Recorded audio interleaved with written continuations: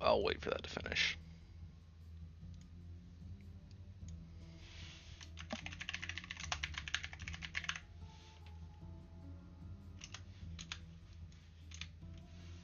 I need to change the stream name because I was playing Symphony of War.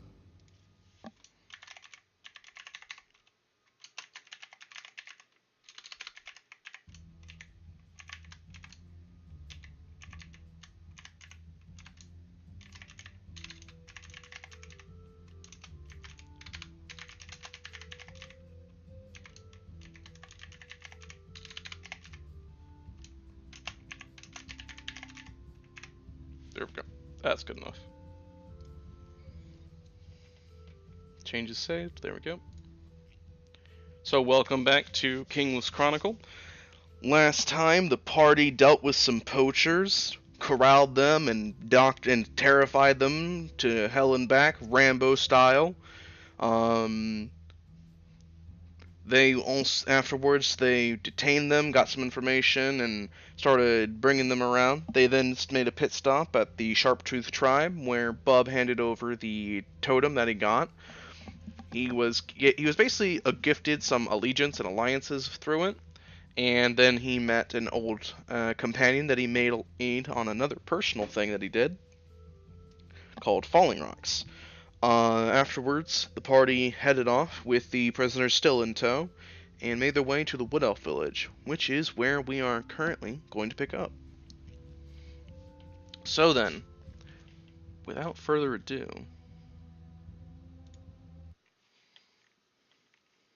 give me a moment.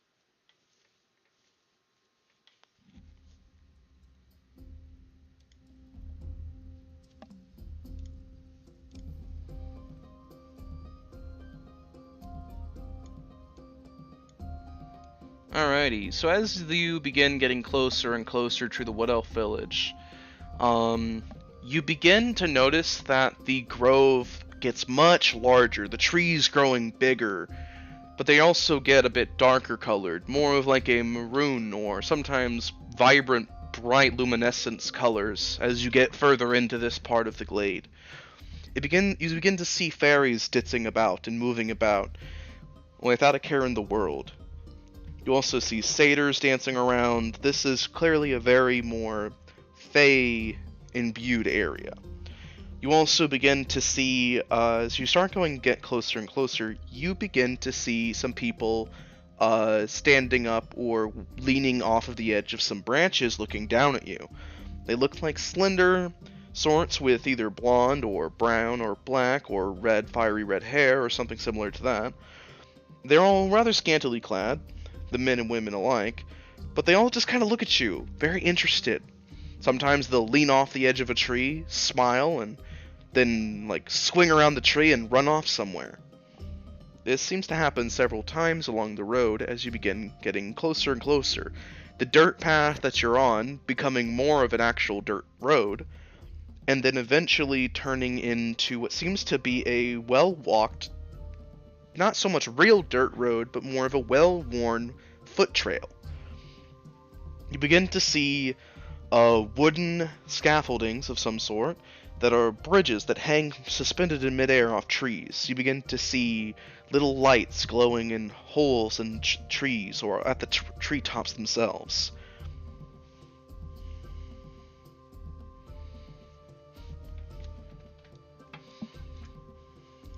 Notably, on the road, on the way over to this place, Eleanor ingested a potion before you got too deep in. Give me a moment to... It's time. Move y'all here.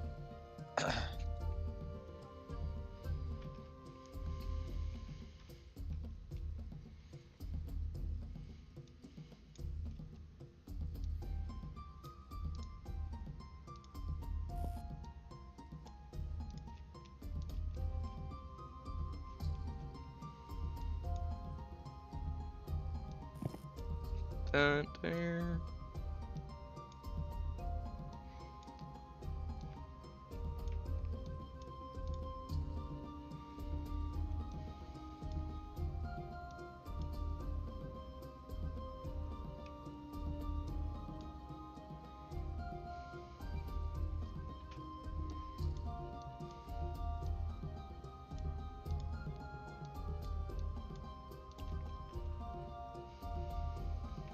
think something's wrong with Dylan's HP. His HP? It's like 8 billion 36. It's HP. like, 36, yeah. It should be Wow. based off his sheet, but yeah, 36 doesn't seem right. yeah. It should be at 65. Yeah, 65. No, That's I think odd. it's probably because I reduced it for a bit. Mhm. Let me see Or here are real you quick. talking about yours, Gildas? No, I'm gonna rebind the token to you real quick. Mm-hmm. Oh, yeah, so that just like takes like 5 Mm. seconds, like opening the cog and like hold on, like they just do that. Boom, there we go. Are you fucking with the sheet, Gildos? No, I just like to do something real quick with the token. Like, Yeah. The problem is that I was in the settings of the token when you did that. I'll just cancel it. It's easier that way. It's also copying the entirety of his nameplate, so I think I know what the problem is. But I can fix that later.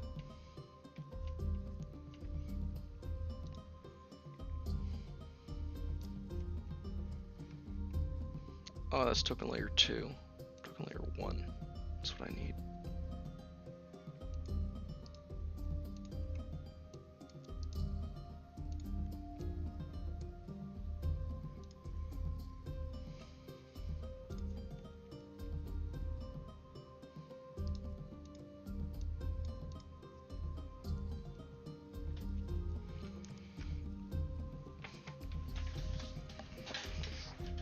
Alrighty. So as you all begin to walk within the Wood Elf Village proper a bit more, you see more and more of the Wood Elves begin to kind of look at you or appear, but they don't really make much of like a more bigger presence than kind of lingering around in the treetops and kind of looking out at you all with interest.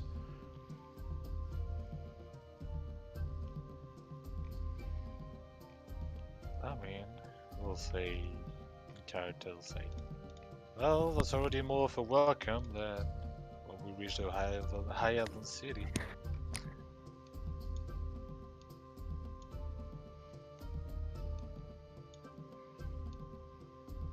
I'm just imagining a bunch of gorilla-shaped elves right now, and I don't know why. Hey, we're on YouTube. You can't say that. What? What? Are you saying that all elves are thin and beautiful? How dare you? In my setting, yes. Get I paid. dare you. I'm just being difficult.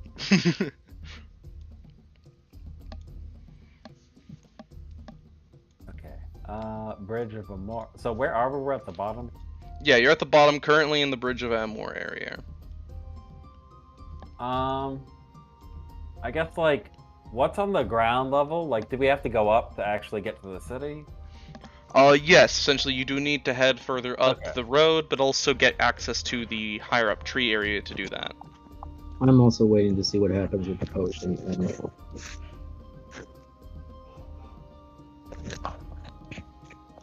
You said element took a I'm potion, just so looking I'm at my assuming goals it real can quick change. to make sure. Yeah, there I'm wasn't about something to describe it. I'm just putting some tokens on the board at the moment to where they're roughly supposed to be. But alrighty.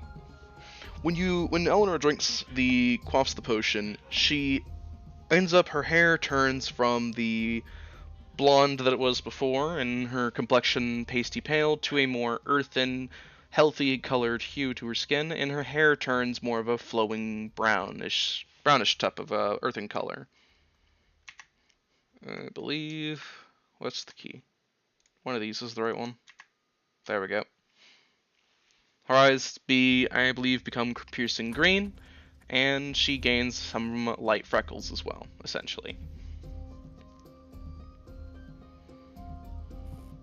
Her complexion is overall much less done up, but still very beautiful. Bob blinks a few times and says, "Okay, I'm gonna remember who you are." I certainly hope so, Bub.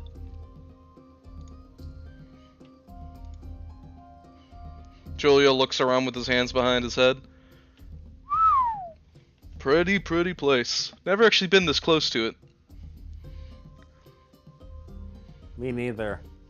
Hmm. If the front door is like this, I can't imagine what the rest of the place is like.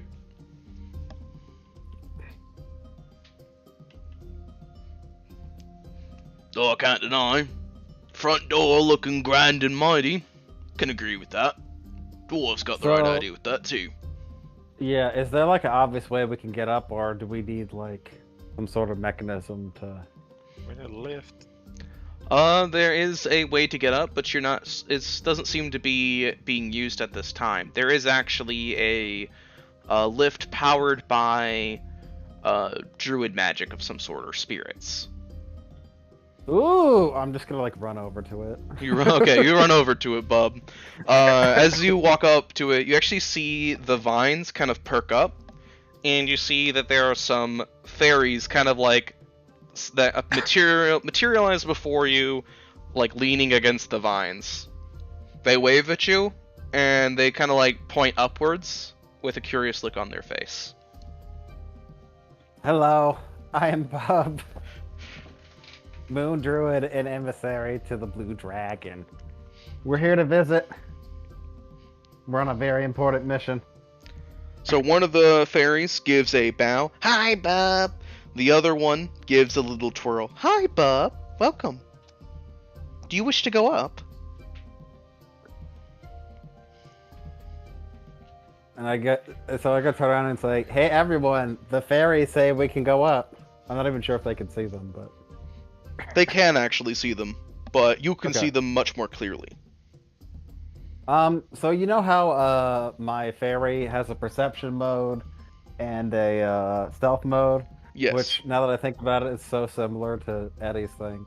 But I I never even put that. didn't together. even think about that, honestly. Me neither. It's just cool. I like it. So, but I'm gonna set to perception mode. Alrighty. So you hear Freya from your shoulder, like pointing around a little bit. There's many fays and magical creatures around this area. It seems this area is enriched with fey activity. Yeah. Well, maybe we can find some friends. Yes, they've been quite friendly so far. More friends is always good. That's right. Bub Alrighty. says, having never been betrayed by a friend ever. Actually, now that I think about it, Bub probably hasn't yet. Oh, I'm gonna eat them so hard when they do. I can't wait. Gonna eat them. Fuck yeah, dude. But what if Tulio betrays you? Oh, that can't happen. Well, It's against the rules. You can't turn my only friend, my only real friend, against me. Yeah, speaking of Tulio, I want to run around with him this session, because there hasn't been enough of that. And Sounds we need good. to get it's started. gonna betray you. You're gonna have like a fateful duel at the top of Mount Parium. You're the chosen one, Tulio. Tulio. We can throw each other off the cliff first. During the full moon, the blood red moon. But alrighty, so the party, I imagine the party goes over towards the lift where Bub is. Alrighty. So once you step onto the lift, you see as the two fairies do some hand gestures and then point their fingers towards the vines, which begin to lift your entire entourage upwards. Afterwards, from down below, they just kind of wave at you, and the party all hears them go, "Have fun! Stay out of trouble!"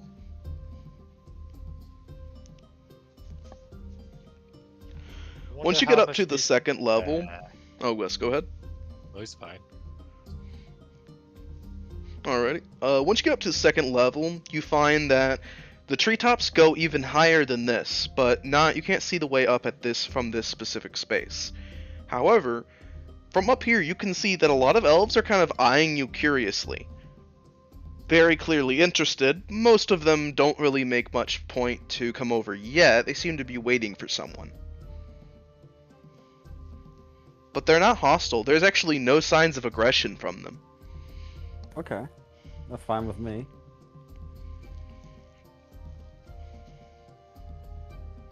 I guess as I'm going along, I'm gonna gather up spell components.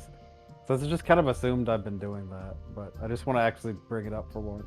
That's fair, honestly. I like that you're showing initiative to do that. Technically, a stickler DM would be like, no, you gotta do that. I mean, yes, technically one would. If I was more of a stickler or Oh, a that bit reminds me, dickish, I could do that.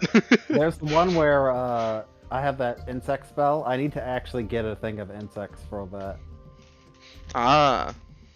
That's Yeah, if why you I was got thinking insect of it. swarm, you could definitely get like a jar of insects or something here. I think it's like giant insects, but yeah, I'm gonna go for that. Bob grows his ant farm. Like, becomes a nerd. Bub with an ant farm, it's amazing. Bug catcher bub. Did you know fire ants could do this and that? No, so yeah, I was thinking of actually being like an insect kind of druid, but I decided against it because dragons are important. So I was like, oh, I'll just do dragon.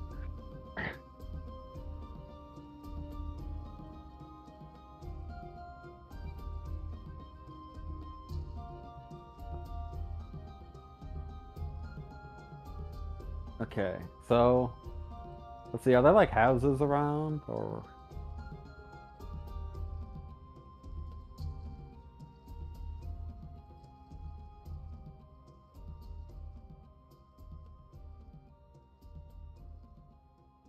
Yes, actually.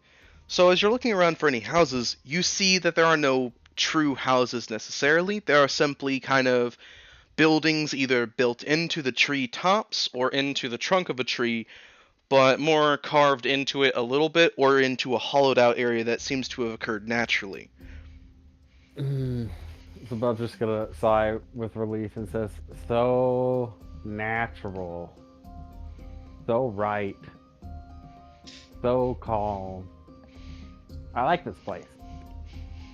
But you can even see that some of the houses just have like oranges growing like on the branches right outside their windows, kind of a thing. Cool. There is a reoccurring theme here currently so far of plenty. And yet they're the lower class elves. That's weird. It's fake high elf propaganda. It'll be what it turns out, I think. Don't forget the drow of like, take only the minimum. Well, Eat the bark. Eat the bark and you'll like it. It makes sense with them at least. But alrighty, as you're all kind of looking around in splendor, eventually somebody makes their way out of the crowd in front of you. He actually he doesn't rudely shove his way past. He more like puts his hand on some people and guides them out of the way. Seems to be taking a point not to be aggressive with them. Eventually, though, he makes his way to the front, and you all see a uncharacteristically jacked-looking elf. He has a bow on his back. He has what looks like a bowie knife of some sort, or a hunter's knife, on his hip. And he also has what looks like either a machete or a scimitar on his other hip. He's decked out in what looks mostly like human leather armor. Clearly you're a half-elf. He also has a very human-looking beard. His ears are also shorter than the average elf. His hair looks especially thick for an elf, less silky. Clearly. Well, we don't take kindly to half elves here. Don't cut and do freaks around here. I can't get. As he approaches you all, he gives you a single sizable glance, clearly sizing you all up. Takes a step forwards, places his hand on his chest, and speaks very clearly to you all. Welcome.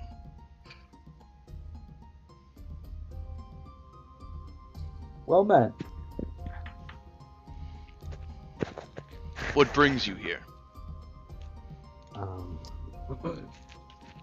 We are travelers from the Savage Lands. We had a entourage escort our caravan to this location.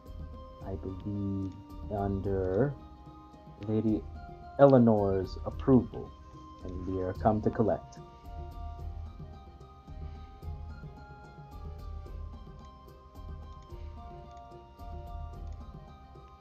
I see. I am Centurion. First of the name, second of the line. Hmm. I welcome you. On behalf of the Wood Elves, I welcome you. I thank thee, and once again, well met. But where are my manners? I am Sir Delon of Silius Guillemay. I am a knight from King's Landing. These are my counterparts: Sir Gildas, Forge Master; Sarah Bub, Druid to the Blue Dragon; her Ladyship, Nightfield; Lady Eleanor, and Montulio, and of course Lord Mountainborn of the Mountainborns. Says Montulio in a non-respectful way. He has no title, and he's actually respectfully giving him as Montulio, Mhm. Yeah. calling him by his last name. I see. That's just the way you said it was like the most dismissive. You know? Yeah, Well, no, that's what I was laughing. I think it forgot. weirdly makes sense though, but you know. I forgot.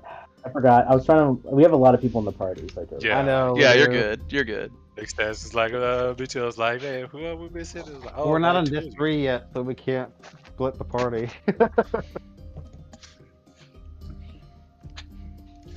He nods at your introductions, lowers his hand from his chest finally, and gives you all a nod, essentially, one collective nod, essentially. Well met. Though, I do have one concern that I wish to voice. Your creature there. It will not be a problem, yes? And he inclines his head towards Ophelia.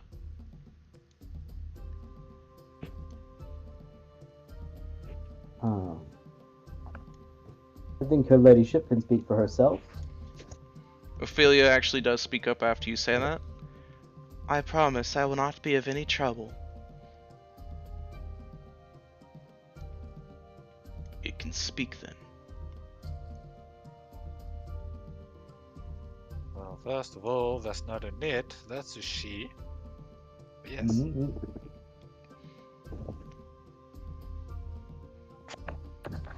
It is a creature most unholy. You would be well within your expectations for it to have been killed on the spot before it ever reached within the walls. You should consider yourselves lucky that I have been told not to strike at your party before then. This is not a threat, merely a statement. Duly noted. Thank you for whoever's consideration it was. And I assure you, her ladyship is quite reserved in her nature. If any issue would arrive, it will be dealt with accordingly, though I doubt that will ever come to it. She's The an honorable responsibility woman. is yours. I will take it as such, yes. He nods to you again. He gestures around to the area you're currently in. This is the Bridge of Amor, in the common tongue at least.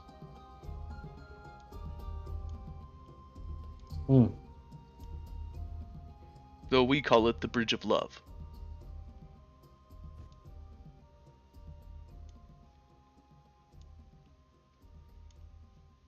I see.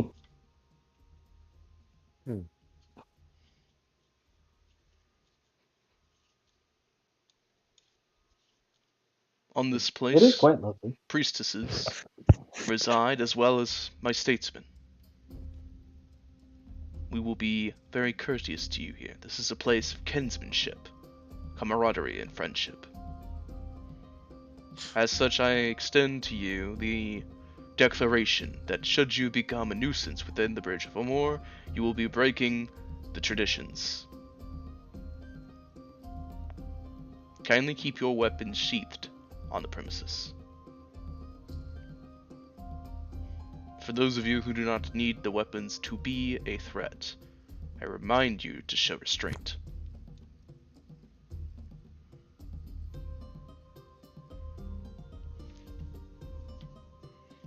Don't need to worry about me on that much.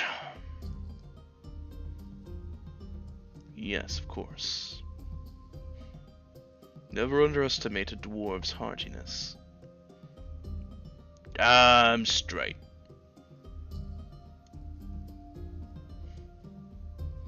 With the unpleasantries out of the way, I wish to guide you into the city of Lunaria.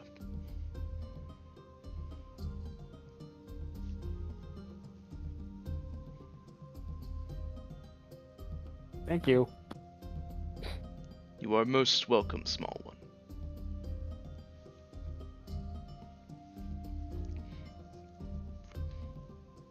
See, as he inclines his head again, turns around, and he actually gestures overhead, where you see a few people in the trees seemingly fade out of camouflage or something. They then blow on some small horns, which do make a rather melodical noise. The people part, and he begins leading you down the walkway. As he walks in step with you all, he actually does speak, but he doesn't really change from looking forwards. Again, I must apologize for the curtness. These are unsteady times.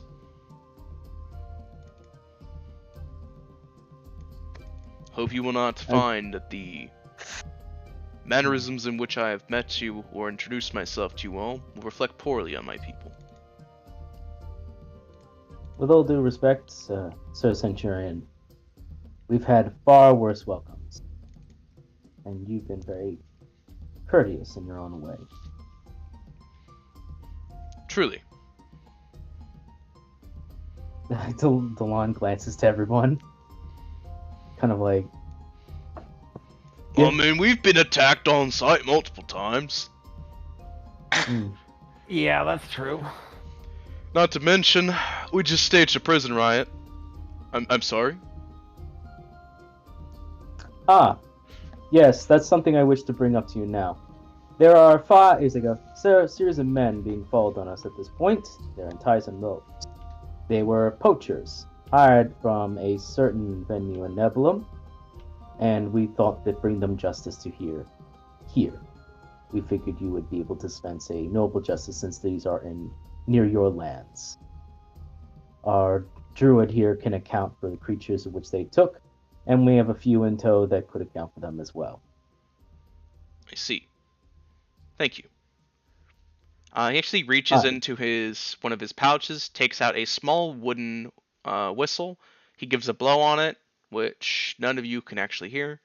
And then some wood elves drop out of the treetops, incline their heads to him, perform a salute by slamming their fists on their chests, to which he does a similar gesture. And he does a very quick gesture towards the men behind you, and then towards the two individuals. They slam their chests again with their fists and march off, taking the men from you. If you wish to collect the bounties, or any other compensation for bringing in ne'er-do-wells, simply mention it to the Earth Mother or the Earth Walker. You will no doubt be meeting them very shortly. They will make sure that the proper channels are taken to pay you appropriately. Thank thee. And I assure you, they will be tried and brought to justice. We will, of course, interrogate them, see what they have all been up to, get their accounts, and then attempt to reintroduce them with the right way of living. Here, you'll find here in Lunaria, you not especially enjoy the methods of war. He says while decked in full armor, but you know. It's preparation. King's Landing can represent. That's what it is. Right. I do not wish for a fight, but you will not find me wanting. But alrighty. So after he says that, he continues leading you onwards. I am a bit concerned about the hostilities you have been receiving thus far. However, I am afraid you'll find that hostilities in these lands is rather consistent as of late. Again, these are tumultuous times, but I hope that you will find that your stays in Lunaria are enjoyable. As do we. I hope.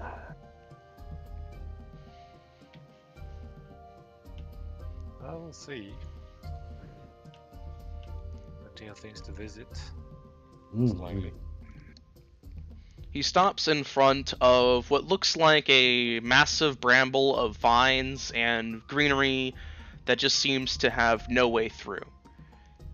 He reaches into one of his pouches, takes out a different colored flute, gives it a blow, and you see as fairies literally begin dancing before your eyes, floating up and above the greenery as they begin sprinkling powder and dust onto the greenery, which begins to unweave itself in a cacophony of untangling knots. Cacophony or cacophony? I was thinking the same thing. Tomato, tomato, it's fine. It's fine. Yeah, I actually that was like a moment of, is it one or is the other one? Yeah. I've heard both, so I honestly have no Yeah. idea. Yeah. I'll look it up while we're doing this. I think it's a regional dialect, sir. See. But yes, it begins to unweave itself bit by bit, as if it was just the most tangled mess of knots you've ever seen. But it unweaves itself beautifully until there are just greeneries and vines kind of strung up beautifully and ornately. The fairies and pixies then disperse, and this display almost seems to unveil the city proper before your eyes, like a curtain being pulled back. When you look in, you see that there are multiple wood elves and multiple elves of all kinds and other races as well, wandering the streets, with all of them seem to have smiles on their faces. Everyone seems to be having a wonderful time. There are stores, there are shops, there is bustling areas. There are multiple people that just seem to be living in and around trees. Everything is currently above the treetops where you currently are. Nothing is at actual ground level. It's almost like a sanctuary hidden within the treetops. Most notably, though, is that almost everyone here is rather scantily clad.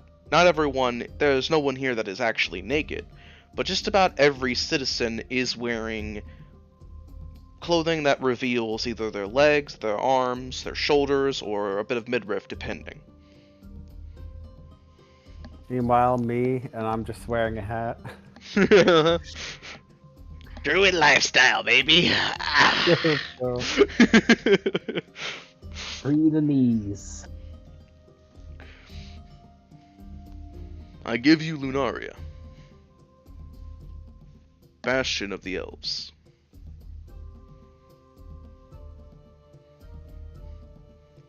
would I know if that name has any significance? I'd say, Bub, you would. I don't think I would say you've never been here, but you definitely know of Lunaria. It is the main city of the Wood Elves, but it is not just a Wood Elf city. It is known more specifically as a truly elvish city. It's an old city from a very long time ago.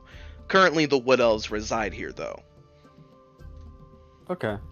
Interesting.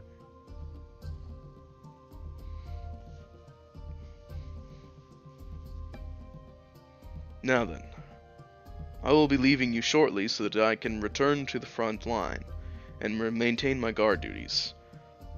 I'll leave you in the comfortable hands of, and before he can finish, an old-timer with a staff begins walking over with an old lady with a staff by his side. They look as so.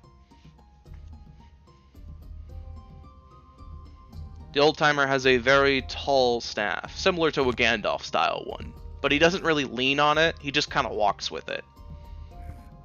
Cool. The old lady, however, it looks like this.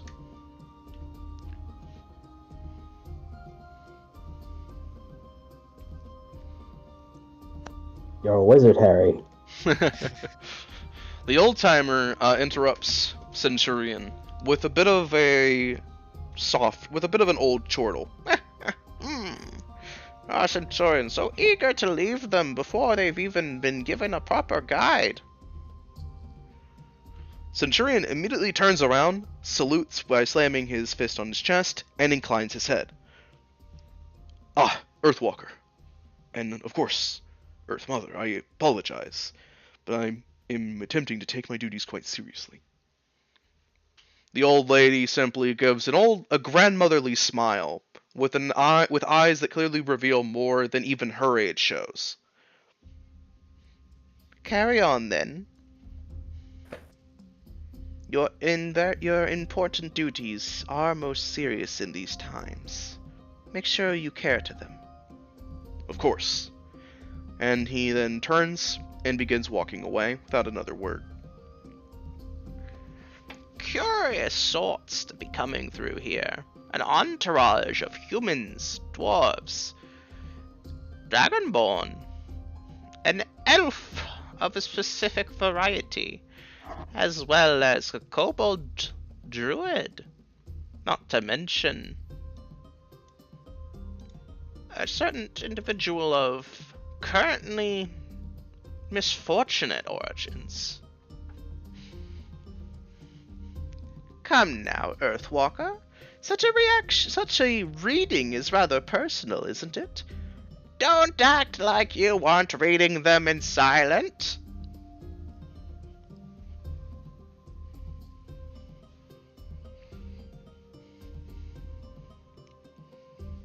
Pardon the old crone. She likes to nag. Pardon the old man. He likes to nag.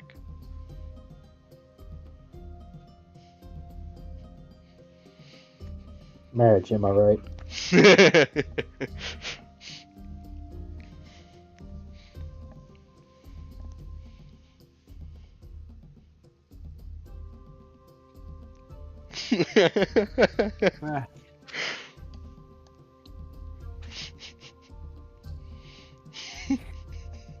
Classic Damn it, episode. room. Damn it, room.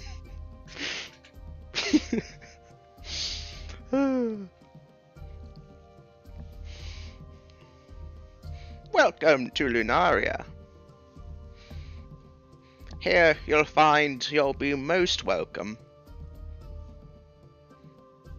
Though, your druid compatriots, I have heard of you. The moon, she has told me of it. Is that you? I believe your name was... Bub? That's me. Excellent! A very simple name, but what else does a druid need in a simple, potent title? I think it's a little too simple, personally. Doesn't Buberto or Bubbert sound better? No! Bub is much superior. No, Bubbert's my brother. I see. Interesting.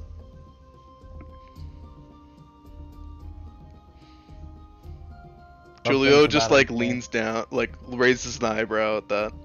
Bub has a brother named Bubbert? Bub thinks about it for a while and says, I have a lot of brothers and sisters. Honestly, it's hard to keep track. That's fair. It is very important to keep track of your friends and family. Or so we teach in Lunaria. Yeah. Who What are was you, it? old man? Oh, don't even try it. Did they say their names? They did. They were Earthwalker and Earthmother.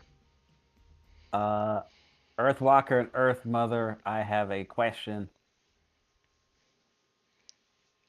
They turn to you in unison and speak in unison. Speak! Cool.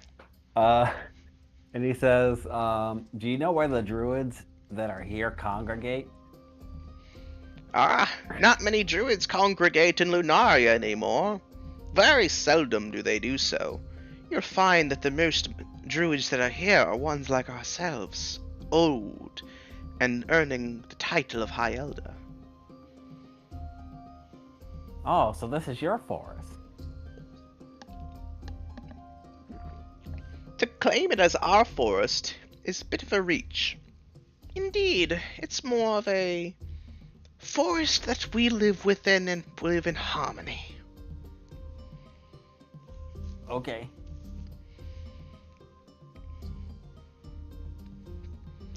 Even still, though, it is excellent to see you, Bub.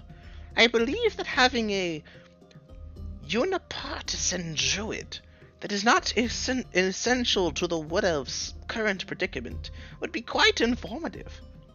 Yes, I think it would be, Earthwalker. A very informative position for a young Bub to be in. Yeah. Bub is really wise, if that's what you mean. Excellent. Well then, if you're looking for a bit of work around here, we'd more than be willing to invite you to our table. Ooh, I'd love to work. He thinks about it and says, "Alright, well, you're the only druids here?" The only druids at this time that are here. Sometimes there are more, other times there are less. I'm looking for the druids of the moon. Ah, you seek the temple. Temple? They turn in unison, pointing far behind them to a massive tree with massive fey-like lights glowing within it. The Temple of Sylviana. Okay. Which would be this up here, essentially. Dope. Alright, well, I know where I'm going eventually. Ah, but where are our manners? It would be rather rude of us to head to the Temple of Sylviana without first letting you enjoy yourselves a little more.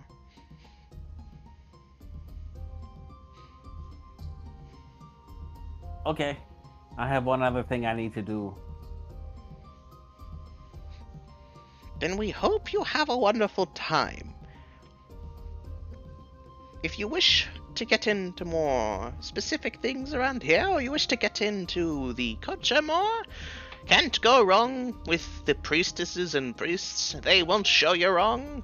And if you're having a bit of conflicts or troubles, you can head back down to the Bridge of Amor. They will get you shipshape in no time.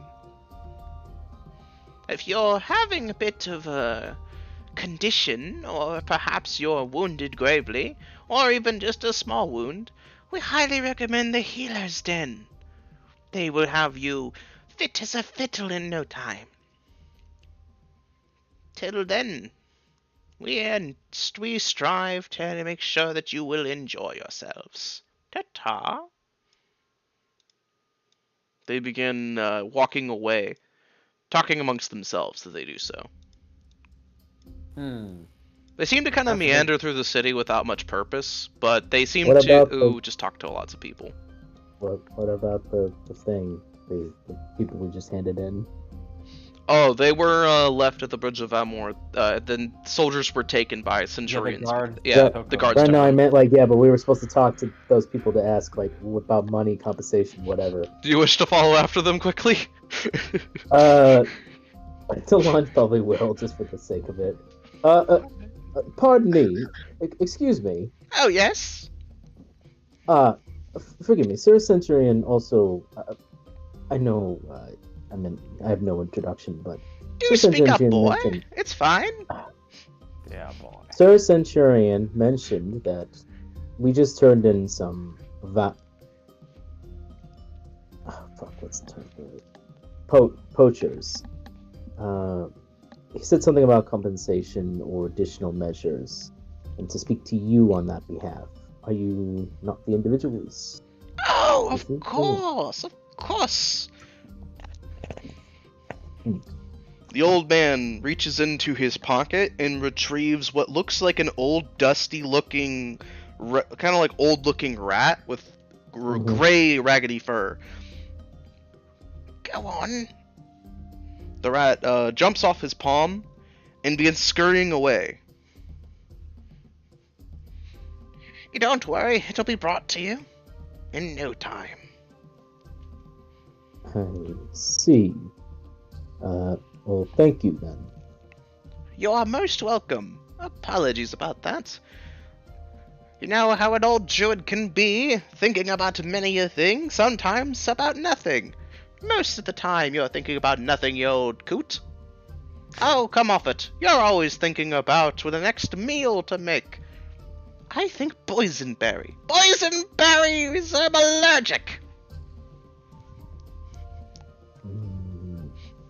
But let's say, without a word, slowly backs away. Lon didn't even have to say anything. He's just slowly backing away.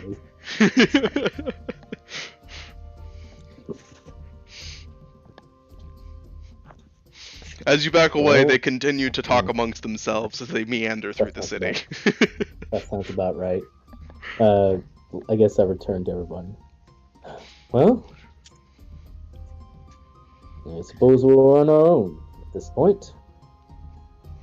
Let's get to find what the caravan is and enjoy ourselves for a little while. Indeed. Yes, I think that this would be an excellent opportunity to explore and make some new connections. Now, where to start?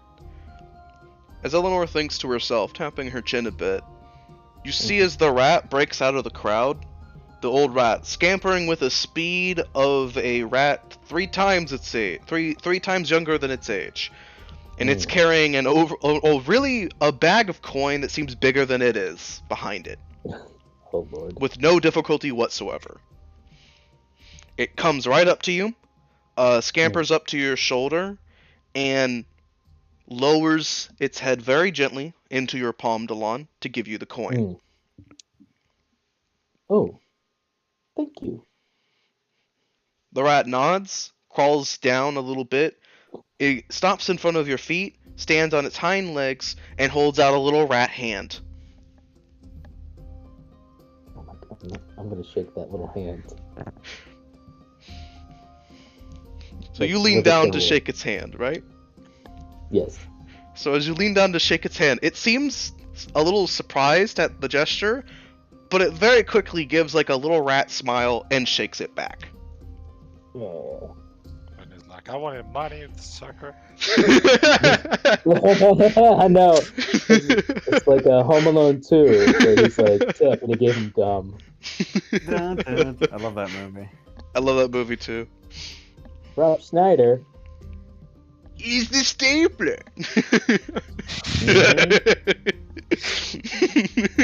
Ken Clare's great in that movie. He is great in that movie. But alrighty, after you shake the rat's hand, it kind of gives a little nod to you and begins scampering off. Within the bag of coin, Delon, you find that there is about a 250 gold collection, essentially, for the people that were caught. Well, we earned ourselves our pay. Delon will snap his fingers. Excellent. Leonor, will be uninformed there's an adventurers guild somewhere on these premises. There is, Perhaps I that might be the believe. first step. There are boundaries and all that. Yes, I think that's an excellent place to start. Shall we? Well, plenty of time to find it. Indeed. Hmm.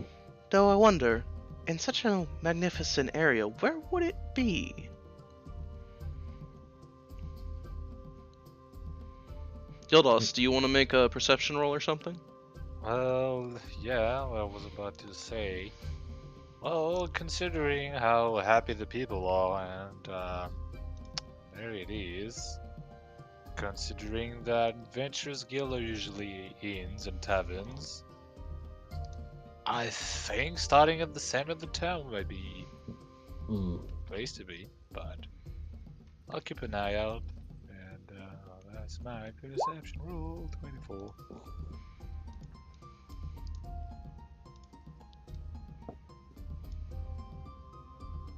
Alrighty. So the 24, as you all begin heading towards the main hub of the area, going towards the center of town, you go around and you're looking around, and then, honestly, Gilnos, it was quite possibly one of the least hidden adventurers guilds yet, as it is actually in the main hub of the town, and it's just called the Adventurer's Tavern. And if you look at the sign a little closer, it says almost inked on and in. Ooh. Excellent. See? Told you it would be there. Well done. Yes, excellent job. For some reason, I had assumed that it would have been much more hidden than this, but perhaps we're just accustomed to less friendly places then. Says a lot Considering about the the few outside places we see world. before.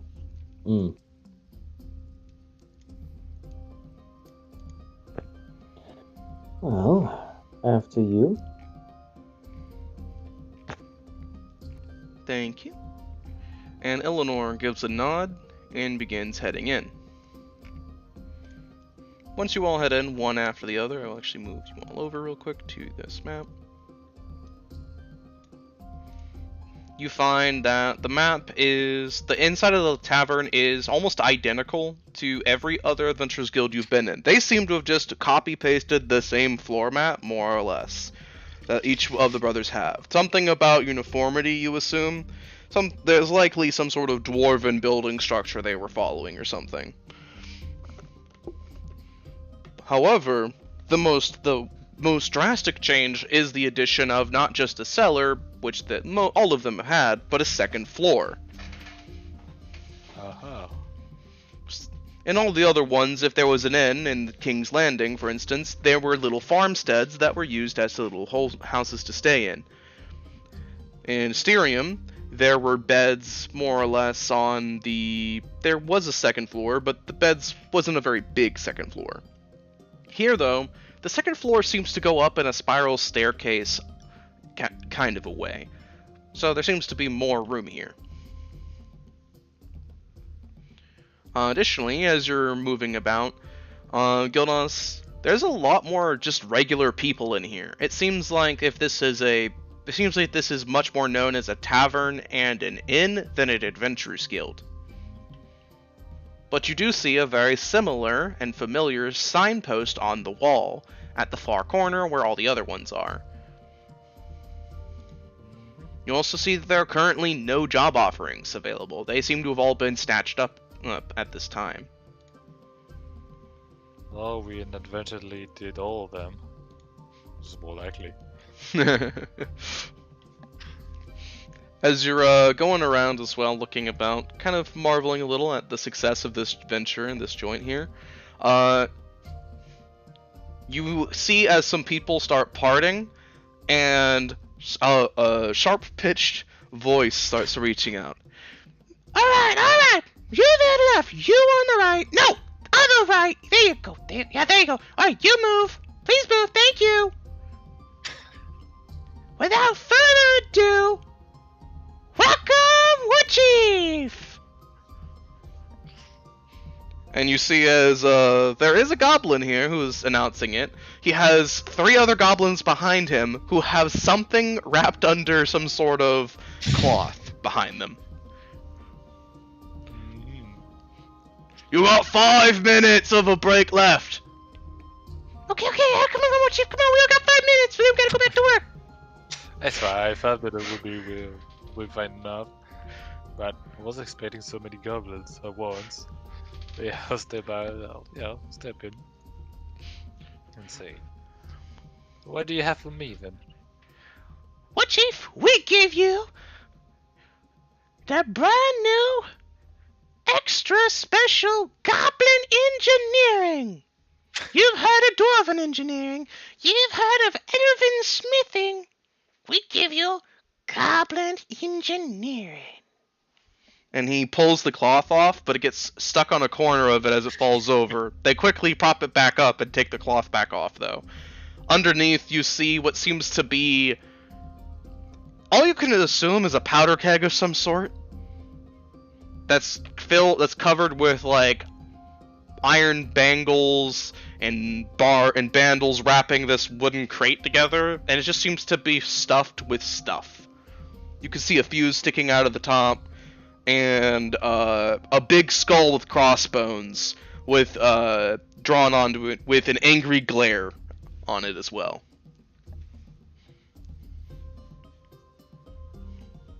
Is that what I think it is? Goblin engineering! You light it, you set it on the... what did Dagdar call it? Dagdar said he got inspired by King's Landing thing? Trebuchet?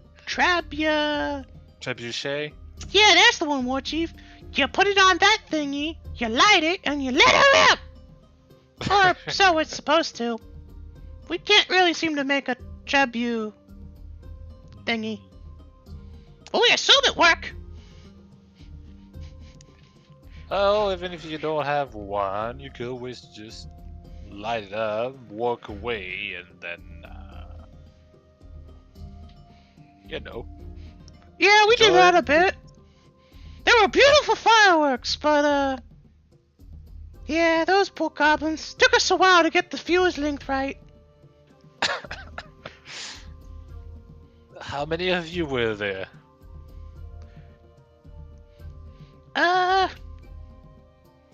There's only 4 of us here at the moment. There were more, but they're not doing stuff for Mr. Bossman over there. 3 minutes. Eh. Between you and me, War Chief, working for him is worse than working for Dagdar. But at least he paid better. For sure. Well, you know, the only one working for one such man. But let's see. Actually, speaking of which, we'll just like get to the man in question with the goblin in tow and say, so, first of all, good morning or good day rather. Come, take a seat. Take your load off. So you're the one who've been taking care of my goblins then? Funny story, that. These goblins came around from over the mountain range a little bit ago.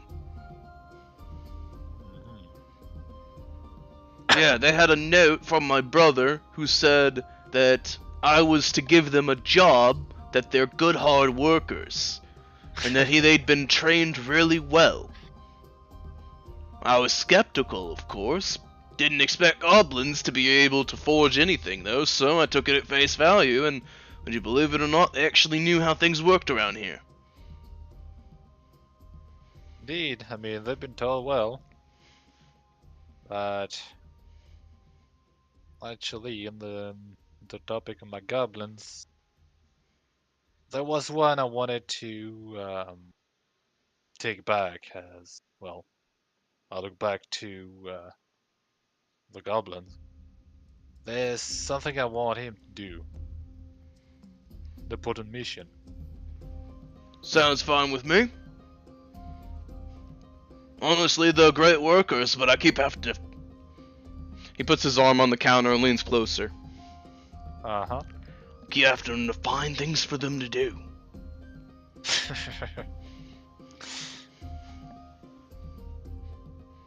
They think it's good work, though, so... And I don't have it in me to tell them otherwise. I mean, they're not rude to the clients or anything, are they? I mean... Not unless... Well, weirdly enough, not unless the clientele's rude to them, actually. Which is rather weird for a goblin. And if they insult a client to the face, the client is usually kind of rather gobsmacked. And then if I come over, kind of hit them on the head with a frying pan and tell them to apologize, they take their little helmet off and apologize. Strangest thing with a goblin. Never seen it before. You'd be surprised. I mean, there's a lot more of them coming. Well, within my tribe. Or as I try to have them behave like that. He actually raises his big bushy brow at you a moment. Wait a minute. I think I know you lot. Uh-huh. Got an adventurer's pin? I mean, of course we do. Don't we? I look back to Yeah, we everybody. do. Well, actually, I think only half of us got one, technically. Yeah, Yorm doesn't have one. Tulio assumedly doesn't have one. And Ophelia most definitely doesn't have one. Yeah, it's just Eleanor, me, you, and Bub. I'll just show mine, since I'm the closest. Alright, you lot. You're the ones that cleared the mountain range, ain't you? How'd you know? Well, you see, there was some sort of message sent my way, you know? Came from a hawk of all things. Said that I should continue trade operations, and they named specifically you lot by name and rather detailed profile. Usually I don't take such things I don't take them at face value, but it reminded me of the good old days, you know? Something about the way it was written just reminded me of home. I was a little homesick that day, had a little bit to drink. So I packed up some nice, beautiful crates of honey on the cart, paid a man and sent it over the mountain, forgot about it. Honestly, I did forget about it. I was missing 80 gold and wondering, what the hell? Where did the gold go? And I thought I had been robbed. But, believe you me, I was so surprised when, instead of normal Asterium travelers coming through from the mountain range with me brother's payment, a cart with goblins in it came over the mountain, said they were gonna work, and that they were waiting for their war chief. That's where I got that letter. Craziest thing.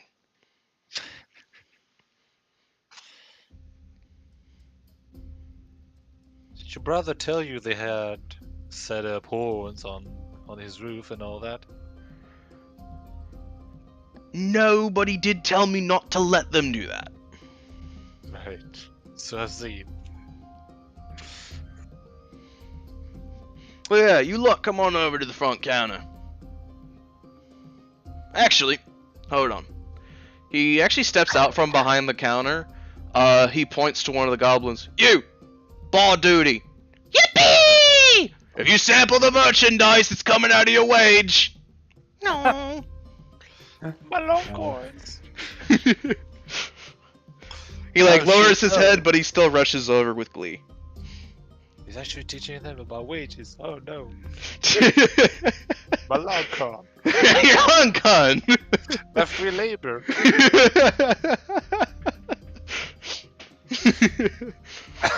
But yeah, he comes around the bar counter as you see the goblin rush behind it instead. And actually joins you at your table. He pulls a chair over from another table and sits down beside you all. Actually, he's sitting in the chair backwards, notably. Arms on the back of the chair. Well, let's get a look at you lot. Let's see here. You know, one of you's not quite like I pictured you. But let's see, you got a lady here. Old gentleman war chief. Up Dragonborn, can't miss you. Right. Oh, dwarf. Oh, you look rather sturdy, aren't you? Mountainborn. Oh, Mountainborn. Oh, good fellows. And we got you, little fella right there. Hello, little druid. And we got, come on, take your hood off in me bar. Alright. Tulia takes his hood off. And we got an old lady. Bit dim lit in here, but even I could tell you've seen better days, lady. I may be a little blind in my left eye, but I could tell it. There have been rather unfortunate circumstances as of late. Take a load off. But, let's see. Raise the hands. How many you got a pin? What's your rank? What was our rank again? Like, well, I know we had like silver pins. Yeah, silver pin, I believe, is the intermediate ranking. So that would be the lieutenants. We see lieutenants banging my word, my captain. Yeah, have you know? Lieutenants. If you want to say that, you could. Oh, now. It's fantasy America, not fantasy England, but see England will be King's Landing. So clearly. Nah, I raised my hand, say Lieutenant. Alright.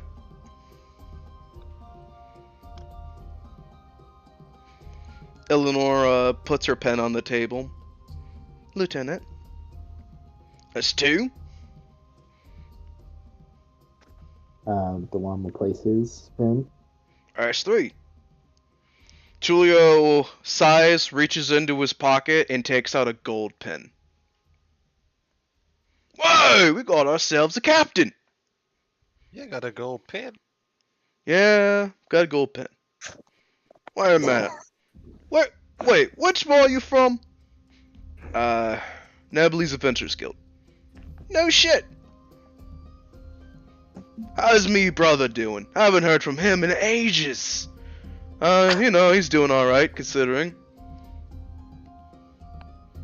Considering what? Considering the circumstances. What do you mean? Oh shit, you don't know. Well, I don't want to ruin the mood or anything, but let's just say the Adventures Guild has changed hands, but it's in good hands. Only way to change hands is if my brother was dead. You're not telling me my brother's dead, are you? Yes, sir, actually. Ran in with a wrong side of the street, essentially. Some people moved in and didn't quite like the changes he was doing, and so they attempted to muscle him out, and he drew a blade on them, and they were quicker. Oh, that bastard! Did he cut him good? Oh, yes, sir. Very good. Actually, I believe one man lost his left ear, and he's blind in that same left eye, actually. Ash me, brother. Oh. He actually claps Tulio on the shoulder and raises his hand to the air. Get us a drink over here! A goblin comes over and places some drinks down. Alrighty. Awful thing to hear. But the Adventures Guild's still ticking. Still kicking and all. Yes, actually, a nice gentleman currently runs it. Can definitely confirm that it's being run the right way. You know what? Usually, I'd be distrustful of that, but you got a gold pen. Even though you could have told me otherwise, you told me the truth about me, brother. And that is definitely how my brother would have wanted to go out.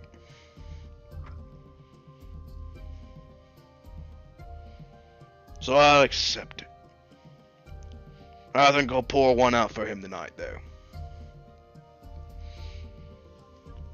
Took an ear off. Good lad.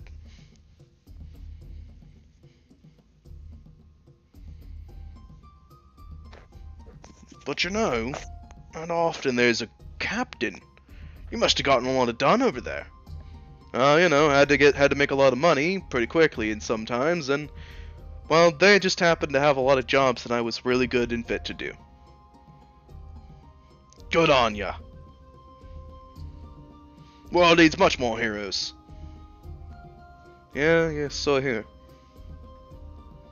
Don't need to be humble. Hero's a hero. But alrighty. Any of the rest you got pens? Yeah, Bob does, technically. We collectively look at the Pins? Yeah, the Adventurers Guild pens. Oh, yeah. I'll produce mine. Alright, so you got 3 lieutenants and a captain. What about you and you? No, never been a member of the Adventurers Guild. Just kind of done my own thing. Really? Well, I'm afraid I have to start you at the rank of a recruit. There's no cutting in line. Gotta work your way up like everyone else. But you get all the benefits. Sure, sign me up. I'll be 1 gold for the copper pin. Jorm just reaches into his pocket, puts 5 gold on the counter for the drink. 4 for the drink, 1 for the pin. Oh, thank you. Here you go. What about you, little lady? Old lady, little genteel lass. I would like one of these adventurers' pens. There'll be 50 silver. Yorm raised an Okay. eyebrow. That's bullshit. I'll No, it ain't. She's a nice lady. take 50 silver. Go on, we'll just pay for it. Unless Gildas wants to do so. Yorm's just like simmering in his ale. So I paid 5 good gold for mine. I know you did. I know Well, you did. yeah, I'm right next to her as well. It's like I don't think she has any money actually. She actually Yeah. doesn't. She has no wealth Nah. on her. So No. I'll just do it then. Alright, you'll do it then? Okay. Yeah. See, 216. Holy shit! I have to bust out the calculator because I don't wanna. It's like 50 silver. It's half gold. Yeah. I know. It's just like I have 216 silver pieces, so I have to. Let's see, minus 50, that's like 96, 66. There you go. 166. Yeah, I hand over the 50 silver. Thank you. And here you go. Welcome to the Adventurers Guild. Now, I hate to say it, but there ain't many jobs to do right now. We had several bounties up, but they got taken down just before y'all walked in. Are they the ones about poachers? Yeah, awful lot, getting in an awful lot of trouble. A rat scurried in, tore all the posters down, held out this little rat hand to collect the reward, and I knew exactly whose rat that was, so I did so, and he scampered off with the payment. That was us. Really? Aye. He shows the same coin bag. What a coinkydink, that is me bag. And the rat gave it to us. Pleasant fellow. Give a nice handshake at the end. But I suppose if you have no other additional business here, we'll just stay for the end as well we can. Well, you're more than welcome to have a stay. All lieutenants stay free of charge. Recruits have to get charged, but it's only 5 silver a night.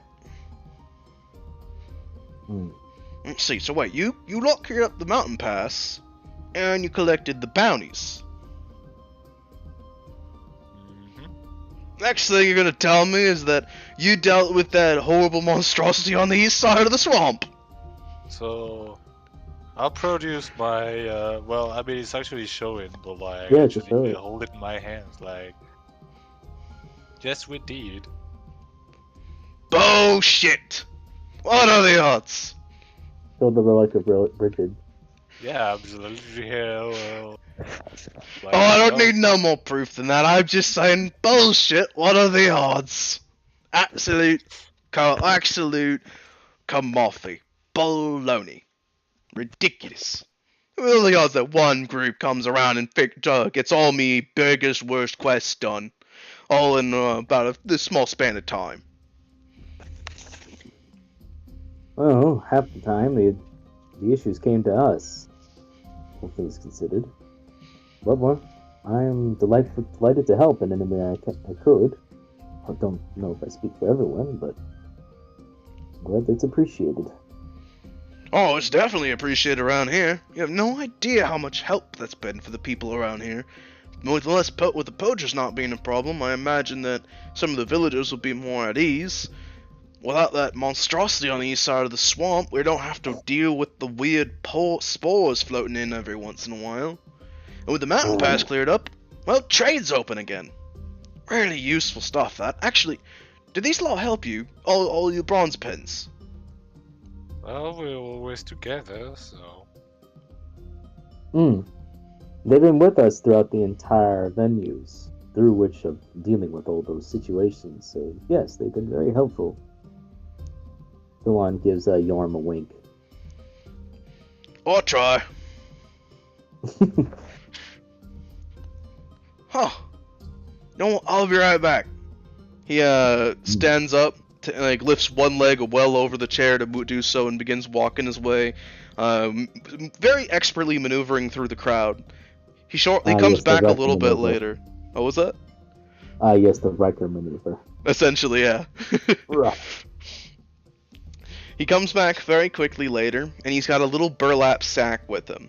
He sticks one of his big sausagey fingers in there and starts rolling it around, and then takes out some gold pens. Let's see, 1, 2, 3, 4, 5, I think that's 6? 6 gold pens? Am I right?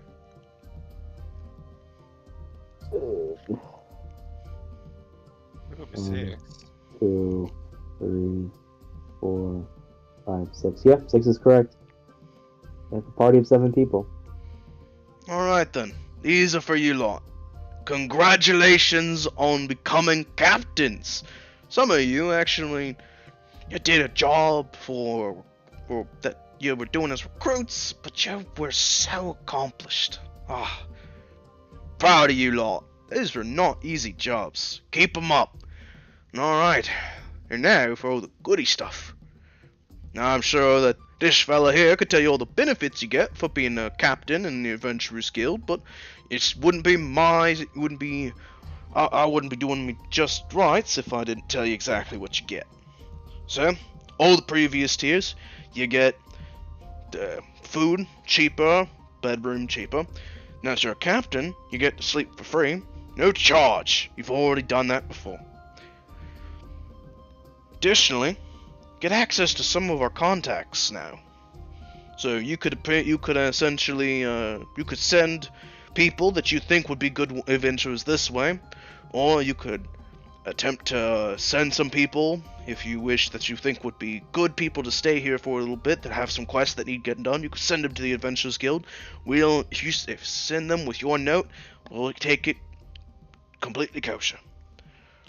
Lastly, if there is somebody that we have an affiliation with that you wish to meet more personally, we can help you set that up for you. Now, that may sound like, oh, you know a lot of people, but not really a lot of people, but we know some people that are pretty hard to get in contact with. Each one of us brothers actually knows someone specific. Hmm. And do we get to know who that is as a benefit, or do we have to find out ourselves? I was just waiting for you to ask, honestly. I don't get to say it much. Uh-huh. Well then, I'll have you know that I personally know how to get you in contact with one of the priestesses of the temple, if you need me. I happen to be pretty good acquaintances with a high priestess in there. I supply her with a little wine here and then. She makes sure that sometimes if we're having a bit of a hubbub over here, that I don't get fined very badly. Let's see. In Which temple does she reside? Oh, the temple? She's in the big one up there. Sylvianus. I see. Mm-hmm. Believe me, brother, in Gloucester knows how to get you in contact with, well, I believe he could actually get you in contact with the Lord Gloucester if you wanted. Real amicable sort. I think he goes drinking with him sometimes.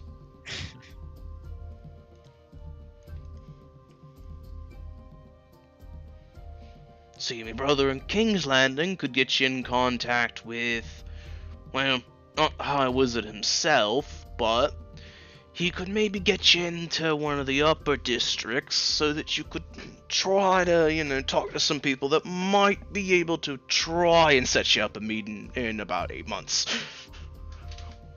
But hey, that's a meeting. You might get a meeting in 8 months. As for Asterium, my brother in Asterium has contacts with the Mage College, as well as he can get you talking in with some of the lords over there if you want to.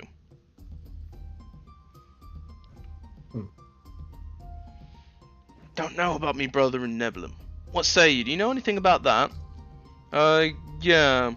Your brother's contacts were also kind of bumped off when he was, but I can definitely confirm that the current individual running the place, they could set you up with just about anything in there if you've got the gold pen.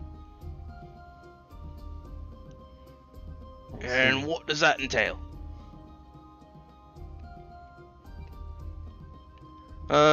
Let's see here. He could set you up with meeting a certain lord if you wanted. He could set you up with meeting some very powerful figures in the merchant areas.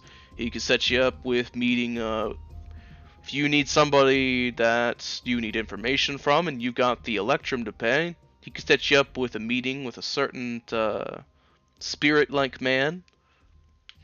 Multiple things that he can help you with. Really? Lad's doing pretty good for himself over there, I'd say. Yeah, he's got a lot of connections.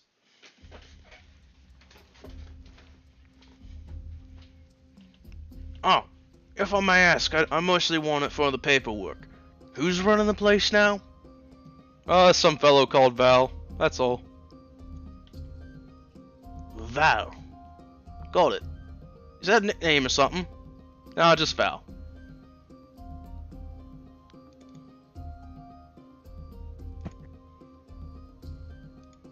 Right then.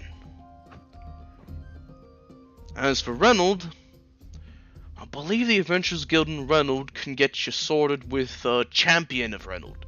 He's not especially important, really. He's one of their best fighters. Pit fighter, I believe. Does great battles, fights in their pits and their arenas. He's actually I think he's a commander of some sort, mercenary hired, but good strong fellow. He could set you up with that guy. Barafuta, I think his name is. I'll probably roll history for that too. Yeah, I'm gonna roll that too. Curious.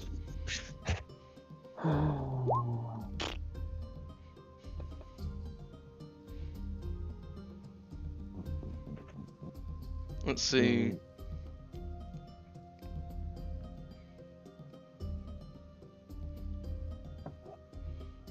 So with the 9 from Gildas, the name Barafuta sounds very familiar to you. I think you would have maybe heard his name said around a lot, but I don't think you would have met him personally. Yeah, sounds about right. Delon, as for the name Barafuta, it's very specific. You've also never met this person, but I'd say that a name like that, and them being a mercenary, has perhaps been said in bars or taverns before. He's apparently currently a hulking dragonborn.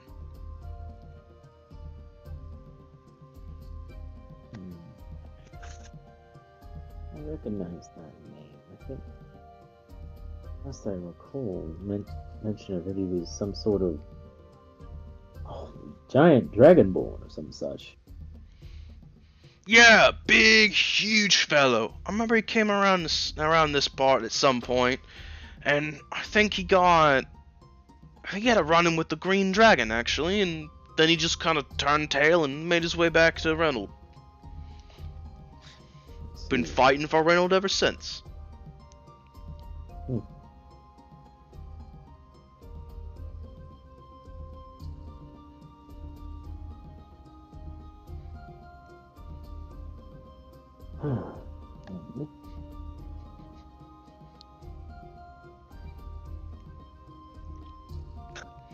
But yeah, me brother and Reynolds can set you up with meeting Barafuta. Barafuta can set you up with potentially a meeting with the Lord himself.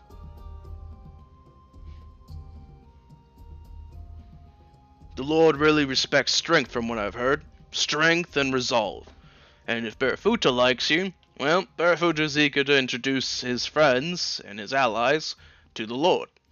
So I think that's a good way to meet him if you wanted to.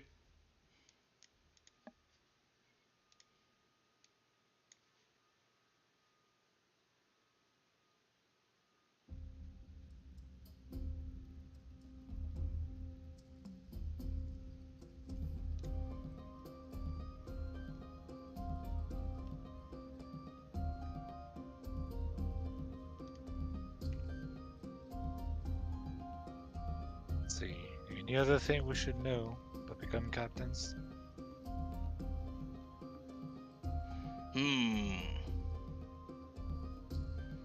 Not too much, really. Alright, there's actually one other thing. If there's a job on the job board, that is, you can take any job of the ranks we have currently. So A, B, and C.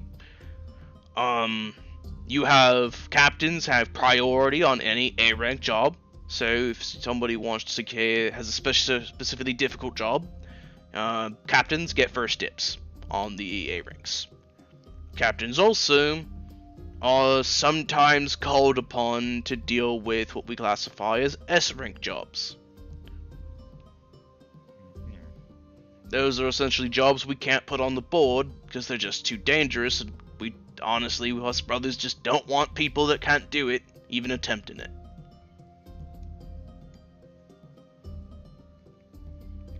Right, I do remember the job priority thing.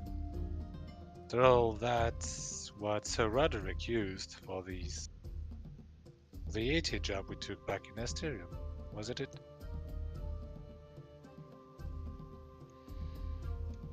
Oh, Roderick! I heard about something like that. Roderick had a job he did that was going to be taking some sort of cargo of a special value over straight to a King's Landing.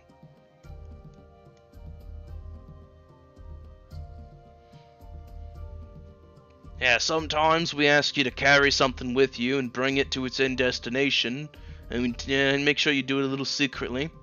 Other times, something is either very dangerous, but it's going to be a problem, and we make sure that a captain can get it handled. And other times, there's some clientele we have that just something they need done either needs to be done discreetly, or they need something done that's very risky, and they ask us to do it. Those kinds of jobs don't pop up very often, though. The secret little S rank ones, but every once in a while we got one for you.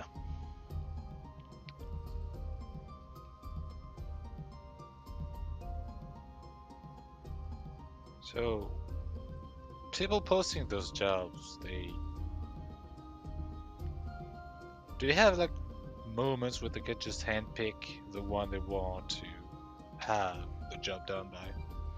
Yeah, actually, sometimes they can. Though you still reserve the right to decline if you don't want to do it.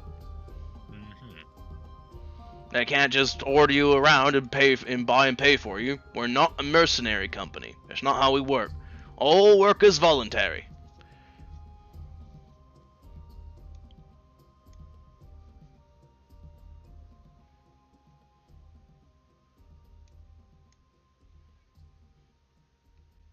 I remember the days working in the military. They'd say jump, you'd say how high, and then they'd say when you jumped that high, they'd say you didn't jump high enough. And honestly, us brothers really didn't quite like that, so none of that in our orders.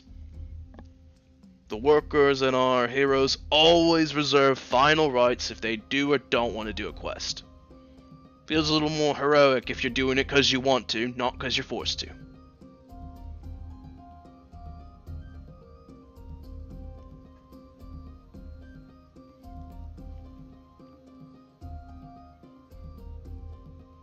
Any other questions?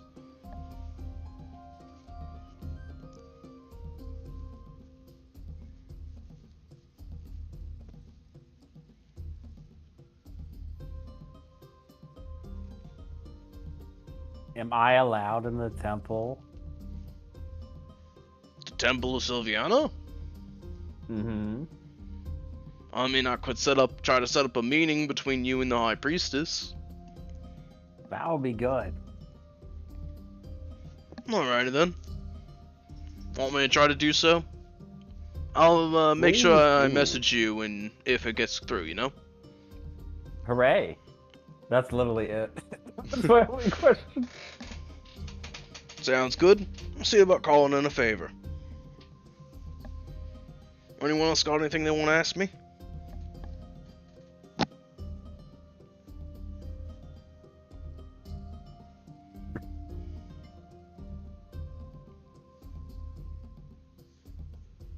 I think there's a pretty clear no at the moment. Alrighty then. He stands up from the chair, kind of pushes it back into a different table, and begins heading back for the bar. Have a good time, you lot. And enjoy your stay in Lunaria. It's a great city. That, he leaves you, the party, to your own devices.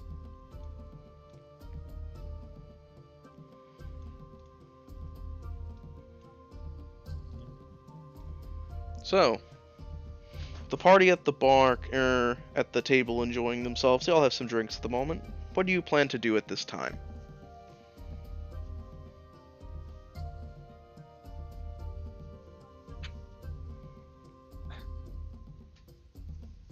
That's a good question. By the way, I haven't heard DeLon in a bit.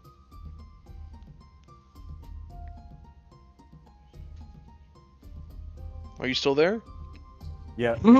Yeah, I'm here. I haven't really had much reason to talk. I was just kind of listening and. That's fair. And this is a relatively new city, so I guess the only thing I can really ask is like, what are the sight and sounds? What are the big places? Get my bearings, so to speak. That would be the only question we could make. That's fair. If you asked him that before he left, which I could say that you easily could have retroactively, he would have essentially responded to you with, you could head over to the Healer's Den. Great place, they got lots of people there. Always real helpful people. The Bridge of Amor has priestesses of Amor, as well as just really friendly people. Sometimes some huntresses and all that come in through there. Other times, there's, you could head into the main central village area, and we got people selling goods, we got people mingling about, all that good jazz. If you wished, you could bump into plenty of people around here. Plenty of things to do. You already met the Adventurers Guild. There's the temple. But, there's likely not going to be too many of the more regal sorts walking the streets right now. They're all kind of locked down in discussions. Discussions? Yeah, there's a But what? bit of a tension in the air at the moment. No, you may not notice it because you're new here. But usually, the people wouldn't just watch you, they'd come over and say hi. It seemed a little, from the stories, I assumed there would be a lot more of a ruckus at our arrival. I guess I'll thank them for the information, and the only thing I'd ask is, like, so we hired a hunters group, where will we find them? Because we're looking for our cart. You could find them over in the central area, to the far left, I believe. It's usually where the huntresses hold up.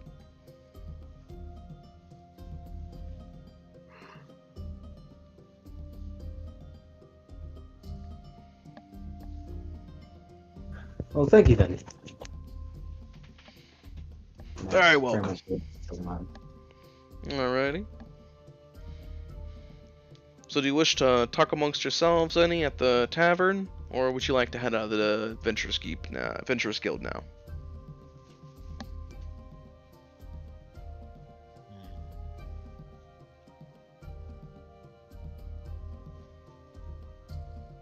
don't we have any? I think we can probably head out, honestly. Yeah. Like, don't you have anything to say about that? No, We not can right just now. Say, just like the goblin to. Be at our breakfast table first thing in the morning. Essentially. Alrighty. Goblin says he will be there. You got it, War Chief. Alrighty. So afterwards, I'm imagining you're leaving the Adventurers Guild, correct? Looks like the plan. Alrighty, just making sure. Yeah, I believe so. So you all head out of the Adventurers Guild, and you see that the place is pretty popular. People seem to go into it as a bar quite frequently. They come and go and come and go.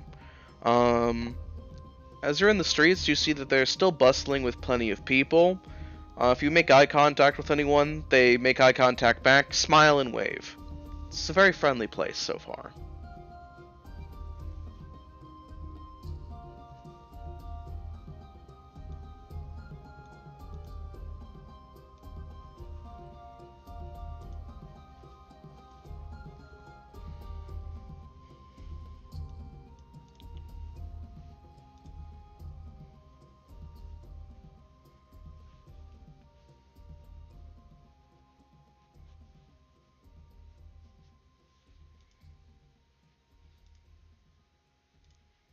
Let's see here.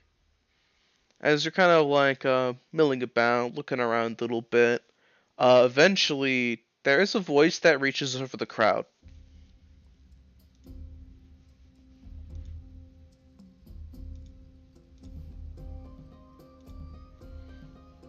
It starts rising quicker as somebody seems to be kind of like making their way through the bus hustle and bustle. Where is he?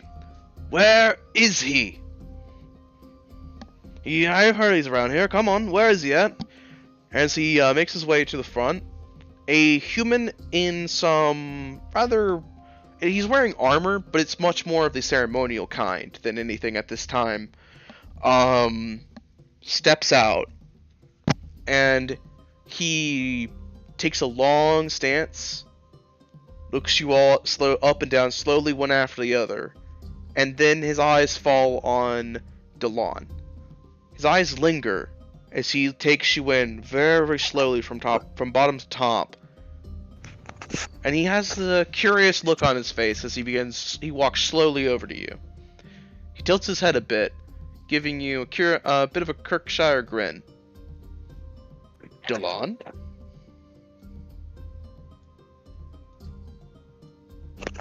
Delon narrows his gaze a little bit in thought, and then suddenly his eyes open wide. Uncle Bernard! Is that you?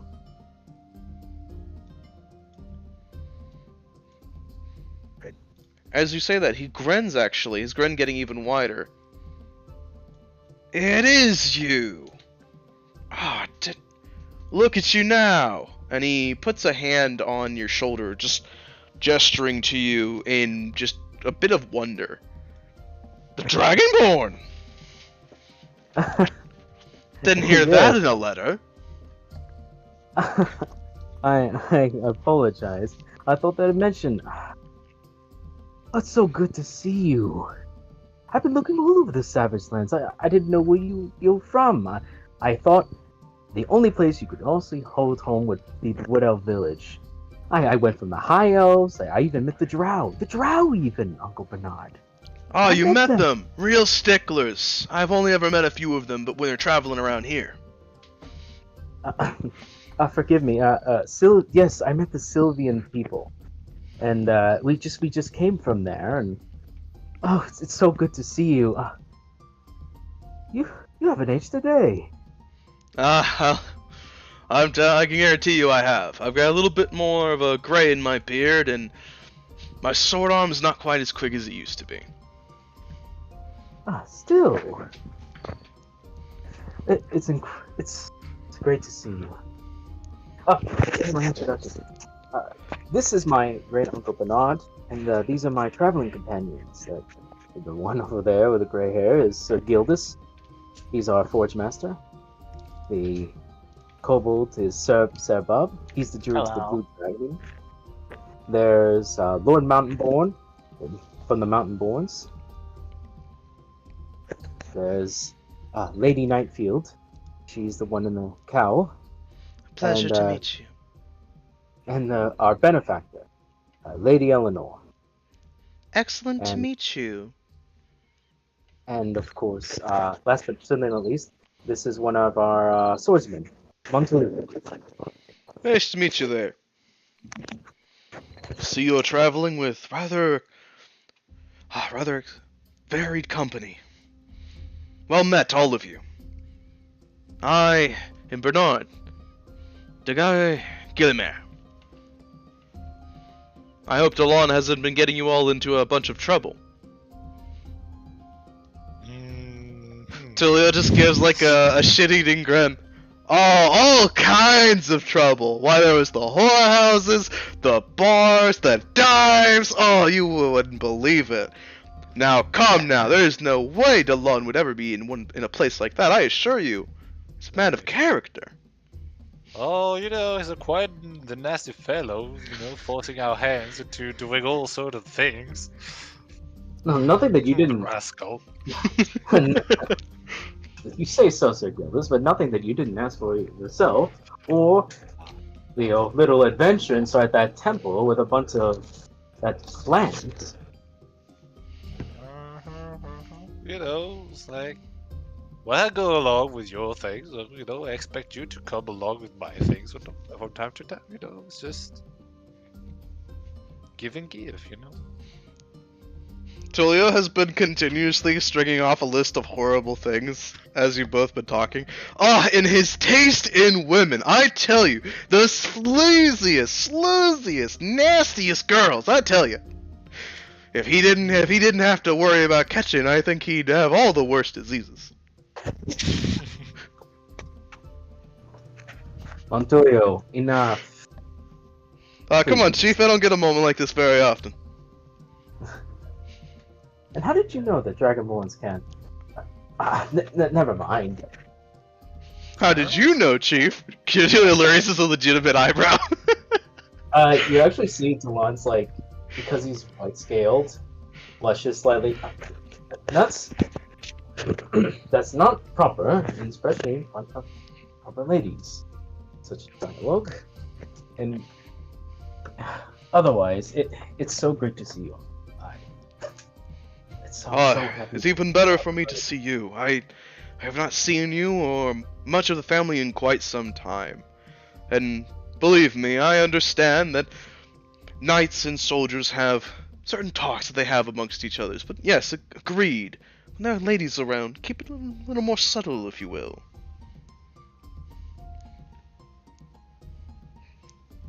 Got it. He's into really delicate flowers, Chief. Thank you. I apologize. I've been away from home. I heard that you had visited home and I wasn't there. So Yes, the last time I did visit was a bit ago. I heard I just missed you. I had heard that you had finished or nearly finished some. No, you had finished your training, but you hadn't gone with the final step yet, and you were on a bit of soul searching. Trust me, believe you and me, I know what good soul searching can do for a man. But this gives an even greater opportunity. I've never met your extended family, but I don't mean to impose, but I'd be honored if I could meet them. If, of course, I were not for my company. Delon, please, your family. You are all welcome at my table. Come, I'll lead you there. Lead you there myself. Please. As they're probably walking away, you see like Valessia push Delon in the back. Yes, of course. And I almost forgot to mention. This is my good friend Valessia. He's been my stalwart ally and steed for many a year on my journey. You see as Bernard puts a hand on his chest and gives a bit of a bow to Velisay. Thank you very much for taking excellent care of him. Please continue to do so.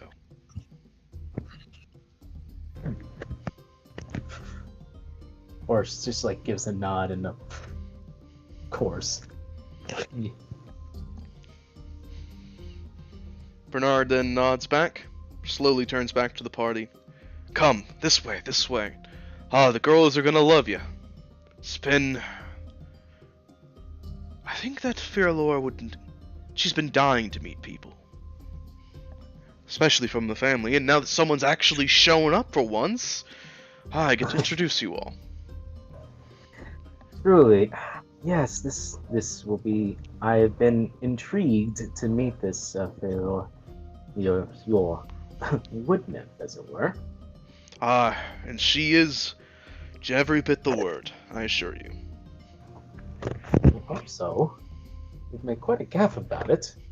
A gaffe? No. Others consider it a gaffe, but never I.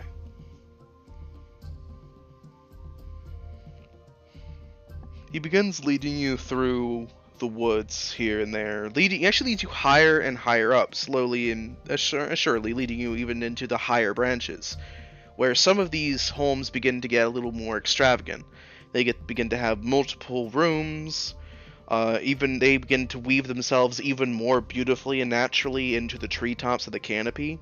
You no longer begin to step on planks of wood. You're stepping on literal branches and leaves of trees as support that naturally accommodate your weights.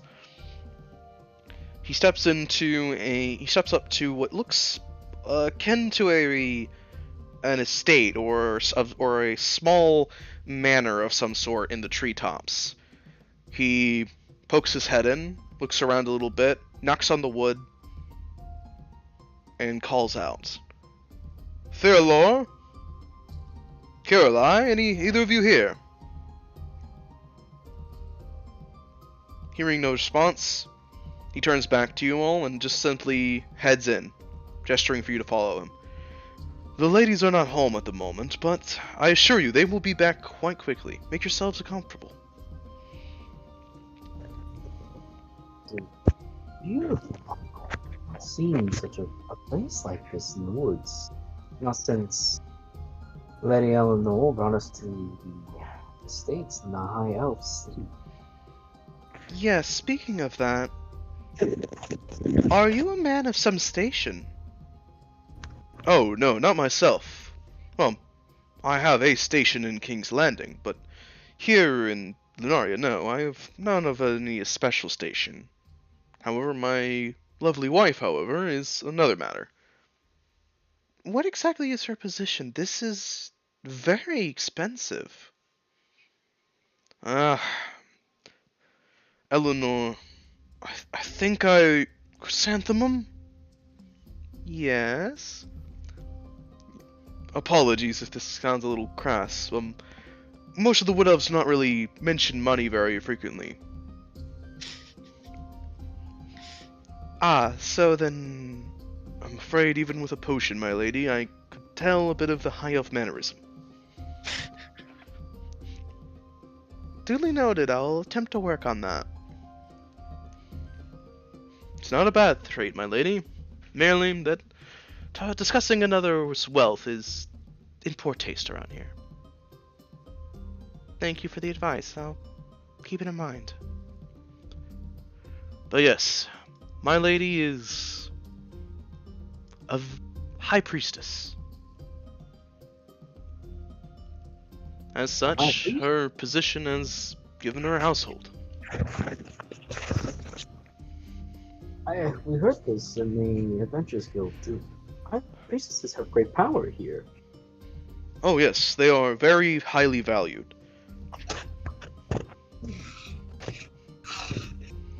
At the highest echelon of the order typically is a druid, but just above them would be the high elders. Usually thereafter it would go from druid, which is higher than the high priestesses, but they are not of their order either. there would be the high priests or high priestesses. Then below that, there would be priests or priestesses. And then below that further, there'd be acolytes. Priests and priestesses perform many rites and duties, be it the blessings of a child recently brought into the world, or the blessings of a harvest, the blessed memorial of one lost, or to bring in to christen a union, if you will. They perform many simple tasks, but they are absolutely paramount here. Similar to King's Landing, actually. Yes, I see. She's quite the important person then. Cleric powers go. Wanna know more? 15 in religion. Religion powers go. Oh look, man, it's not like, I do a lot about like the organization, like Legion outside. So it's like, yeah, it's like, Let's see. With a 15. 'cause I mean, Oh, go it ahead. does sound similar to what would you have, like, would I expect there to be? Because, I just want to make sure. Let's see here. With a 15 Gildas, you can tell from how he's talking that many of the features that the priests and priestesses perform are very similar to clerics and the like. However, you can also tell that their structure is very similar. They likely follow a deity or a patron of some sort, which has a trickling down effect, when the most devout and the longest standing, who know the most and have earned their position, have the most special positions. You can easily assume that. The highest positions of power. Right, well, actually, yeah, look, good question to ask. So, I turn to your uncle, Talon, and say, so, given that, who or what do they worship here? Ah, that is an excellent question. Now, forgive me if I do not give the most appropriate description, for I personally do not follow the goddess that they do. But I am nonetheless kind to the goddess, as I am currently under her watch. I personally am a man of... Give me one moment, actually.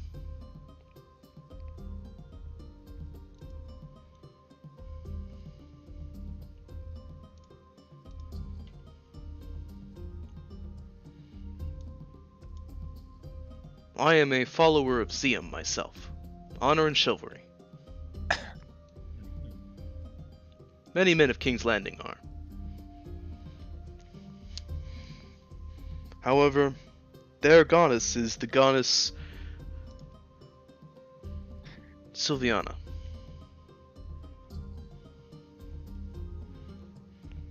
Religion checks. Number 2 after that.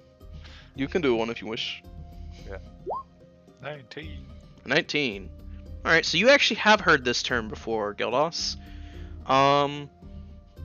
You would know with a 19 that Sylviana is supposedly the goddess that created elves themselves. Many elves offer idols or praise to her as the mother of all elves, as the first elf as well. Seems to be a bit of a parallel between her being the creator of elves, but also the first elf. Right. I do believe I heard of her from one client once. Rather devout he was, but I didn't think worship of her would be, well, citywide. Well, it would make sense too, but Eleanor actually nods at this. Many elves actually worship Sylviana in their own ways, be it small or large. Many of the high elf families, for instance, actually donate quite a lot to the Temple of Sylviana, in hopings that it gives them better favor towards the goddess herself. Ah, but that's not how that works, is it? No, it's not. They still have to actually perform and live the right way that she appreciates of. But they assume that if they give a rather large donation, that she'll offer a little more forgiveness. Like a child getting an extra good grade in college, or and hoping that it'll smooth over the stunt they did last summer. Does that Just look mean? at. Go ahead. Go ahead. No, go ahead. I was just like, I just look at her like, yeah, I feel like you did something like that. Dawn will say, "Does that mean you believe in Sylvia, Lady?" Yes, I do. I'm not especially devout or a large follower of her, but I have prayed to her on every once in a while and certain occasions. Most elves just carry her close to her heart somewhere. see. This is just the first of me hearing it. I've not heard you say her name not once. I've never really uttered it, but in our times of greatest strife, I pray to her in my mind. I ask her for strength. You are lukewarm in your devotion. I never said I was devout, Bob. Well, why do a job when you're not doing your best? That is an excellent point. And at the very least, you thought of her. That's commendable. And you carry yourself well enough. I think she respects the action. Oh. Who am I to say otherwise? Well said. Sylviana is believed in this city especially as a patron mother of sorts. I could be wrong, but do correct me if I'm wrong, Lady Eleanor, but many elves believe in her as an all-encompassing mother of nature, correct? Like an earth mother, if you will. An earth mother is a misnomer, but it's a fair comparison. She is the mother of all, essentially. As many elvish teachings show that everything comes from elves, so by extension, if she is our mother, she is the mother of all. And as a mother, she is kind, warm, and welcoming to all who pray to her. However, she can be cross and firm with people who invoke her name without reason, or selfishly.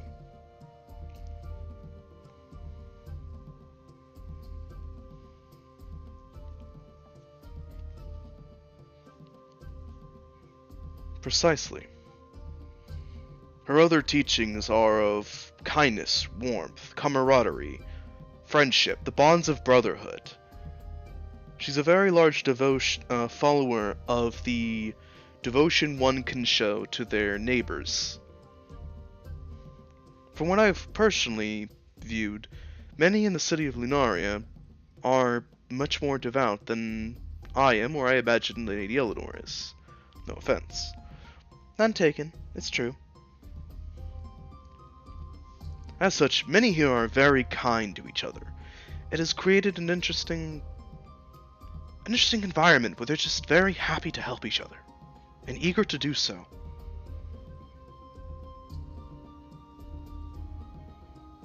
They also are encouraged to live a life without much regret, following passions, if you will. That's why many times when you see high elves, from what I've personally witnessed, they are living a bit of a narcissistic existence. That's putting it mildly. I was trying to be rather polite.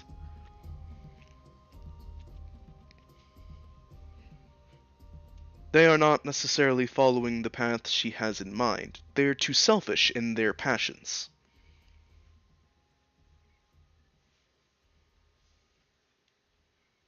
Her teachings are much more altruistic. I have heard that many teachings that she has have a bit of crossover with Bridget, though Bridget can be a bit more mischievous than her.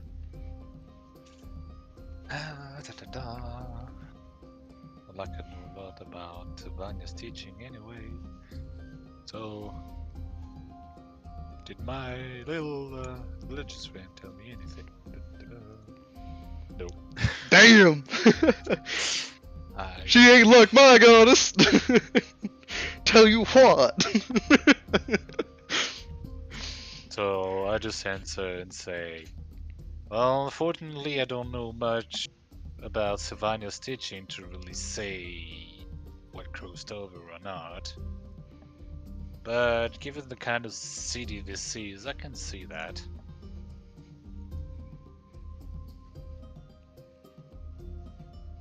Understood. But I can more than speak for myself here, at least, that I have been very warmly welcomed. These are a very warmly welcoming people. I even learned once that... Forgive me. That's another topic altogether. Such tense topics should be reserved for after dinner, with perhaps a drink and a smoke.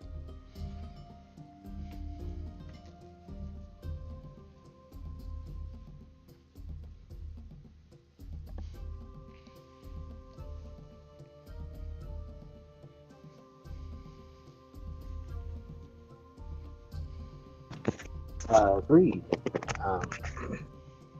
Well, I suppose if that's what their intention is, would wishes to keep us for dinner. You are more than welcome to stay for dinner. I thank you. I'm sure my compatriots also thank you. Hospitality. Of course, I appreciate it greatly. I appreciate the hospitality. I'll make sure that I keep your grandnephew out of trouble. Don't you worry. I'll watch him like a hawk. No delicate flowers will be plucked this night.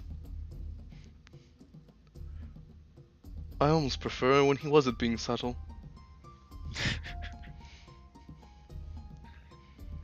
Eleanor just shakes her head. Don't worry, you'll eventually get used to his antics. Ophelia simply inclines her head, doing a small bow. Thank you kindly. You do not need to worry about feeding me. I have my own sustenance. Come now, there's no need to be modest. Alright. So it's just like, closer whisper to her is like, at least pretend to enjoy the food or something. Ophelia simply gives a nod. And then, yeah, I'll just like double back and say, well, I certainly won't say no to staying over at Dallin's family. Excellent. Then make yourselves comfortable. If there's a room somewhere, down that hall are the guest rooms. Down that hall over there, that's where the boys stay. I would recommend staying out of their rooms. They're a bit messy. I've been meaning to whip them a bit harder into shape, but you know how disagreeing experiments and the firmness of parenting sometimes. But you know, I'll get them ship shape in no time. As for over there, that's a guest room, and over there is where Kiralai sleeps. And over there is where Fearlore and I rest.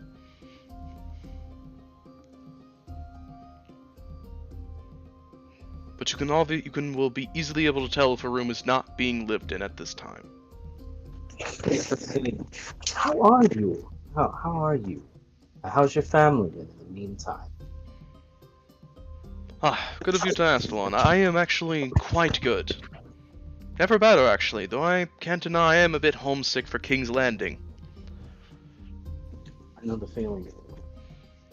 Funny enough, I even miss the smell of Dirk's cigars. Never thought I'd see the day I'd miss the smell of them. Never was much for them myself. I think if he ever hurt you, I think never let you let it down. Oh, absolutely not. He'd hand me an entire box of them and tell me just to get started while I'm still young.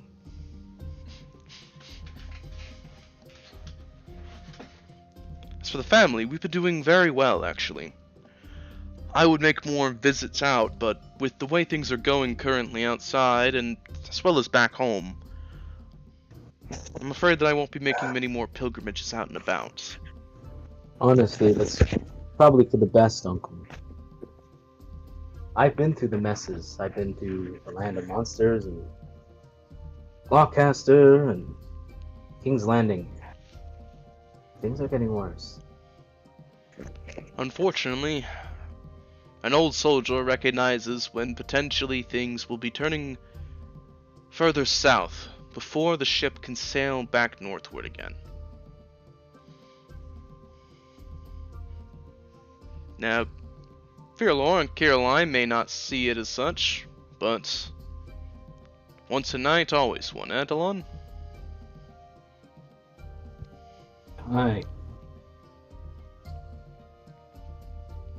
Well, enough of the talk. Let's relax and wait for their company. I can't wait to meet them. You said this is the name Caroline. I've not heard her name before. Who is she? She is the kid sister to Fearlore. Indeed, I did not know she had any siblings. Yes, I do not write of her as she, in her own words, desires to not have much known about her before we meet. She wants to keep the meeting more fresh. I see. So she's stubborn then. Well, I'm not surprised. She can be quite stubborn. So is our family, what I remember. Very much so. So she's perfect. I Fits suppose right so. in. Well, Caroline I'll, works with her sister at the Healer's Den. They're both priestesses. Caroline spends more time at the Healer's Den than Fearlore. Fearlore comes back home quite more frequently.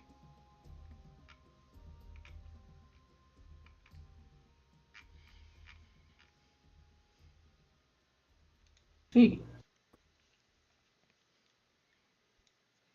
Caroline was an acolyte a few moons ago, though. But no longer an acolyte, she's been doing quite well for herself at the Healer's Den. She was offered to join the Priestesses of Amor, but she turned it down. She said she did not believe that she had the temperament for it. Which I could see that. She can be a bit quick-tongued sometimes. A little forceful. Her bedside manner is amazing, but her listening ear is not as good. So she has a healer's heart, but not a temperament. Oh, her temperament is excellent for healing. Just not for healing, healing physical wounds, if you will. See. Priestesses of Amor heal a man's soul, his spirit. Help him onto a more enlightened, more jovial path.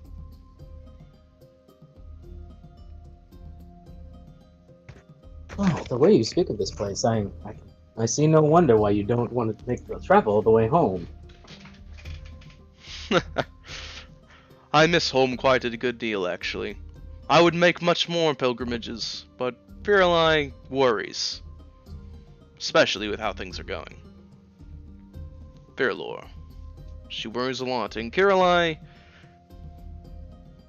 she always worries as well in her own way.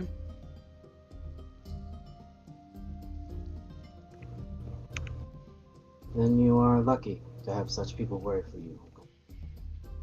I am incredibly lucky for that. And you as well, Delon. Don't forget, you have people that do the exact same thing for you at home as well. I know. We'll speak on that matter later. For now, I will show them to those who don't mind, and then I will wait for their arrival. You are more than welcome to explore to your heart's content. I imagine that they'll be home quite shortly, actually.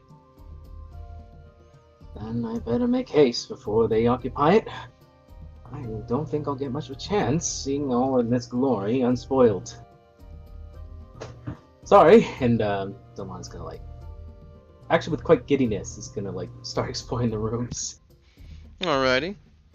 So as you explore the rooms, you find that They're beautifully made and expertly woven into the tree itself.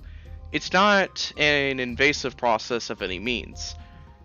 Most of the other homes further down are either greenery has been bent a little bit, but then let it grow more naturally after the branches have been bent to create doorways or some walls and all that more naturally as it grows over time. Others have had some planks here or there, a little bit of like adaptations here, but nothing that's overly obtrusive to the greenery or the trees. This one, however, it's as if the tree itself was grown, but as it was growing and as it got further up into the highest areas, it's as if the branches themselves grew into a home. Everything is so beautifully naturally woven into itself that it doesn't even feel made, it feels grown. You can also see that there are fireflies kept in little glass jars that seem to be on bookcases or on little tables and all that light up the actual hallways. There's no fire inside, just little fireflies that float and glow. There's also a few luminescent stones or mushrooms planted in some places in little jars or pots that also offer dull, low light in some places.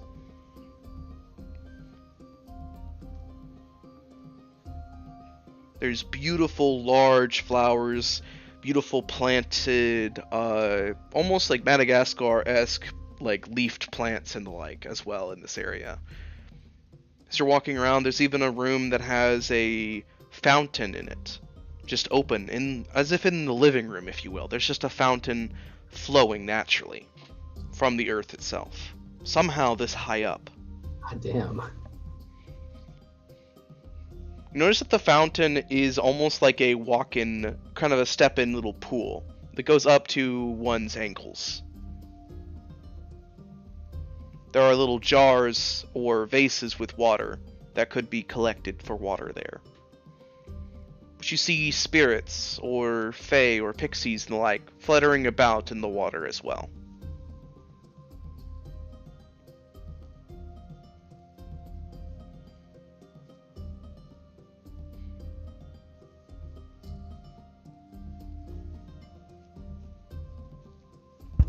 Bubba's gonna have a great time here. I just got a few errands before I get to the meat of it. That's for sure. Mm-hmm. But yes, as you explore as well, they have at least 10 total rooms one could stay in. Clearly, one of them is the master bedroom, which is kind of off into itself. There are some there are some other rooms which seem to be occupied or have clearly had someone living in them. You can see that one room has has a bunk bed in it, and it's pretty messy. You assume it's the boys' room.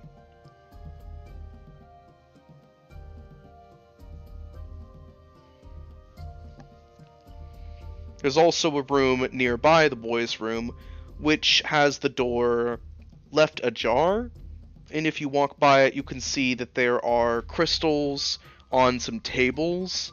There is little vials of different potions or different elixirs the like. There's also flowers that glow and the like in there as well. There's charms on the walls, as well as like a staff on the wall as well. There's a tall standing mirror, as well as a brushes and the like in there. Wow, guys, I guess pick a room, I guess. Mm-hmm. There are plenty of rooms that one could take, essentially.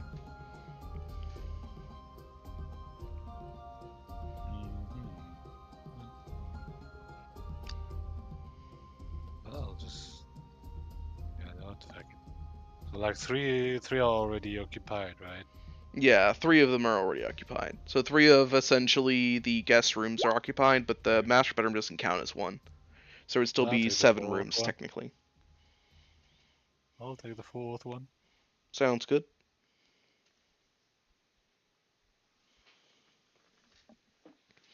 Julio makes a point to pick the room closest to an exit, notably. You got windows. Yeah. They do have windows, but it's an awfully long fall. Tree holes. Yeah. He'll be fine. He can make the dexterity save. You can make the dexterity save and roll. You can James Bond roll. He's got enough HP to survive. He's like Link. As long as he rolls at the bottom, he doesn't take falling damage. Yeah, it's fine if you double jump at the end, yep.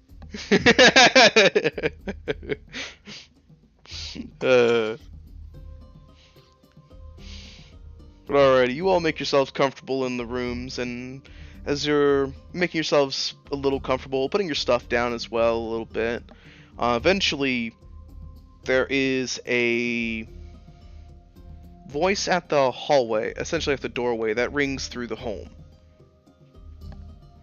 It's almost melodic in its tone, very almost hypnotizing. Bertie?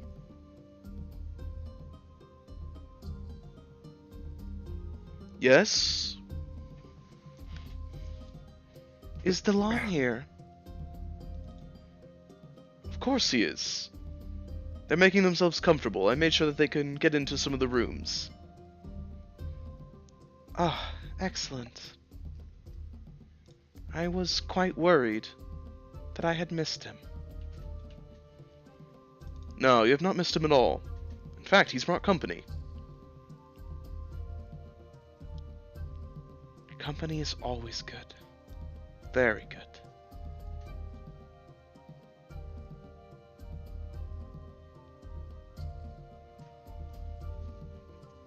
He nods and begins kind of like walking through the home. He begins knocking on some of the walls of the doorway, essentially. Ah, Delon. The Lady of the Hour has arrived.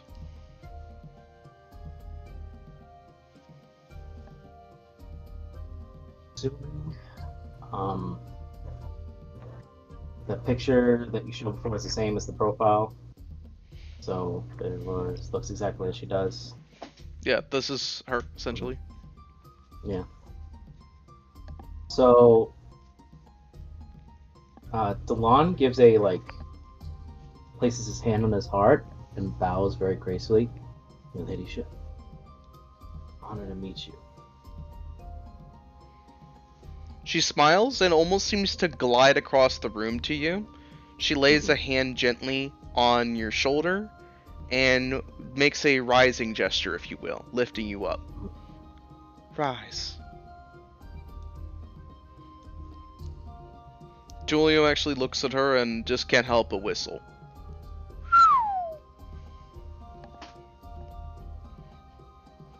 Your appreciations are noted. But I am very happily spoken for.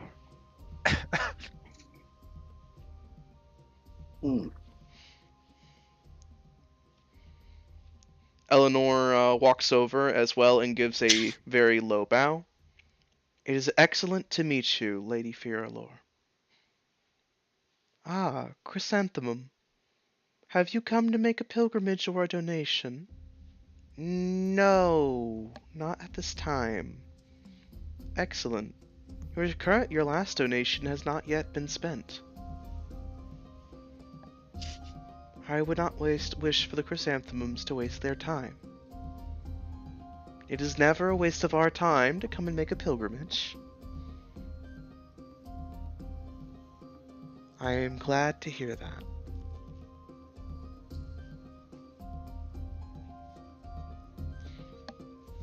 Ophelia rises as well, comes over, does a very ladylike courtesy, lifting the edges of her dress a little bit, inclining her head.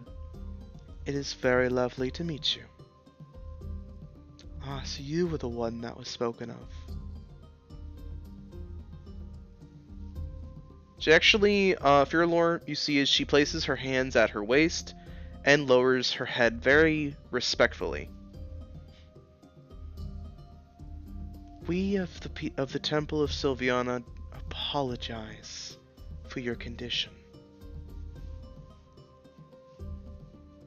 and we will pray that you will be given a swift and radiant redemption. Ophelia gives a soft smile in return. Thank you. And takes a step back.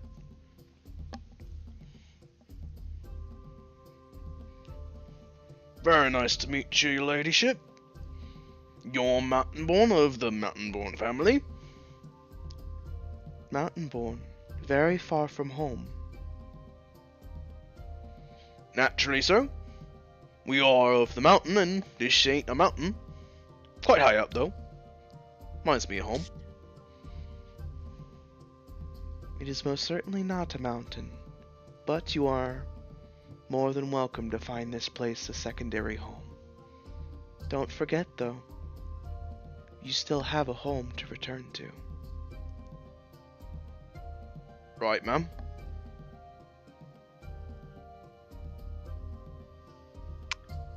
So, I'll take a step forward and do a small curtsy, I suppose, and say, well met, I am Gildas Hammond, Cleric of Bridget, and Forge Master of the party, and I dare say I look forward to learning from you, any other priestess, about your cult of anything you will be willing to teach me. Followers of Bridget are more than welcome within the city of Lunaria. Bridget is a kind, but yet mischievous goddess. You'll find no quarrel with us. And I'll take a step back.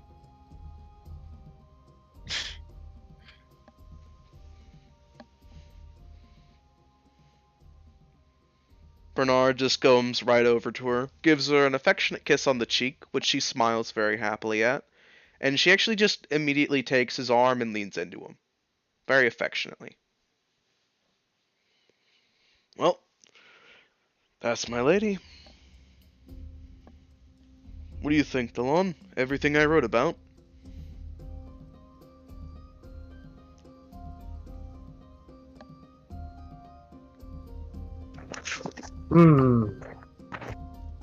Uncle, I'm quite disappointed. Honestly, you were surely underselling. I mean, she is absolutely astonishing. Words do not even detail how much her grace and beauty and kindness and generosity can even describe. You undersold her, frankly. She does with a playful wink. That's it with Smash. You see as Bernard just gives you see as Bernard shakes his head a bit. Come now, Delon. I was only truthful.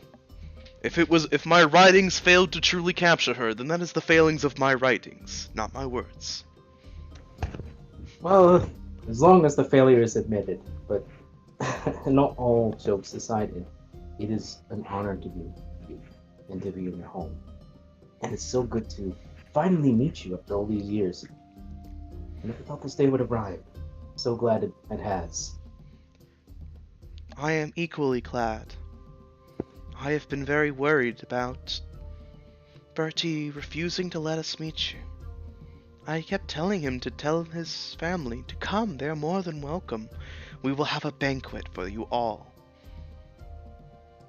And I wrote to them multiple times, my dear. It is quite the difficult journey. But at last, one of your family members has finally made the journey.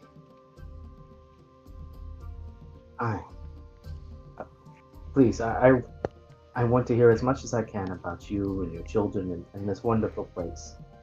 It's basically a Scooby-Doo. Yeah. She nods at this, smiling back. I will be more than happy to tell you anything about us, and for you to meet us all. Oh, but where are my manners? You have met myself, but I mustn't forget my sister.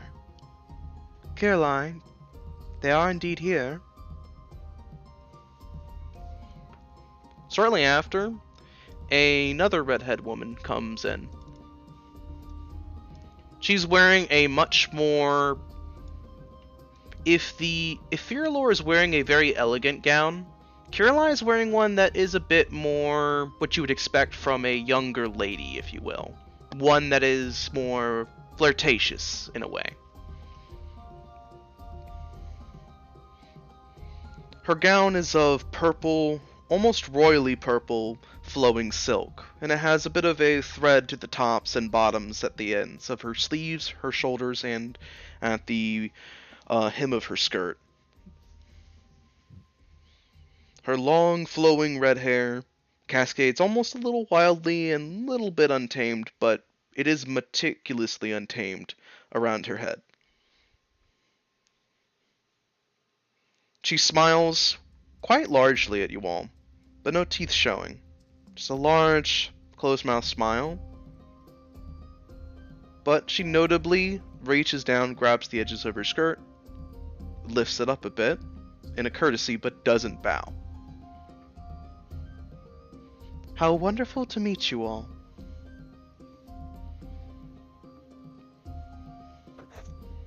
And even more lovely that you are all unharmed. The roads have been quite dangerous. Unfortunately, they have, but it is nice to meet you. I am Delon Asilius, and these are my compatriots. There's just gestures. I heard all of the introductions from outside the doorway. I see. Sus. But I am quite happy to make all of your acquaintances. Hmm. And I must say, you're taller than I thought you'd be. Truly. Oh yes. Dragonborn's horns are quite lengthy. But that's usually where all the height is. You've got shoulders on you too.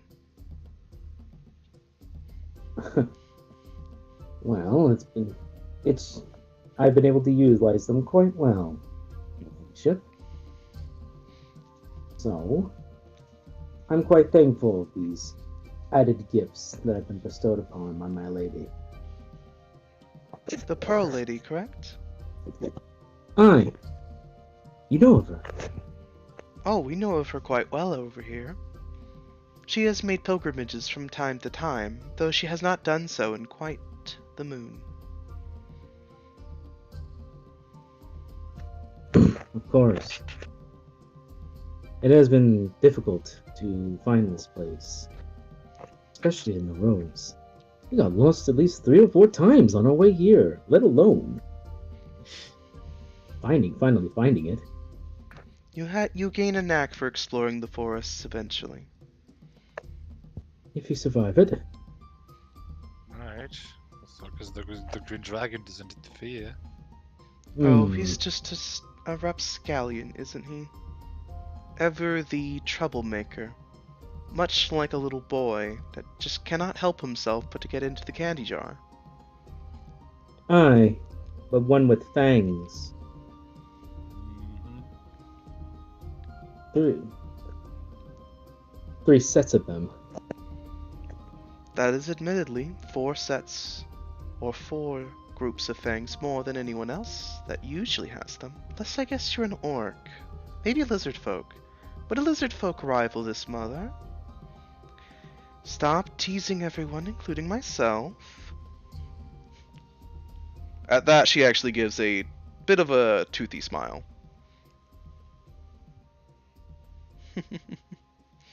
I couldn't help it.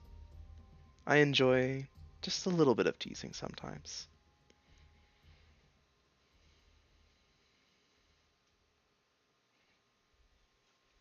The green dragon's ultimately quite harmless as long as you just enjoy the game he's enjoying, though.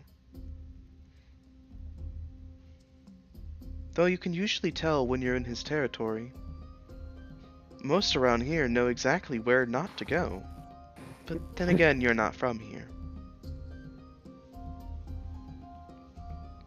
It was perhaps with luck that we did, as we needed to speak with him anyways.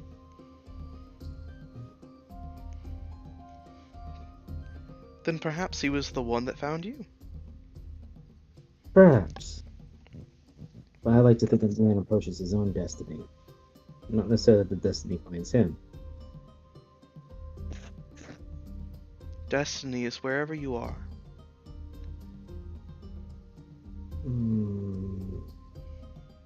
In any case, it's good to meet you all, and I'd be honored to continue these conversations and hear so much more about you at dinner, of course. Of course. I do need to change dresses if I am going to have dinner.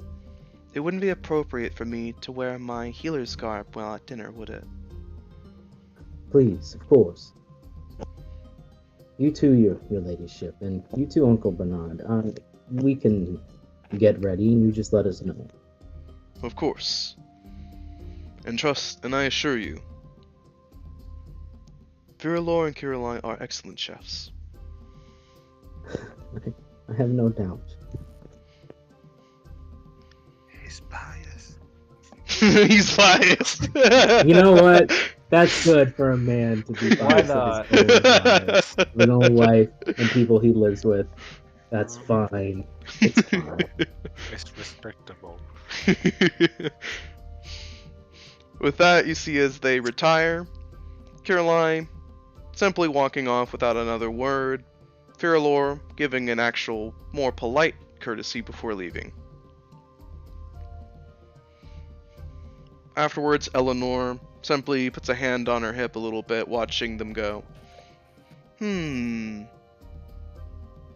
Impressed she made it to a priesthood with that attitude. Yeah, that's fine.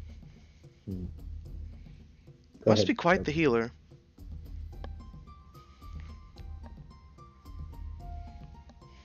I don't think attitude is really what makes or break a priest.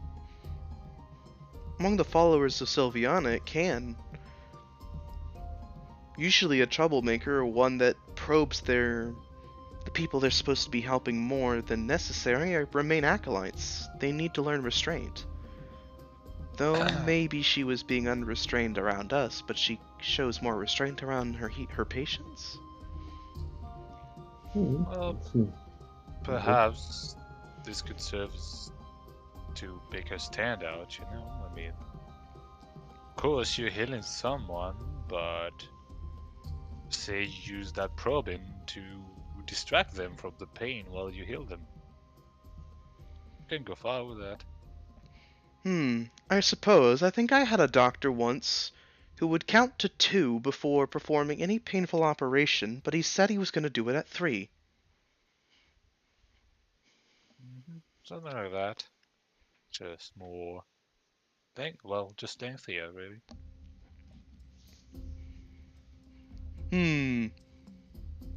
I might have to stay in this Wood Elf village, Delon. Or my contract might have to come to an end. There's just so many beautiful ladies here. So little time. With your attitude, you'd be kicked out within the 3rd day. Chief, now that sounds like a challenge. I need to at least make it to the 4th day. Oh, at least those 4 days will be worth it. Well worth it. Calm now. Still ladies present. Besides, there are really pretty flowers and all, but can't beat a nice dwarven woman. Oh, come now. The Earth Mother in attitude was the closest to a dwarven woman. That's true. But I don't know if I'd want to stay with an elvish woman that long until she could have finally learned to appreciate dwarvish culture. Well, they got plenty of time to spare. True, but you should be clicking well before that point. Shouldn't be waiting and settling until it works. No way to live.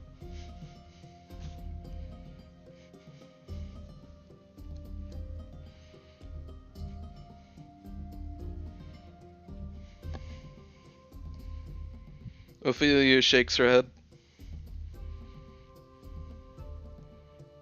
I have quite enjoyed the warm reception we have received.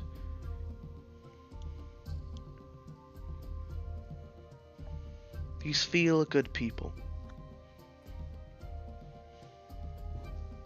They are, your ladyship. I can assure you. Although I do not know much of Uncle Bernard's pride, he speaks extremely highly of his family. He's a good judge of character. And from what I've seen, despite the troublesome trickery of one of them, they seem kind enough. Especially how they treated you. Yes. Even that night could have been much more unforgiving if he wished to. He was very clear to make sure that his treatment was purely professional, not personal.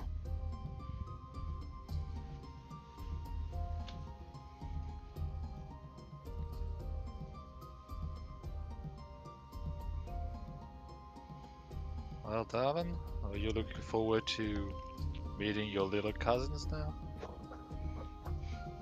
Of course.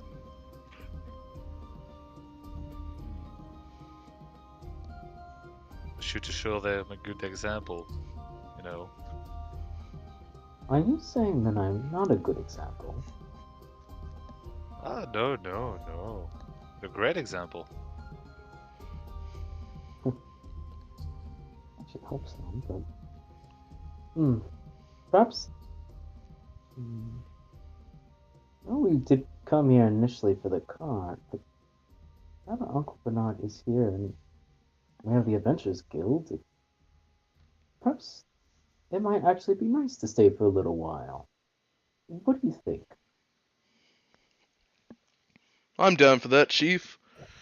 I think we deserve some well-earned R&R.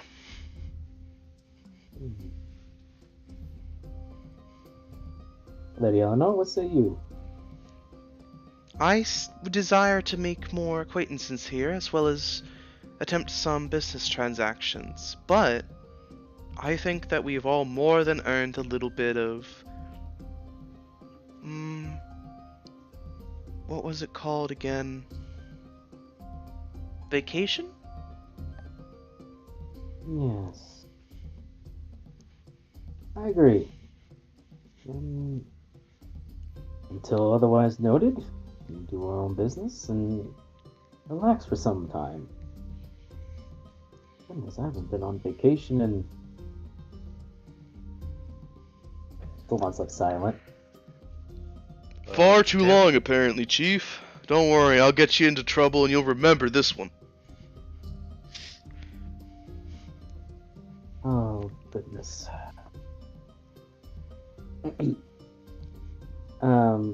Delon's probably gonna head and change. Sounds good. Proper attire. Yeah. Let's try out these never worn before set of expensive clothes. Yeah, do it, bro. Alrighty. So you all go over to get changed for the dinner, essentially.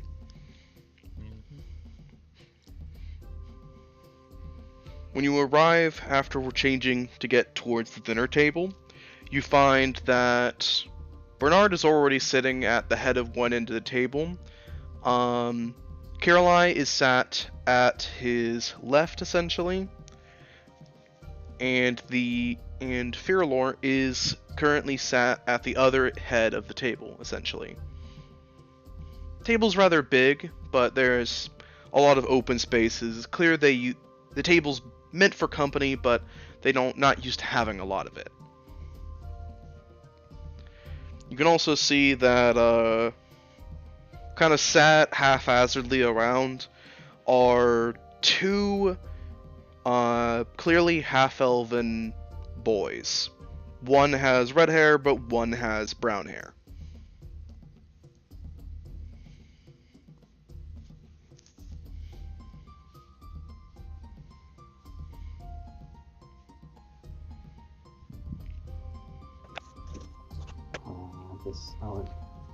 So these are my, I guess cousins. But these are my cousins. That's right. Bernard actually stands up, walks over, and puts a hand on one of each of the boys' heads, essentially. Mm-hmm. I give you Bartholomew, and of course, and he gives a grin at this one, Dirk. The second. Dirk the second. Oh my goodness. Isn't Dirk the second? Great uncle. When my father hears about this, he is going to be quite livid. He's going to love it. Besides, if he has a problem with it, he can take it up with Dirk.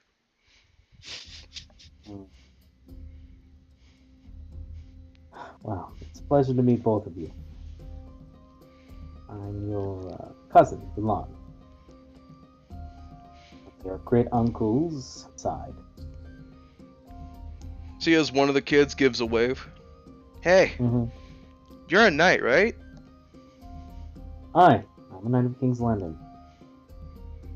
Have you slayed a dragon?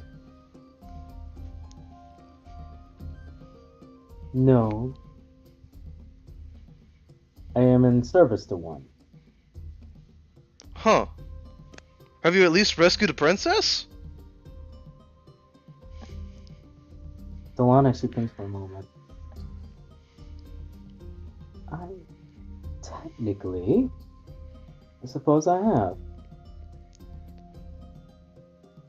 That's so cool. One of the other one nods as well. Oh, have you been in any good battles lately? Oh, many of them actually. Ah, really? That's amazing. How many of those guys, how many evil curs did you cut down? Not many. Well, I feel a bit uncomfortable mentioning the amount of men who have died under such circumstances and the mention of bloodshed, but a few. Whoa.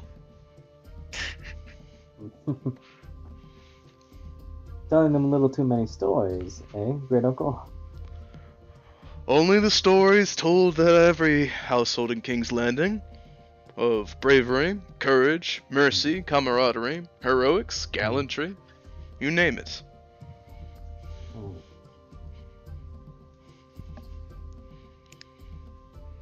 And they love to hear stories of all kinds, really. Well, good. I wouldn't mind on other occasions telling you certain stories. Of course. Though I think the best stories would be ones where, of course, you exercise the rights of mercy, as well as perhaps save some damsels, right a few wrongs. I've done a few of those, so that won't be too difficult.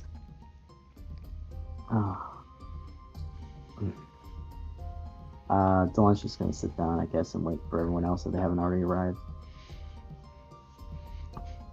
Eleanor actually comes in, and she's wearing, essentially she is wearing a outfit that looks like it is made of leaves. It flows over her shoulders, but leaves her midriff exposed, and flows down her legs, but leaves her, like, ankles and calves exposed, essentially. Oh, wow. Okay. And she has a flower in her hair. Straight out of Hawaii. What'd you say? Straight out of Hawaii is what Rome said. Straight out of Hawaii, that sounds about right. Aloha. Yorm comes in with his beard nice and brushed. It's got a few braids braided into it. It looks like it's been either greased or oiled or something. And he's wearing, notably, what looks like some sort of a suit. Mm. He slowly sits down at the table and gives a bit of a sigh. Feel like a right proper monkey.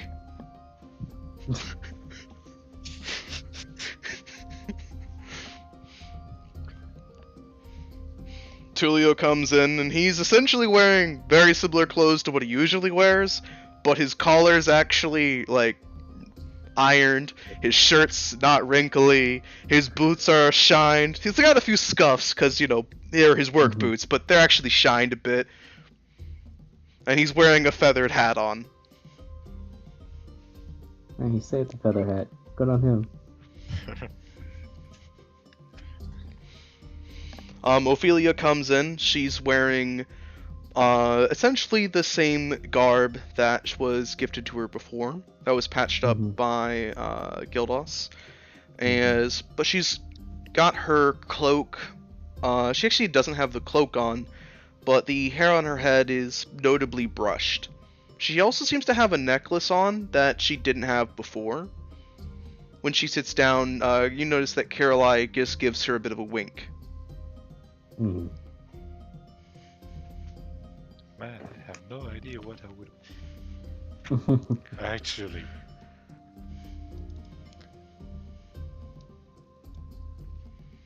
So I'm like, try to say like, what kind of formal wear could us wear? I'm like, would you have any before? I'm like, not really sure. So.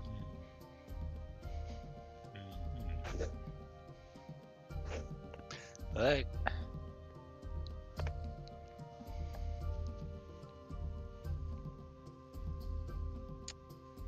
I feel like it would just come down to like a suit as well, but like very much like perfect fit. That makes sense, you know. It's like just look at him. It's like it's just right. The shoulders are like how they should be. The sleeves aren't too long or too short. Just like right at the wrist, like it should. Like pants, got like a nice Reynolds in brown, dark brown. But like actually comb this hair a little bit, you know. It's not too. It's like a little straighter than usual. It's not as wavy. You know, shaved a little bit, not too much. Just like just as much as it could. Very nice. Yeah. Just well groomed, essentially. What about Bub? If you don't say you have a frickin' top hat on, Bub. Dressed like a little gentleman. I'll take a top hat, sure. Well, you always had a top hat anyway. Yeah, we got him I have German my clothes way fancy back in suit. Yeah, I Assyrium. can just take that out. Bub doesn't have like a top hat and a bow tie. I'm raging. Whole He has a campaign's bow tie. canceled. Oh, he has the bow tie, and he has like the bow jangles. Good. The bells. And he has the bells that make no sound.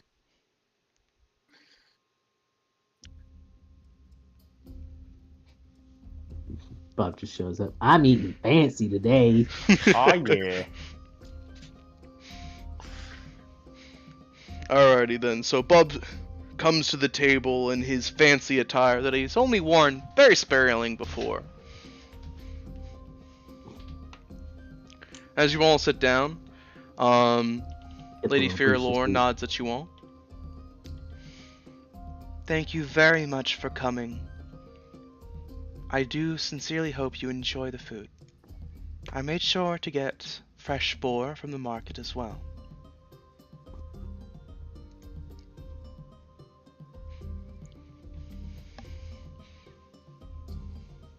Caroline speaks up as well. And I made sure that the jams were quite lovely as well. fresh squeezed and fresh crushed grapes. As well as no sugar added, but honey. Mm.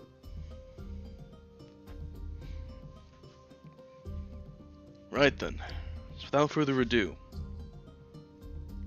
enjoy. With that, you see as fairies float into the room and lift off the tops from the trays on the table. And you see that there is a boar, like a whole boar's body essentially, with an apple in its mouth, that's been roasted and cooked. It looks absolutely delicious. It is sitting on a bed of some stuffing and all that. You can see that there's also like chafers of some like different jams or spreads. There's like a meat spread of some sort as well. There's both what looks like pita bread as well as regular light bread. You even see that there is some soups at the table that each have like there's a numbered specifically amount of soups. So you could grab your soup essentially. And on the same plate with the soup is a bit of what looks like stale bread for it as well. It's a very hearty, all-encompassing type of a meal, but it actually looks absolutely delicious. Everything here seems freshly prepared.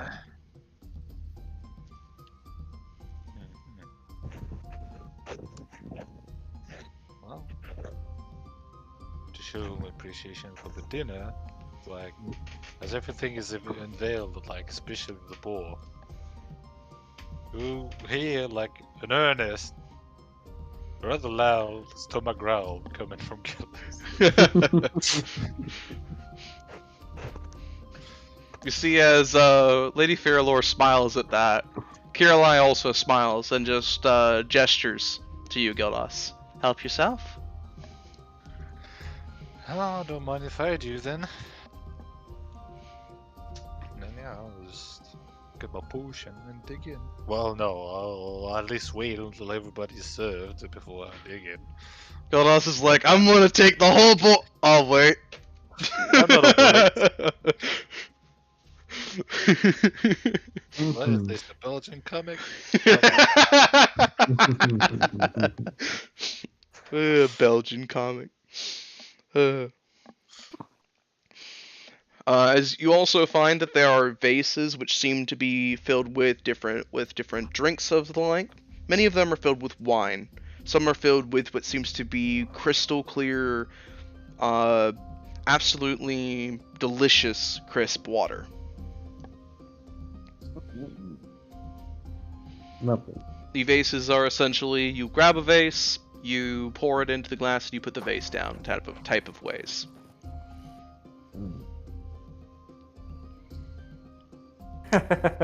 Face.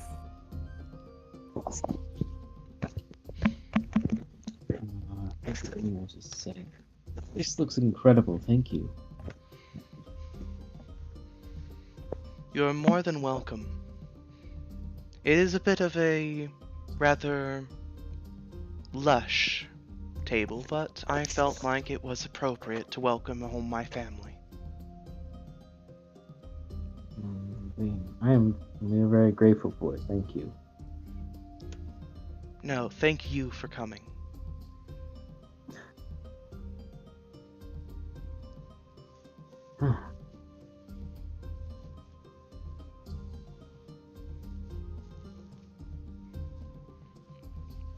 As you taste the food, it is extremely good.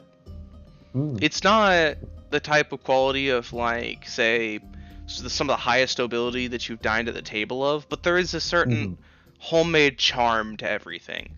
It's a lot simpler. The seasoning is a little rougher or a little more simple, less nuanced, but it's just a lot more homey, warm, welcoming instead. To quote Lord of the Rings, I ain't having nothing but maggoty rub for 3 stinking days. You're like, compared to that, you're like, oh, no, it's not the finest hygienic. I don't give a crap. This is delicious. Yeah, and you also haven't had a full like table's worth of a meal for a bit too, so. For like almost over a month. The most you've gotten was be like a bit of some like tavern fare, which is it's good, but you know. We technically got it when we went to the High Elf City, but like we cheesed I it. got some quail eggs. Eat quail or die trying. Yeah. Fuck, just like having 2 handfuls of mine. Yeah. Feel free to ask, I guess, us anything while we're dining. I'm sure they have questions. Yes. So as you're dining, Kirillai actually speaks up. So, if I may ask, what exactly are all of your occupations? I understand one of you is a crafter. But what about the rest of you? Oh, I'm a ranger, personally. Oh, a ranger, a very respectable profession. Guardians of the forest, experts of the hunt. Thank you. Like to think so myself. Tulio raises a finger.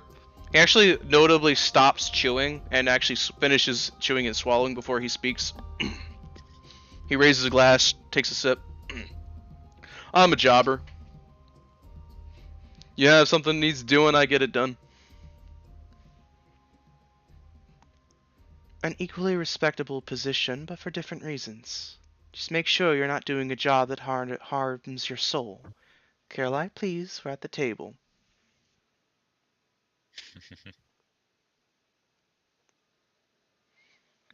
Well, the table is the perfect place to open up. Mm-hmm. It's the Ronaldian saying right there. It is actually. If you can't open up at my table, then where can you open up? I made this wonderful spread. How dare you not appreciate it? See, I run a store, so if you can't open up at the table, then I'm afraid we're closed. Yeah, exactly. Damn right. Exactly.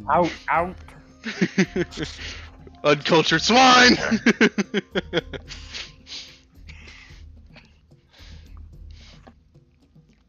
Let's see. Eleanor actually raises a finger up.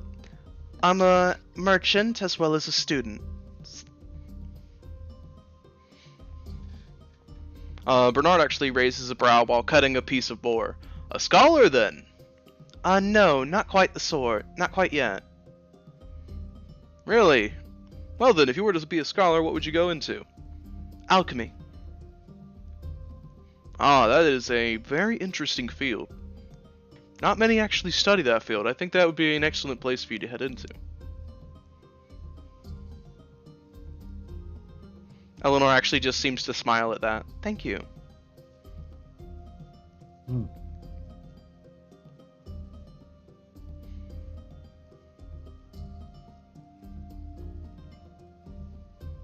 Well,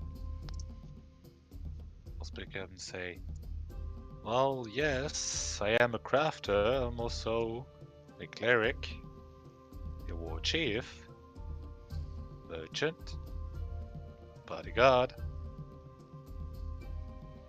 adventurer, I suppose. Plenty of occupations, really. I see. I'm afraid, sister, we might have one of the most interesting men in the entire forest at our table. I think the better question is, what hasn't he done?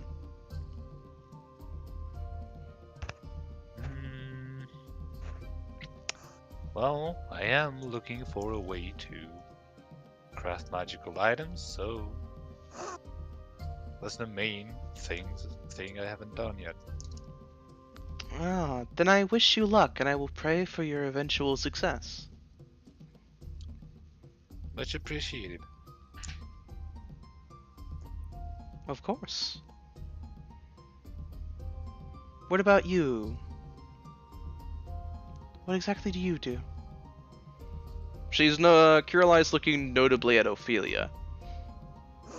Ophelia simply drinks water, essentially. She finishes drinking some water, which she's been nursing very gently, drinking a little itty bitty sips of water, kind of a thing, and miming eating, like cutting some food, kind of a thing.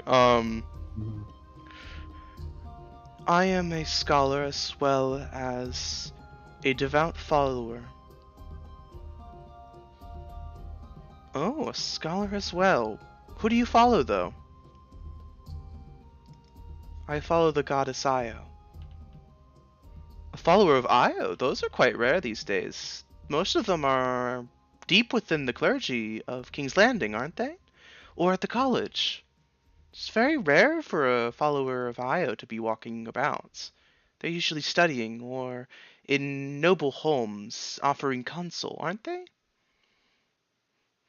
So I have been informed. Personally, I have always been out and about, aiding those with my knowledge.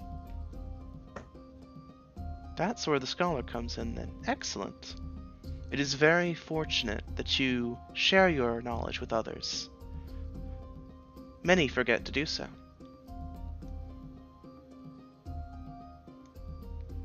Ophelia nods, but she gives a rather serious look. This is true. However, one can overshare information, burdening others with it. Some do not wish to have the information. They wish to learn it on their own. And you must respect it, lest you be no longer an educator, and instead a lecturer. Caroline gives a curious grin. And which are you currently? The educator or the lecturer?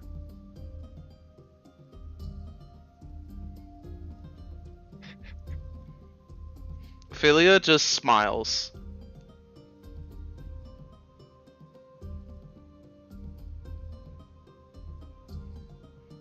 Bernard points a knife in the direction of like Kirillai, essentially. Just gesturing a little bit. I'm afraid you might have met your match, Kirillai. I think I've met a friend.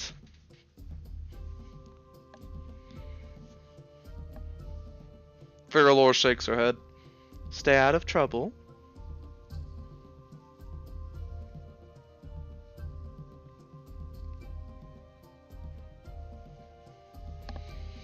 Bernard takes a sip of some wine, places it down. Let's see here, though. Ah, yes. How has your journey been, though? I know you've mentioned it's been rather perilous and dangerous, but what about the high points? What interests, what landmarks have you been to? Where all have you been journeying across? You miss Bob. I guess they'll know he's a druid. They do know he's a druid, but you know, Okay. they're not gonna ask more about it because druid. The mystery of the blue dragon. They know he's a druid, but No. Fairlore actually will speak up a little bit. Mm. Well, before that, dearest Bub, we of course know you are a druid, and we welcome you here as well. But is there anything else that you do? Thank you. I am the emissary to the Blue Dragon, and have been chosen. What did they call the moon again? What's the specific? The moon goddess Tiamat. And I am on an important mission from the nature of the moon itself to stop a plague which creeps ever closer to the land. I see. That is a very dangerous but important quest. If you will, Yeah. we can discuss more about it once the boys have gone to bed. Certainly. Do we have to go to bed already? We just sat down. No, there's no rush yet. Simply later, once you've had your fill and you're ready to fall asleep. Oh, come on, Ma. We're not gonna fall asleep. Yeah, we're gonna eat our fill and we're gonna stay up all night. With Uncle Delon!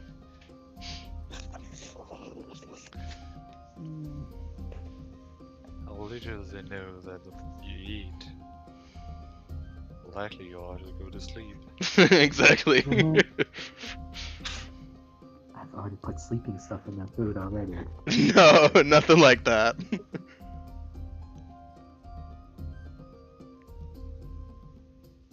Just stick up. All Look at the natural rubber chamomile tea. Oh.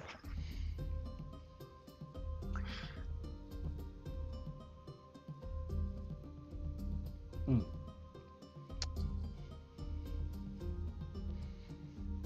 Let's see, but I think Uncle Bernard's original question was what we were getting up to.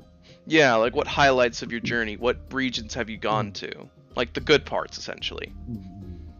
Well, I suppose going back to what you asked, and Uncle. Well, we've been in Asterium. In Asterium, we spoke to the Blue Dragon. Learned quite a bit in College of Asterium. I Then see. traveled. Go ahead. Oh no, he simply says like I see. Let me see. When you mentioned Then- she spoke to the Blue Dragon, essentially. Mhm. Then continued a little further into Asterium. Met a owl bear that could talk. Calmed to that same owl bear and convinced him to stop what he was doing. And now he's a bodyguard for the Adventurers Guild in Asterium. That's marvelous. A talking owlbear. Eleanor pipes up. His name is Barry. He named himself. Whoa. I want to meet Barry. Sounds amazing. Perhaps when you've grown a little taller, and your sword arm is stronger, you can take a trip across the mountain range and visit. He was quite an asshole at first. He was experimented on. Blue Dragon, just in his way of usually doing it, went, well, all the other tests had worked out, so I'll just let him back into nature and see, and it'll sort itself out. Turns out it did not sort itself out, and Barry could not relate to his brethren anymore. He could speak and talk and think, and the other owlbears could not. So he went looking for a home, and barged into farmsteads and the like, and made skins and pelts and tried to make the home. And we explained to him that the laws in our world are not the same as laws in nature, and he was able to get a grasp on it, thankfully, and we were able to avoid any needless bloodshed. And now he works leisurely at the Adventurers Guild, getting his pay and seemingly doing all right.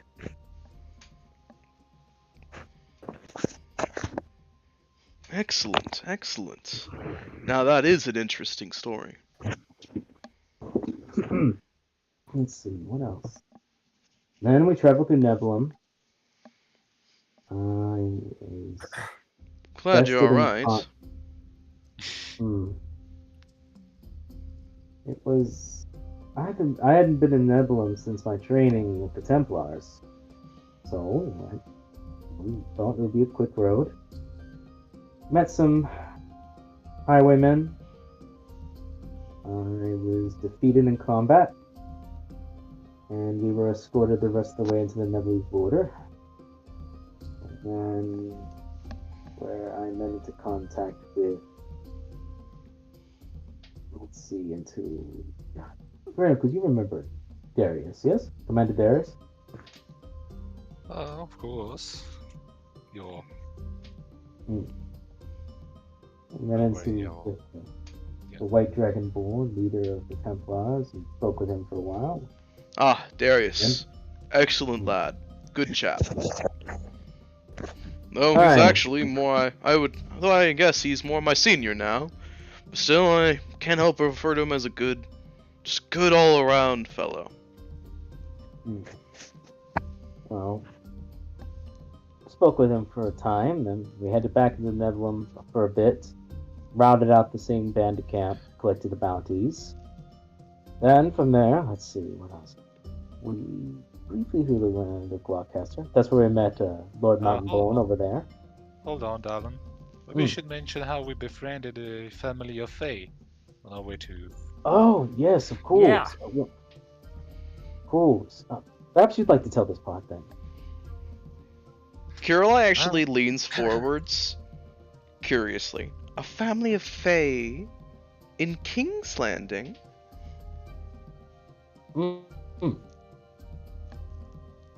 Well, you see, we were staying over the Adventurers Guild, and we needed some money for the trip and all that. And on the job poster was somebody who had lost their, what was it again? Necklace, family Oh. heirloom. Yes, it was a wife of a Templar. She had lost her. Yes, it was an heirloom belonging to her grandmother. Right. Then, as we met her, we investigated her house and her farm. And quite honestly, at the beginning, we couldn't really find anything. So initially, we thought maybe a magpie would have stolen it. But that's when we noticed some kind of pixie dust. And also when Dallin started telling us about the folklore of King's Landing, Hmm. that fays like pixies were a rather common sight.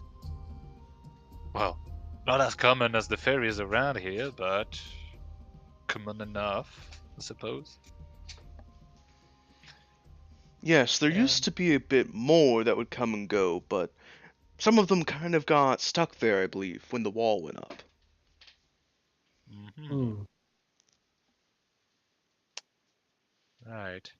But continuing on, we followed the trail and came across this old rundown house in the middle of the forest with honestly nothing more than just old furnitures, and I believe right at the entrance was a bowl that we thought was for a dog, some other kind of pet.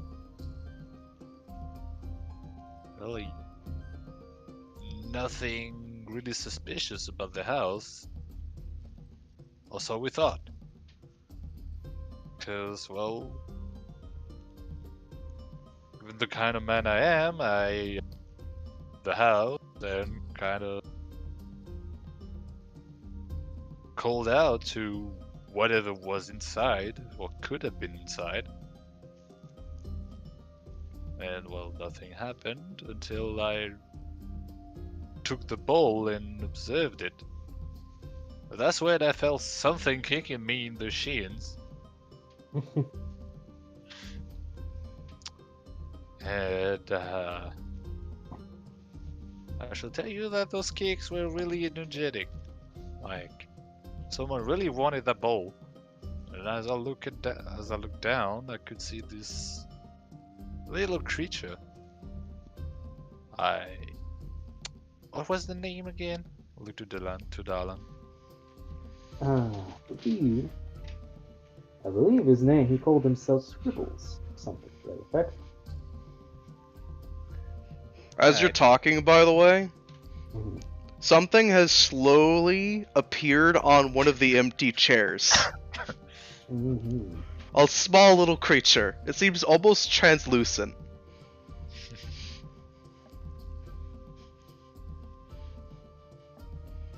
Notably, a bowl is on the table that looks equally translucent in front of it.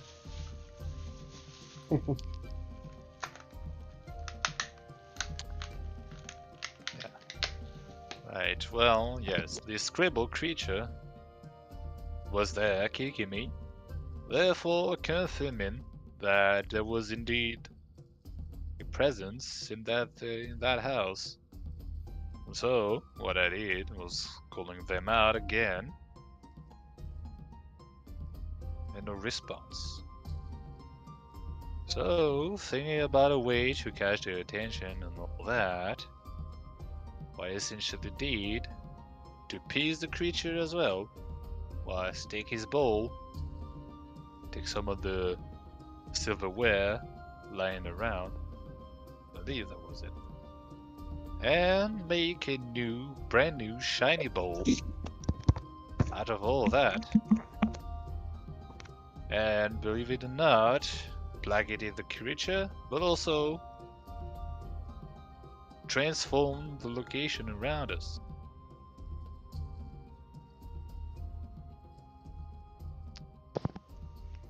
Lady Firalore actually slowly puts down a cup, essentially. Interesting. They welcomed you home, then. Into their home. Mm-hmm. You're Well, yes. fortunate that you returned with all your hair still on your head. Well, actually, we were welcomed to their home, explained the whole ordeal to the family, which I believe was about one mother pixie, maybe 3 or 4 daughters, and the father. We explained that, and that the heirloom was something they needed as well. I don't quite remember the reason for why they took it, but we found a replacement, and did we spend the night there? I don't really quite remember. The one thinks about it and goes, "Yes, Velisse was interpreting her language for us, or would speak for the most part. I believe, and all of a sudden, when we were there, we just felt this heavy sense of heat wash over us, and then the next thing we knew, we were in just an empty house. And there was nothing there, no evidence of them ever being. I believe a week had passed, Mm-hmm. At least a week. at least. And I was a little bit gone. My horns were a little bit longer. I left the grove and found with the item in hand, and I believe also a symbol of the brown dragon. Yes, they seemed to admire the brown dragon and had an idol with it. And then we made our way out, and we looked behind us. The grove was gone. Just like Right. that. That was it, yes. That was the brown dragon worship I forgot about. But ever since then, we've been, every time we rested in a comfortable place, we've been getting these walnuts. Caroline actually smiles at that. Walnuts are very helpful. Very hearty. Firalore nods. One walnut by the pillow in the morning means that you'll be extra resilient to the chills of the morning air. Well, we have been feeling stronger every time we got some of those. Well, at least we got the confirmation from somebody more attuned to them. Though I'm curious, you said they were offering some sort of prayer to the brown dragon. Aye, very specifically. They worshipped him as if he was still alive and as if they knew of him. Fascinating. I was just as surprised as you. I'd never heard of such a thing. But even when I spoke of them and told them that the brown dragon was no longer with us, they didn't say I was wrong, but that was my interpretation. Speaking of brown dragon, did you know one of Dylan's acquaintances is a brown dragonborn? Oh, I think I might know the fellow you're talking about. Harkin, I believe. Caroline immediately frowns. Oh.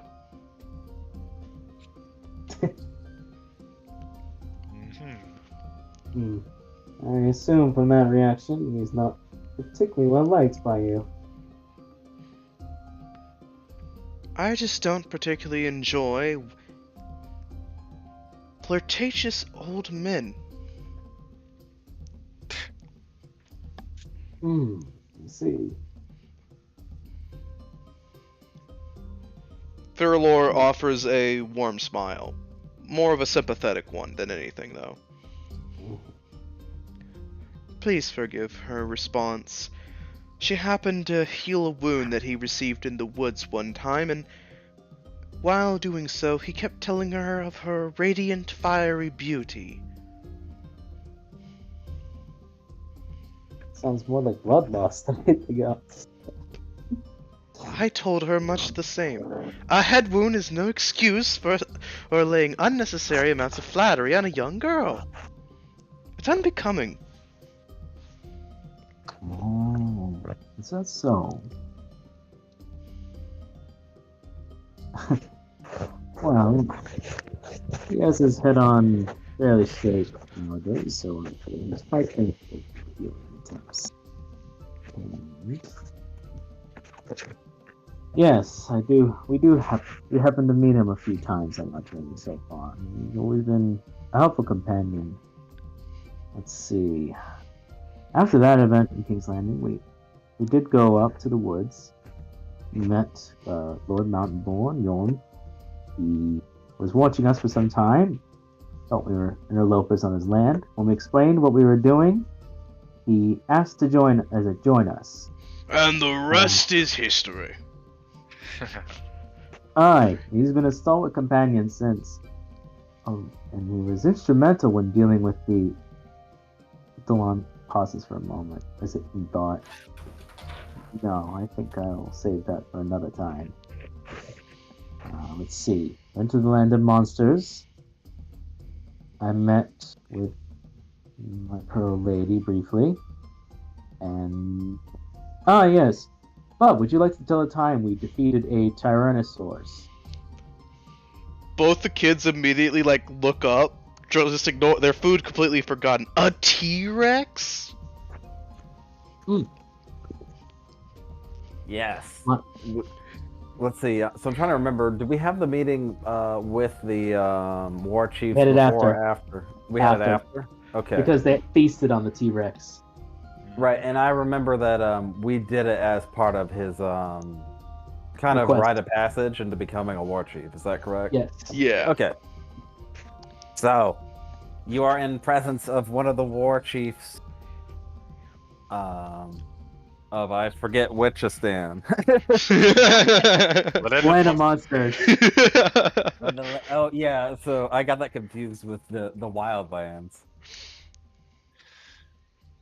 From a war chief from the land of monsters, but it wasn't always that way. I point to Gilbus.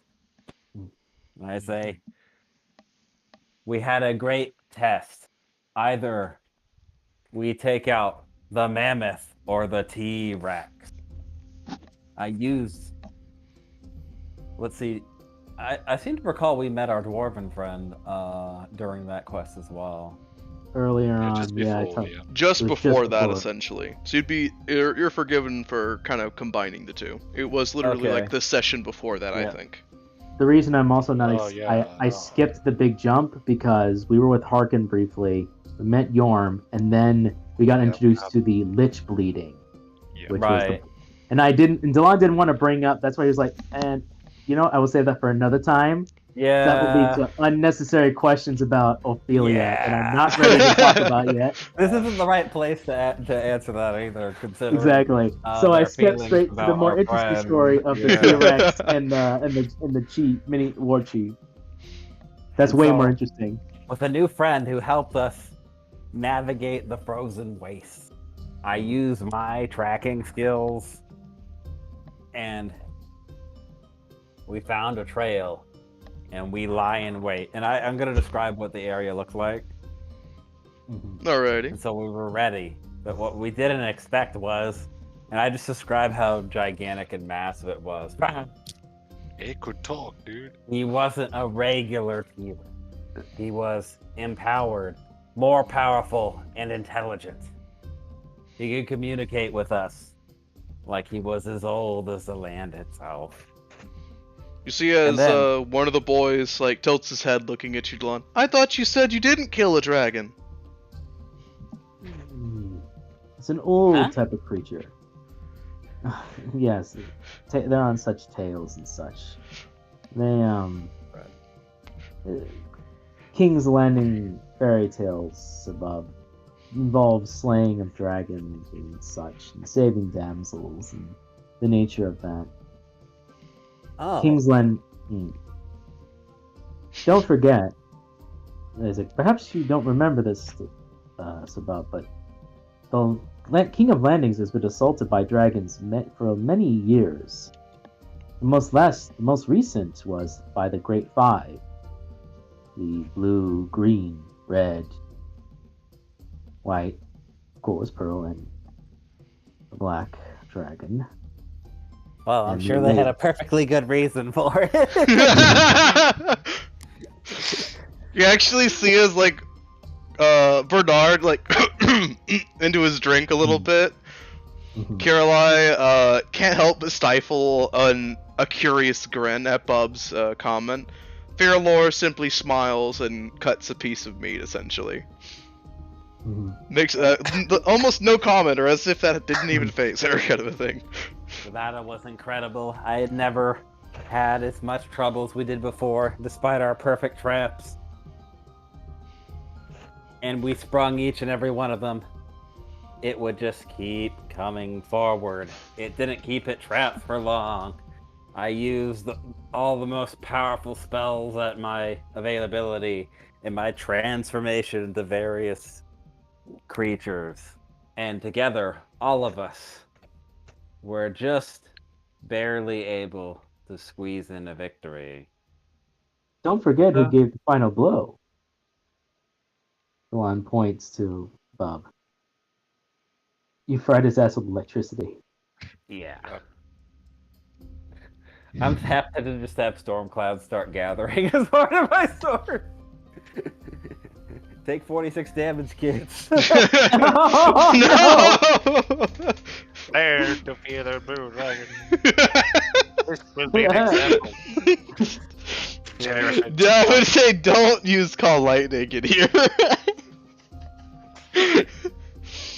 Yeah, so I'll describe the attack, and I said, and we feasted upon it, returning in glorious victory, and we seized the first help of our grand quest. And Gildus became war chief of many goblins. They're terribly organized, and we need to protect them from dying horribly because they're stupid. Oh, calm now, Bob. Don't pickle them, they learned. But will it be enough? You'll see, You'll pit them against your brother and sisters when the time comes. Right. Well, that was quite some time ago, many moons ago, and we continued our quest. And he should point, oh, here's the hat. This is fashioned from the T-Rex itself. It gives me the wisdom to transform into some dinosaurs, which I totally haven't used until now, but we're going to forget about that. Okay? So one of the kids actually looks over at you, Bubs, like, can I wear it? No, me first. All right, be careful, though. Yeah, I'll let him do it. Hold up, I need to plug in my mic again. Okay. Sounds good. Well, speaking of the item made out of the T-Rex, I'm sure you've seen Darlin's armor on the way here. This was also made out of the T-Rex's bones. Aye, and its fur inlaid was made from its scales. Made by Sir Gildus himself. Remarkable job. I'm surprised it turned out so well, considering this was the first time I worked with dinosaur bones. Or Well, any you tend to- bones, for that matter. Well, you tend to have a knack for whatever you get your hands on, so I wasn't too worried. Well, thank you. I see. Bit of boon. Miraculous. You've had quite the adventure so far, then. That's all. Aye. Aye.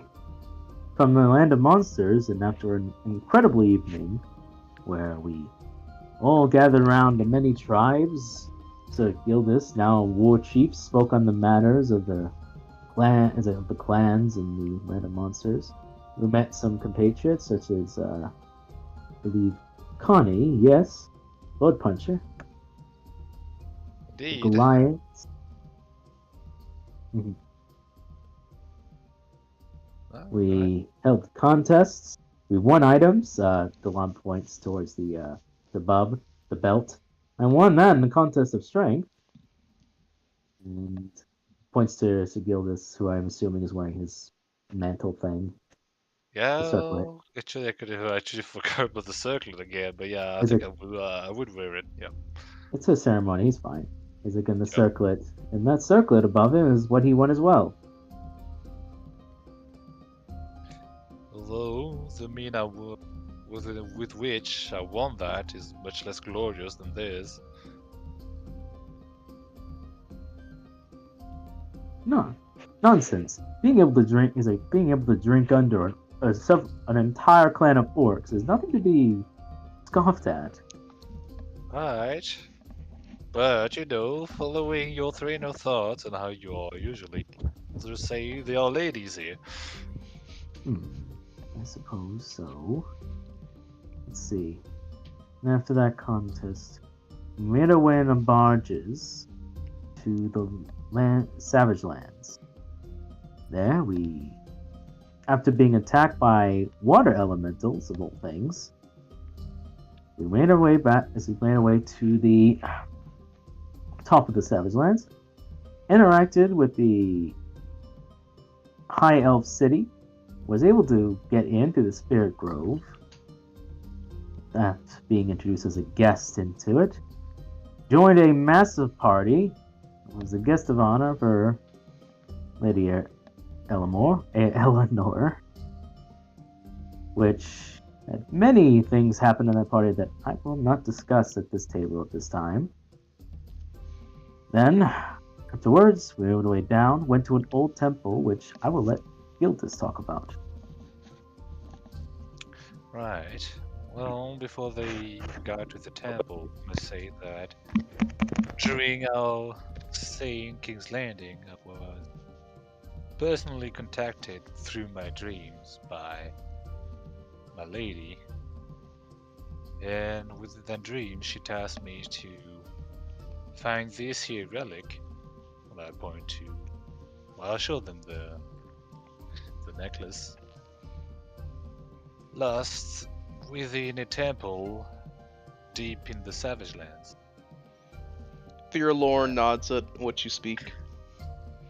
Being contacted by your deity is a very noble endeavor. You're very lucky to have been contacted by her. Indeed, and I will treasure this memory all my life. But we had to find the temple first, which was deep within the swamps. Almost had to run in with the various dangerous wildlife. Just simply avoided thanks to Bub's pathfinding or Dalen's guts. But once we arrived, we came to a mostly overgrown holy place that was split up into 3 directions. We took the first one, the center one, entered a dungeon, a temple. Dungeon not a character, but a temple in character. The temple had turned into a dungeon, you see.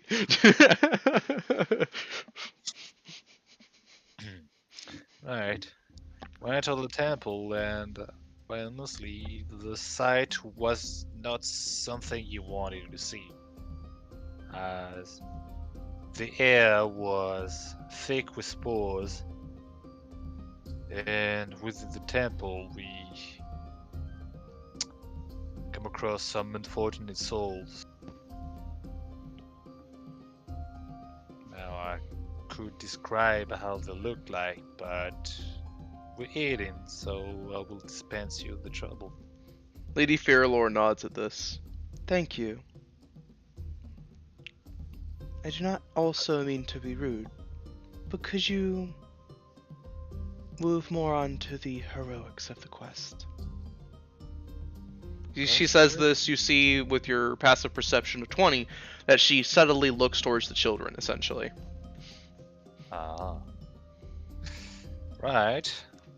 Well, to get more to the point, we found a dead paladin, which guided us through what we had to do.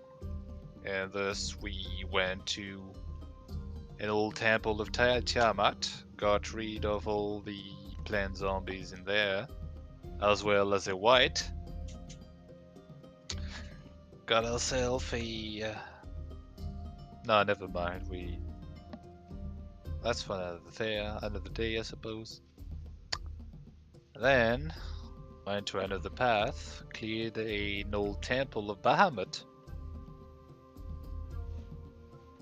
and was it after we cleared it over the apparition, or was it after? No, I think it was after when we brought back the relics, right? We got the messages. But- Yeah, I believe you got the messages from about how to unlock the door. I think you got that a little before you went to get to the outside areas a little more. Yeah. But yeah, anyway, like you got the message and all that. We cleansed the place and then returned to the Searchfell Temple through a secret passage that, believe it or not, our dwarven friend found. No one's better at finding secret tunnels than a dwarf. We invented the concept of a secret tunnel, after all. Alright, and through this, we managed to get around the plants and into the heart of the temple, within which we found the biggest corpse flower you could imagine.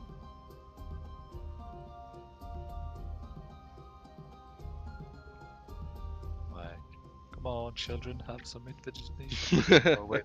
I was just waiting for a moment, honestly. Yeah.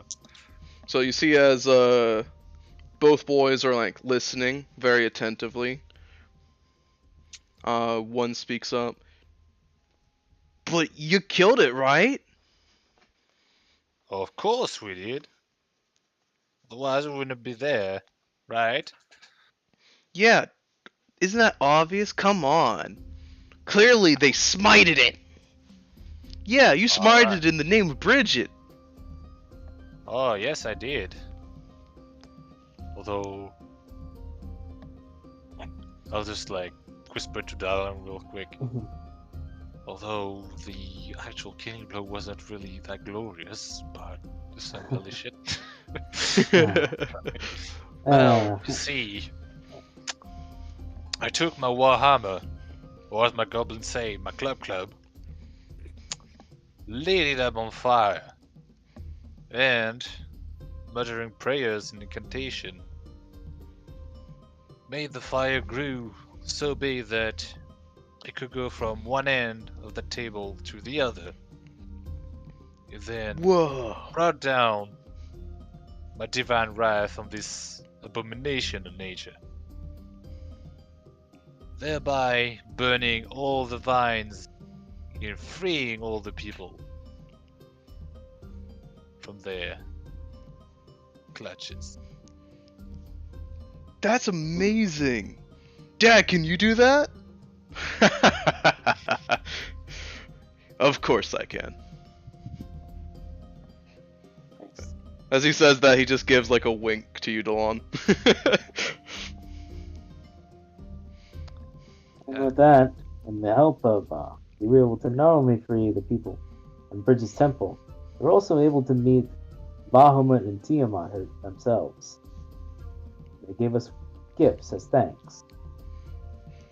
Caroline actually leans forward with a rather serious look. You met Tiamat and Bahamut? Well, I glanced at Tiamat. He glances to Bub. Sir Bob is the one who had the great honor of speaking to her. What's up? We met Tiamat, talking about the time we met Tiamat Oh, during Temple. am I allowed to say that? Yeah, Mm. easily. Yeah. Not a big secret. Kids at 7:30, time to go to bed.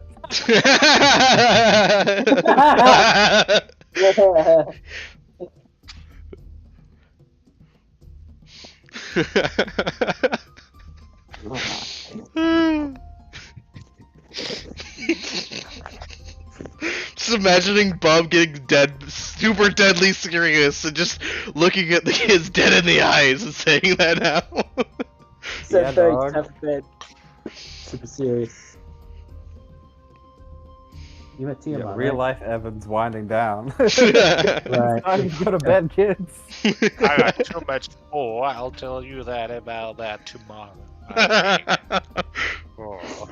I guess. Anyways, he met Tiamat, and the rest of us met Bahamut. And Bahamut gave us gifts. Bernard nods at this. Eleanor got a map. You named a map for something. Oh, you know, specified what? It was a map for very specific ingredients that I had no idea where they were. I see. It's been very helpful. I'm glad then. Getting gifts from Bahama and Tiamat is no small deed. Something that is quite the accomplishment, actually.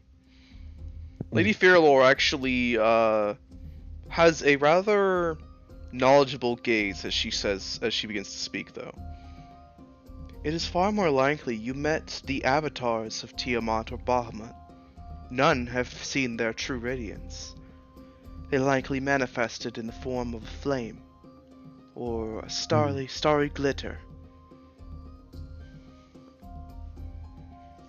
Yes, avatars, certainly such.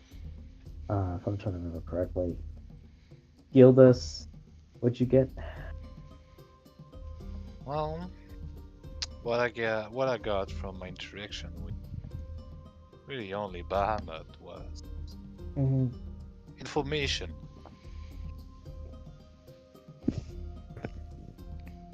Although the content, I'm sorry, but I cannot reveal. Fair enough.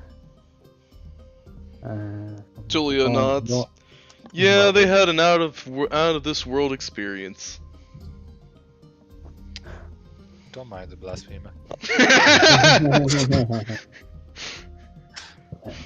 Caroline actually nods at if you say that in character, Gildas. Oh, I do. You do? So I do. Caroline just nods immediately. Yes, do not mind him. Julia Let's just looks see. up like, fine. But he doesn't say anything. He just shrugs. Let's see. The one says, Yorm asked for what? Yorm asked for guidance on something, and the answer I will not relieve at this table because I believe it's a personal matter. And let's see. Well, each of us asked for a little something, and when it came to myself, he offered a number of things to me, and in the end, I decided only to ask where my quest began, which was if he knew the location of the King's Glaive. I imagine Bahamut would have known, though I doubt he would have told you. Not in so many words. Exactly. Unfortunately, he trusted me with certain information about it. So much that my quest has changed and where I'm looking and how I'm looking, but he knows where it is, but he wants to see if I can find it. And his Ah, assumption is it's way to do so. a gauntlet set for you by Bahamut. Yes.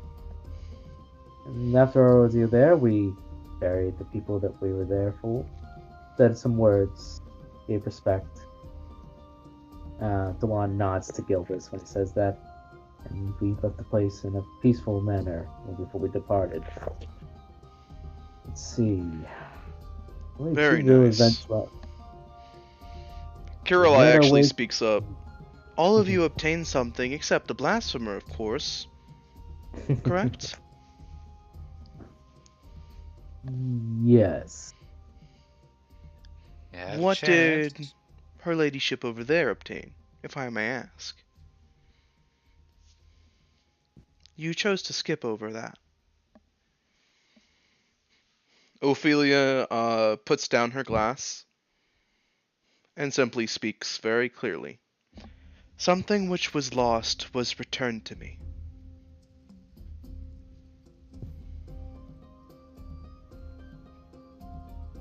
I see. A personal artifact, then. Not in that way, for it was not mine to keep. But yes, it was returned to me, for now. Hmm. I see. Fearlore simply takes a small sip of her water, gently places it down. Caroline, I believe you're probing into other people's lives a little too much. I'm just fascinated with our new family members, that's all. No harm meant. Let's see. We then made our way out of there, encountered the green dragon, played some games with him, guessed picturesque, won, received an item that was specifically that the blue dragon specifically requested from the green dragon, was able to get it from him, and for good behavior I gave him some cookies. Excellent. Seems like you've had quite the journey then. Yes, quite the journey. In fact, I think a journey like this deserves a drink. Bernard stands up, and he raises his glass up. To an excellent journey. To quests conquered, beasts slain, wrongs righted, Alright, and more to come. cheers. Cheers. With I a never got. what's Go that? ahead. Nah, that doesn't matter.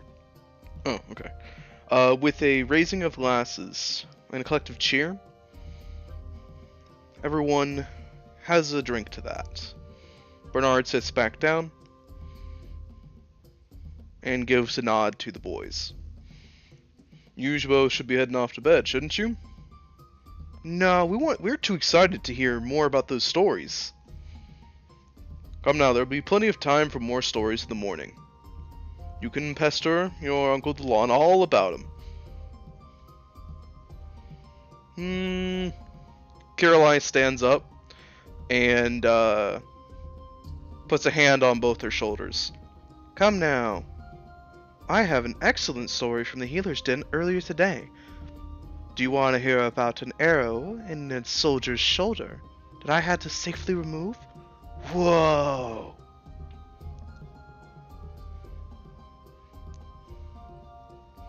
With that, Caroline manages to pull them away, leaving everyone else at the dinner table.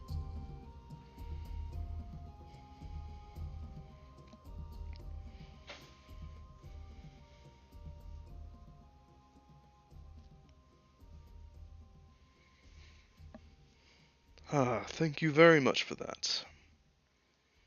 The boys loved those stories, I could tell.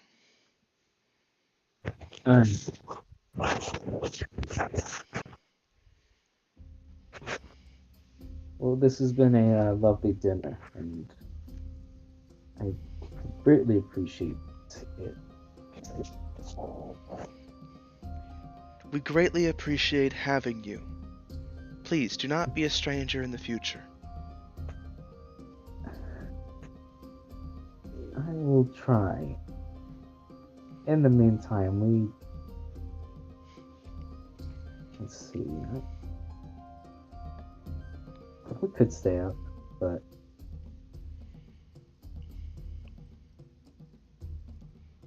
what do y'all want to do? I know Evan's fading. Yeah, Evan's fading. If Well, let's wrap Evan up wishes to head off, he could. I'd be fine with that. If you and Gildos wanted to play a little more after that, though, get a little more RP in, that's also fine. It's up to y'all. Yeah, go ahead. I mean, most of my stuff is just make the toy and then go to the temple. So Got it. y'all can do whatever y'all are gonna do. That's fine. What do you think, man? Yeah, Alright. me too. I'll do it. Easy. All right, later, dudes. All right, Ev. See you later. Bye. See ya. Good night.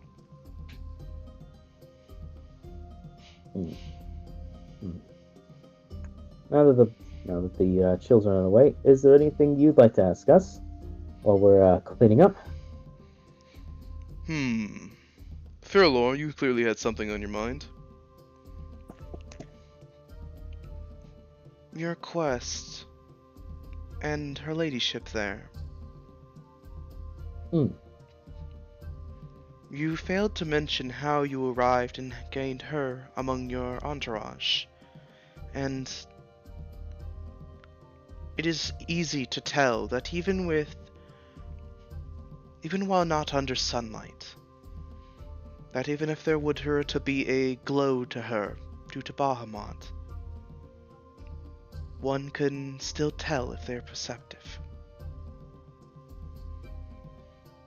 I do not Well. wish to hear excessive details if you do not wish to share them, but I am curious.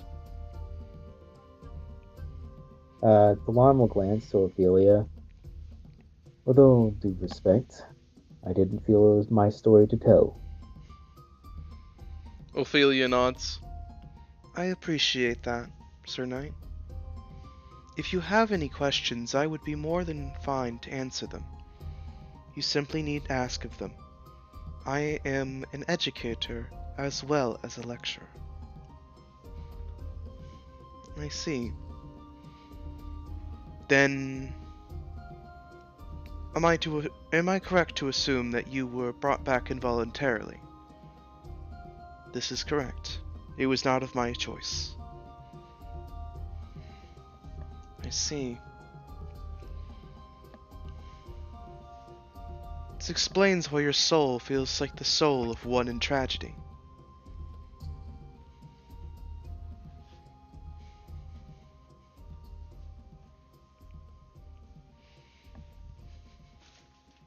Yet I can tell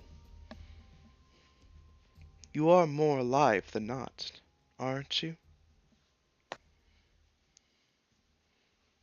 Ophelia thinks for a moment and gives a small nod. In one sense of the word, yes.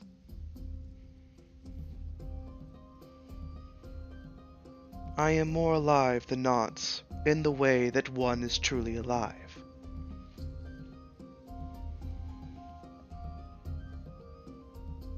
That is the way then in which it matters. If you are alive in that way, you are always alive. I'm sure Io would agree. Ophelia just nods, but gives a soft smile. Perhaps.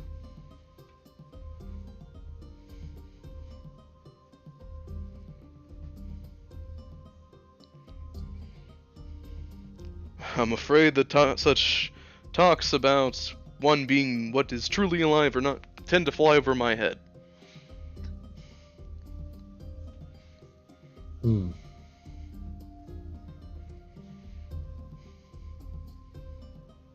But I Suppose it comes down to one's spirit, yes? One cannot crush a spirit. If one's spirit remains resolute, you can never truly die.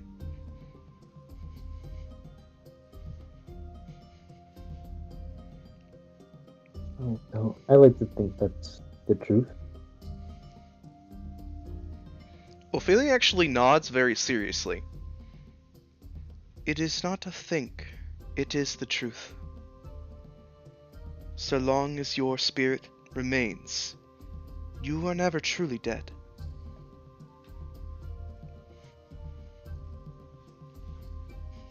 Good. But I think that's enough for our leadership.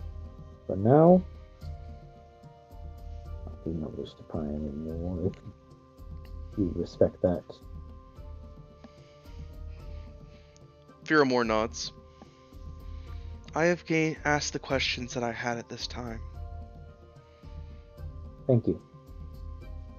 Here, let me at least help us clean up. We can then talk on more familiar matters. And if anyone wishes to go and stay ready for the night, they can. If not, they can stay around for a little longer. I assume that is acceptable. You don't need to aid in cleaning. It is something I tend to enjoy doing in general. But if you wish to help, I would welcome it. Of course. A proper gentleman would not be entitled to a meal if he just simply got up and left. No, there's no proper manners there. Especially between family. One could do so in a noble house, no, but not in one such circumstance. Is this a trait They'll never common hear the end among of the it. men of King's Landing? Bernard simply nods, very proud of the fact. Absolutely. No man at King's Landing wouldn't hesitate to help clean his plate, as well as clean the table. So he says, gathering several plates himself. Mm-hmm. Yeah. Being in a noble house that he's a complete guest in, okay, if you don't want to clean up, that's fine. Family, no, I insist.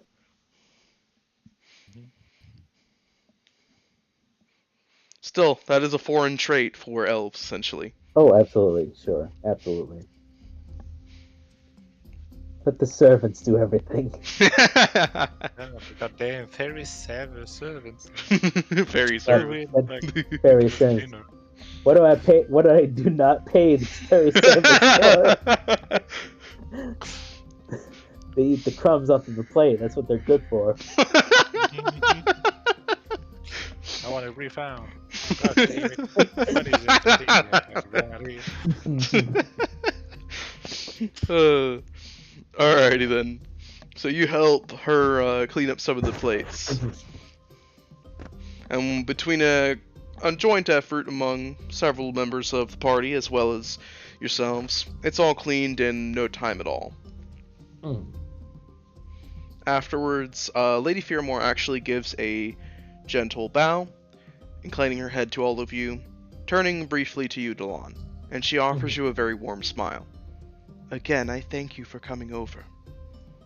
It has meant quite a lot to even be able to see you, let alone prepare a meal for you. Not at all. The honor has been mine. Thank you for being such a kind host. And it's wonderful to finally meet you and your family. I look forward to I meeting wish that more comes of from your it. family. I wish that too. With that, she gives a simple little nod and begins walking away. She actually walks past Bernard, gives him a kiss on the cheek, to which he just gives her a smile, kisses her back. He approaches you, Delon. Been a while since I've seen her quite so happy. She's had a lot on her mind lately. I can understand that. But I'm glad to make her feel more at ease. And I mean it. It was wonderful to see her finally. And your children. They seem like delightful boys.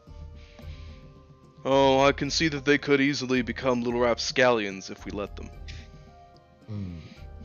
They have the wanderlust that you would have.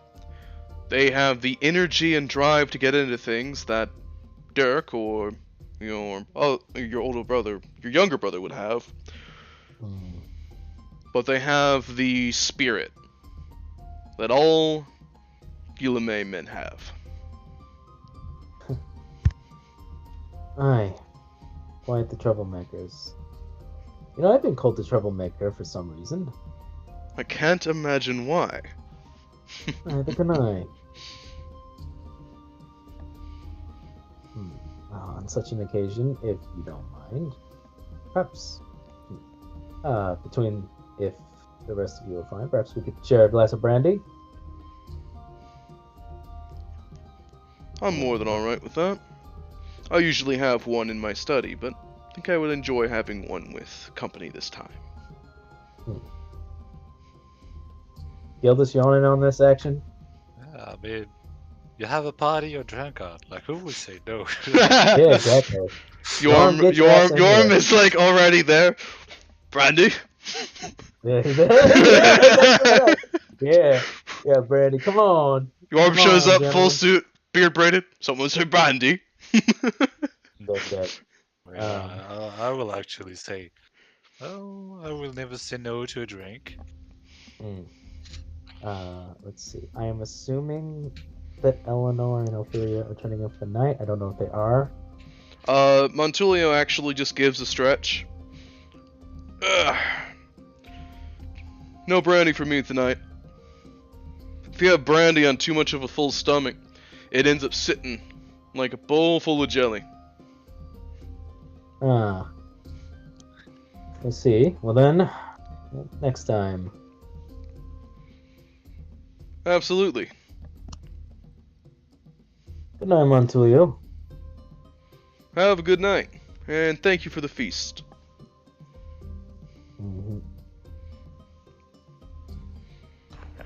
Eleanor actually approaches, gives a courtesy to your uncle.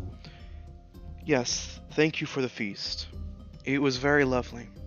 I haven't had food cooked quite like that in a very long time, actually.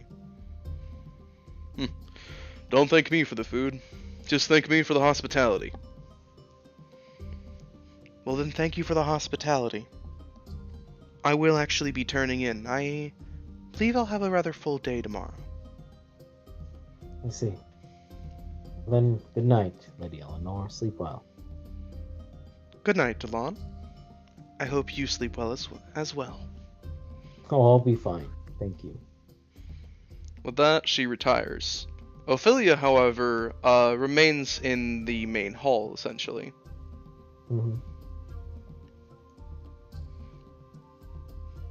If this is a talk amongst men and soldiers, I can excuse myself. But while I will not be imbibing any of the brandy, I would like to listen in on some talks, if it is allowed.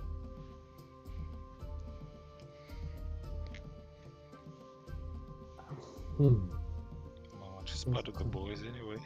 Yeah, it's fine, yeah. I don't mind. If that is your wish, your ladyship. I more than welcome it. More company, more good company is always great. Aye. I'm sure you have plenty of stories to tell as well.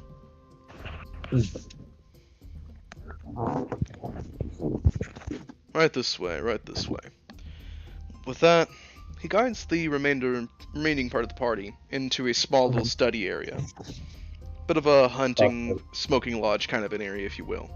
I just like to imagine Bob is just at the dinner table, snoring, just reclining in the chair, full of food. His like belly. His belly's just swollen with food. His suit button popped a little.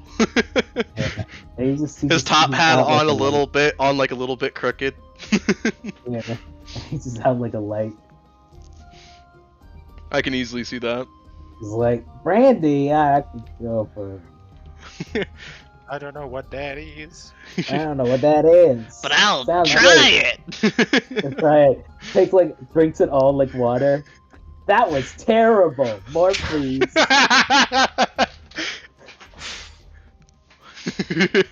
So he takes another glass, just like fucking on the floor. Bub makes all the con saves, keeps drinking. Who am I anymore? I don't know where I am, but I can stick your ass. Ugh. Blue dragon, my head hurts. I'm sorry. I With will be the your best body. druid ever. Slaps. As you all sit down, Bernard actually takes it's actually a crystal glass, essentially, a crystal beaker, and he pours each of you some brandy, essentially, handing them out. Arc.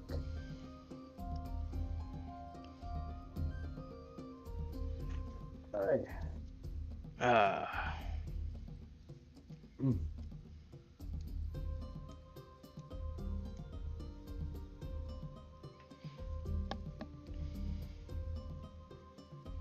It definitely seems like you have all had many trials and tribulations.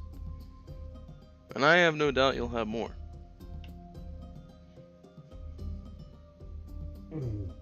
Indeed. It seems fairly unending. There's so many people that need help, but have been left wanting. That's why knights exist, Dawn. No, we do not all tackle all these goals alone. Knights all work together to tackle those tasks. Aye. It seems like I'm the only knight passing by across these lands. A fortune for my position. No, otherwise I would have been solely stationed in King's Landing.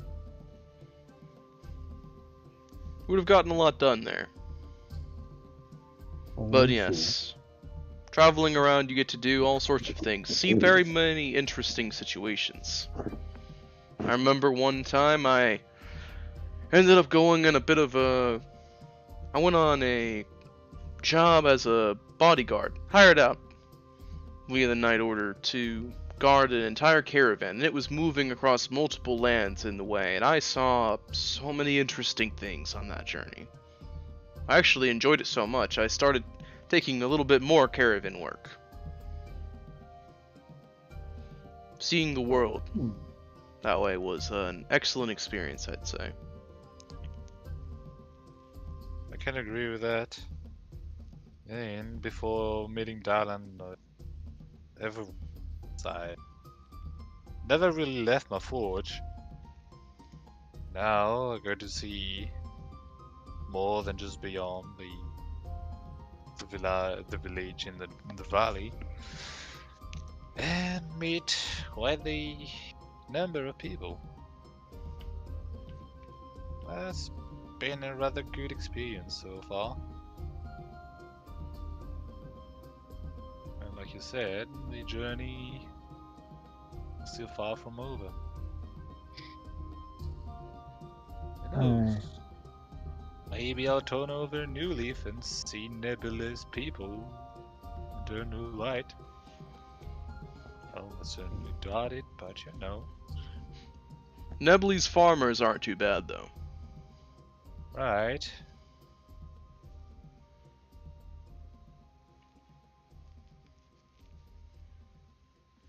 City folks, however.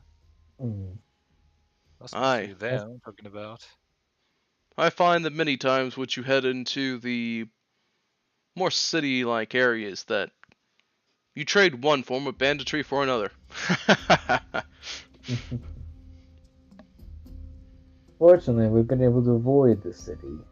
I wouldn't want to go into such a place unless I absolutely had to.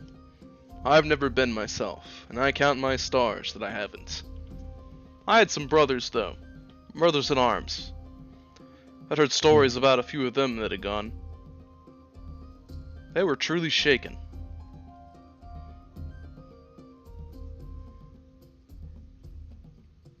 Like a miracle there hadn't been an exalted march. There won't be an exalted march anytime soon, Delon. No, not without a king. Even with a king. It'd be another brown dragon incident. nobody would want it. Well, everyone would want it, but nobody want the cost. Aye, and that was already a costly enough event. I wouldn't want to ever repeat such an incident. Exactly. I'm lost. It's okay, Gildos. A brown dragon incident is mostly what people call, like, a tragedy where the cost is infinitely more than the end result is worth, 9 times out of It's like a 10. Pyrrhic victory. You Yeah. won, but at what cost? Yeah. Pyrrhic. It was in the notes added. He talked about the Right, I just brown saw dragon that incident. actually. So Yeah, it's all good. Like, I don't need to read that now. That's fine. It's basically that, the brown dragon incident is like when they went down and tried to fight the brown dragon, and it cost them more to do it than it was worth it. Duly noted. Though sometimes the journey can make you forget things that you shouldn't, and eventually you start wandering in different directions, and your feet find their way home. Dwarves have a saying, you know? You can never go wrong as long as you follow your feet. You come from the earth, boy. You'll always find your way home as long as you got at least a leg to stand on.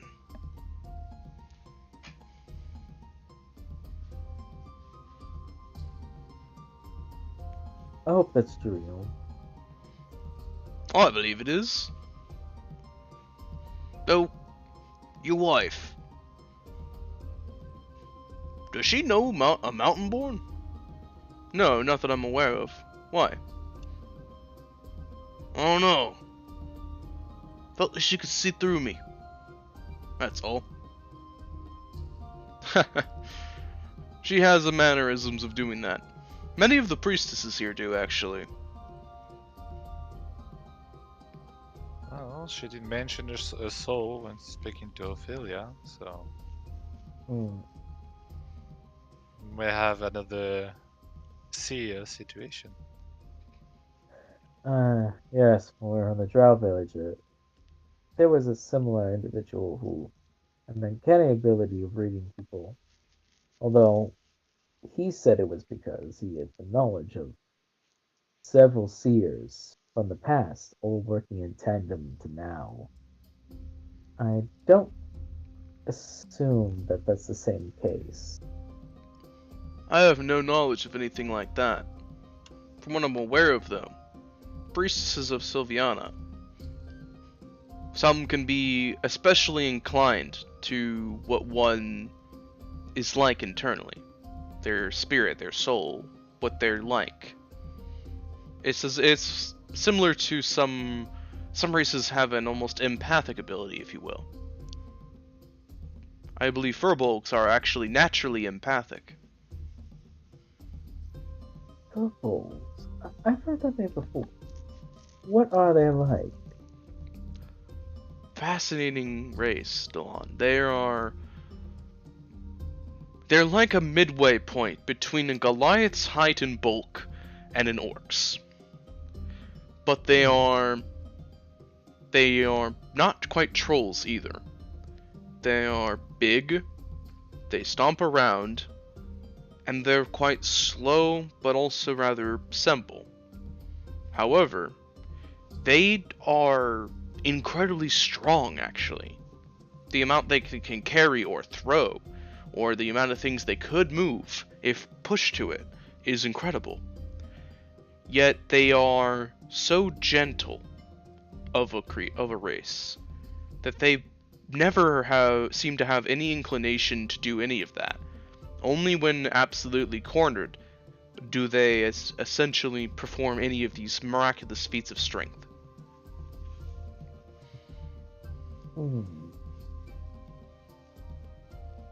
They're the closest thing you'd find to a friendly giant.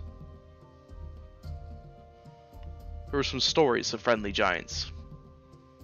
I'm sure you've read them before. Yes, I believe I have. After meeting a furbolg, I couldn't help but believe I'd met a friendly giant myself. I see. Throughout this journey, I've realized that what I was told wasn't always necessarily true. The childish stories do come true in some form, just not in the ways we'd expect.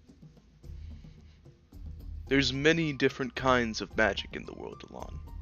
Sometimes the magic is almost fairy tale-ish, other times it's beyond fantastical, and other times it's very mundane.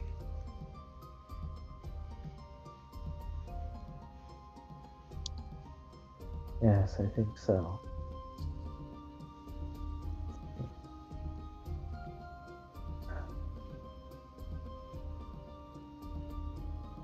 On that, I hate to cut this short, but I think I'll be retiring for the night as well. Alright then. I hope you have an excellent evening. You too. I will see you in the morning. Again, thank you for allowing us to stay here for the night and the wonderful dinner.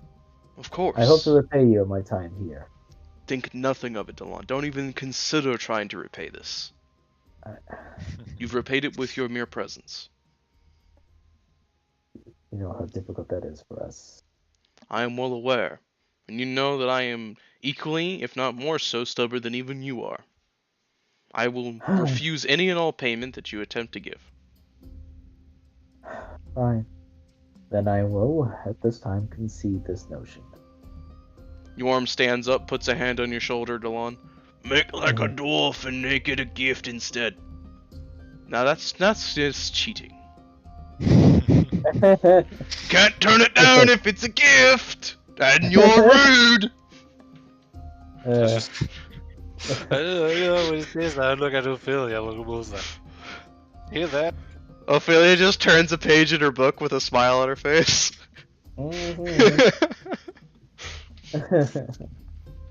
Yeah. Alright then, I'll consider it then a gift that I cannot refuse. There. Have a good gentlemen. Have a night, lady. May you rest easy, Delon. Thank thee.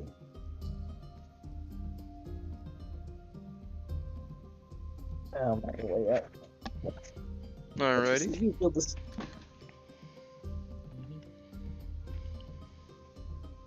Well, the issue is I don't really have many questions to your uncle, if at all, actually. Though the one question I do have is that, after you leave, I'll just say, I wouldn't want to abuse your generosity and all that, but may I have something to write on? There's a message I need to send, but don't really have the means to do it at the moment. Of course. He stands, walks a bit across the room, reaches into a drawer, takes out some parchment essentially, as well as a quill and some ink. Here you are. Thank you. Now then.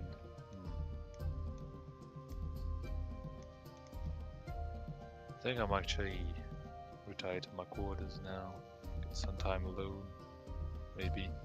Alrighty. Say, as I take the parchment and all, say, well, with that, I'll bid you a good night.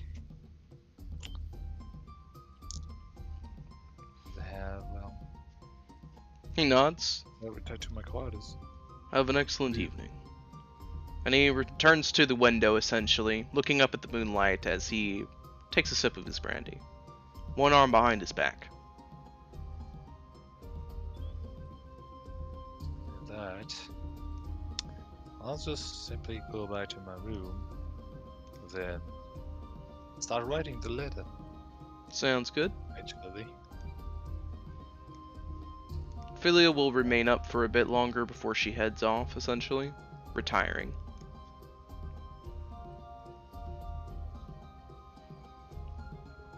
Alrighty, so Gildas begins writing his letter, and Delon.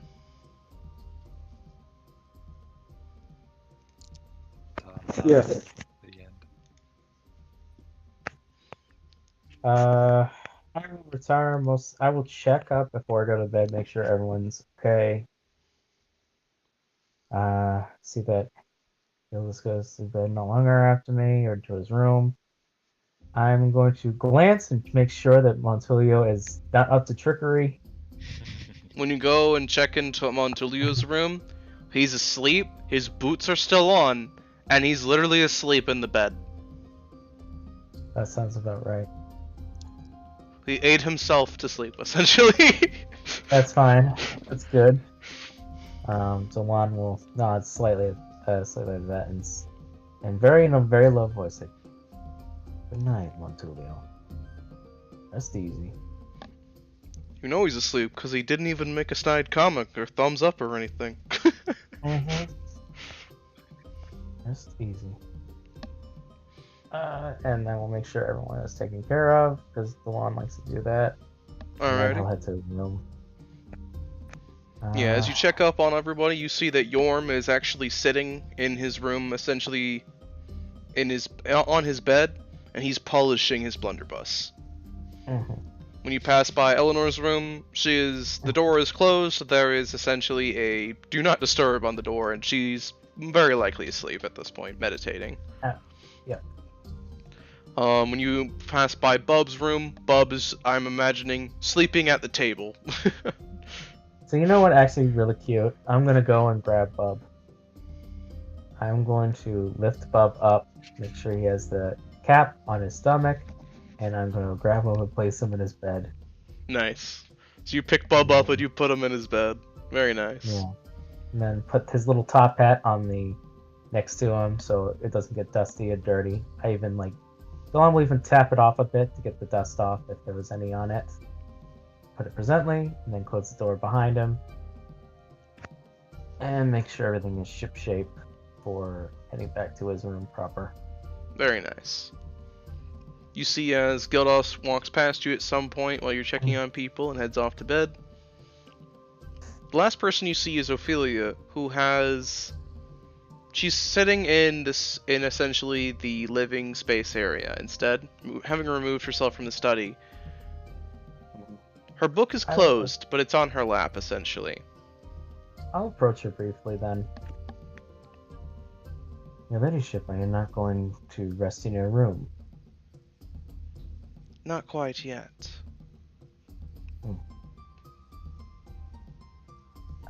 Your ladyship, I apologize for their questions. They were curious. I hope you didn't take anything bad from it. No. Their questions were asked earnestly and with an actual regard for myself. I cannot slight them for asking about questions about a creature, a person, in such a state as myself. I will, someone will say, you're not just a person. You're a woman. You hold yourself up to that same mantle.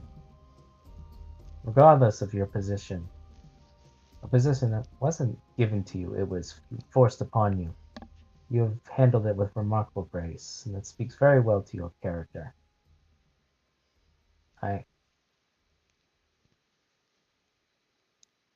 May I mention something to you? You may speak, dear knight. You said, I've been meaning to detail this with others, but you said there were 4 locations where you believe items of great importance are. You know what those items are. I unfortunately do not. I simply know that they are of immense importance. I know that I know they were once my own, but I do not know them, not in so many words. It is the firm belief that they were mine, but is also an unfamiliarity with what they might be. I do not even know if I would recognize one should I see one. You know, your ladyship, you have many stories attached to you, and in my time of studying, I know a little about you, as you are the head of the Templar Order. There are very few that go through the Order that don't know your famous armaments, even small children. In case you have forgotten, one of them is a brooch. There used to be a dragon spawn clutching a gemstone. One was a pointy hat with a long brim. It was said that you entered the clergy with it. It was a symbol that was tapped at the point of the hat to symbolize Io, the god of knowledge and thoughts. I believe it was said that you brought that in yourself. There was a set of gloves that were made by elves and was rumored to be spell-woven, a gift from them. And you have an armor, a mantle set made for you, just before the great battle. I don't know if you recall any of this.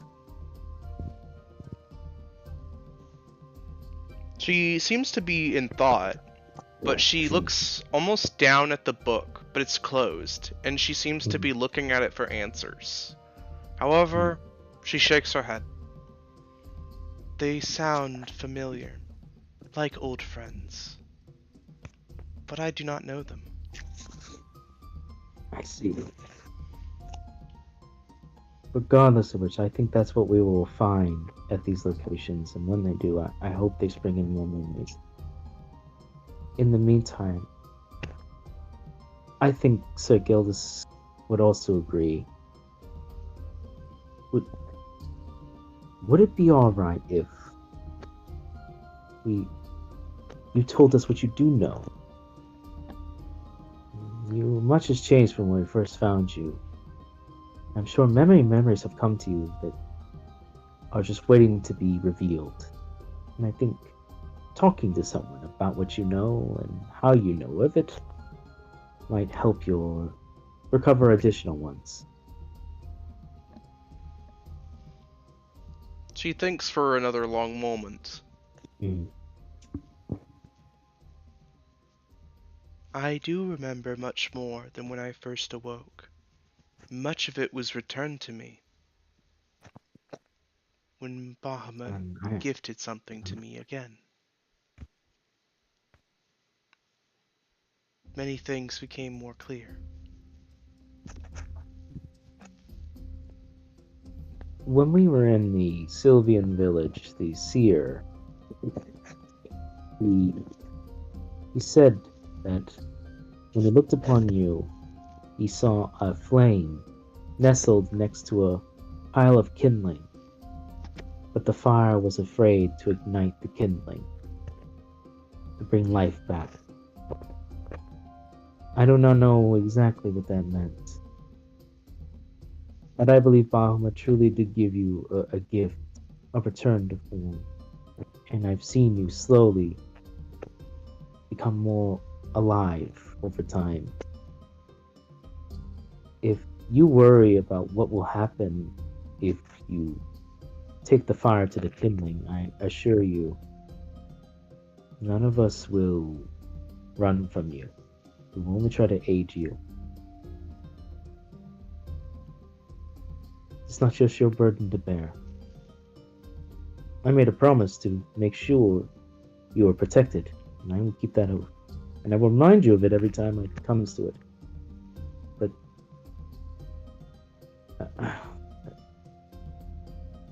But that's all. I just wanted to make sure you knew that.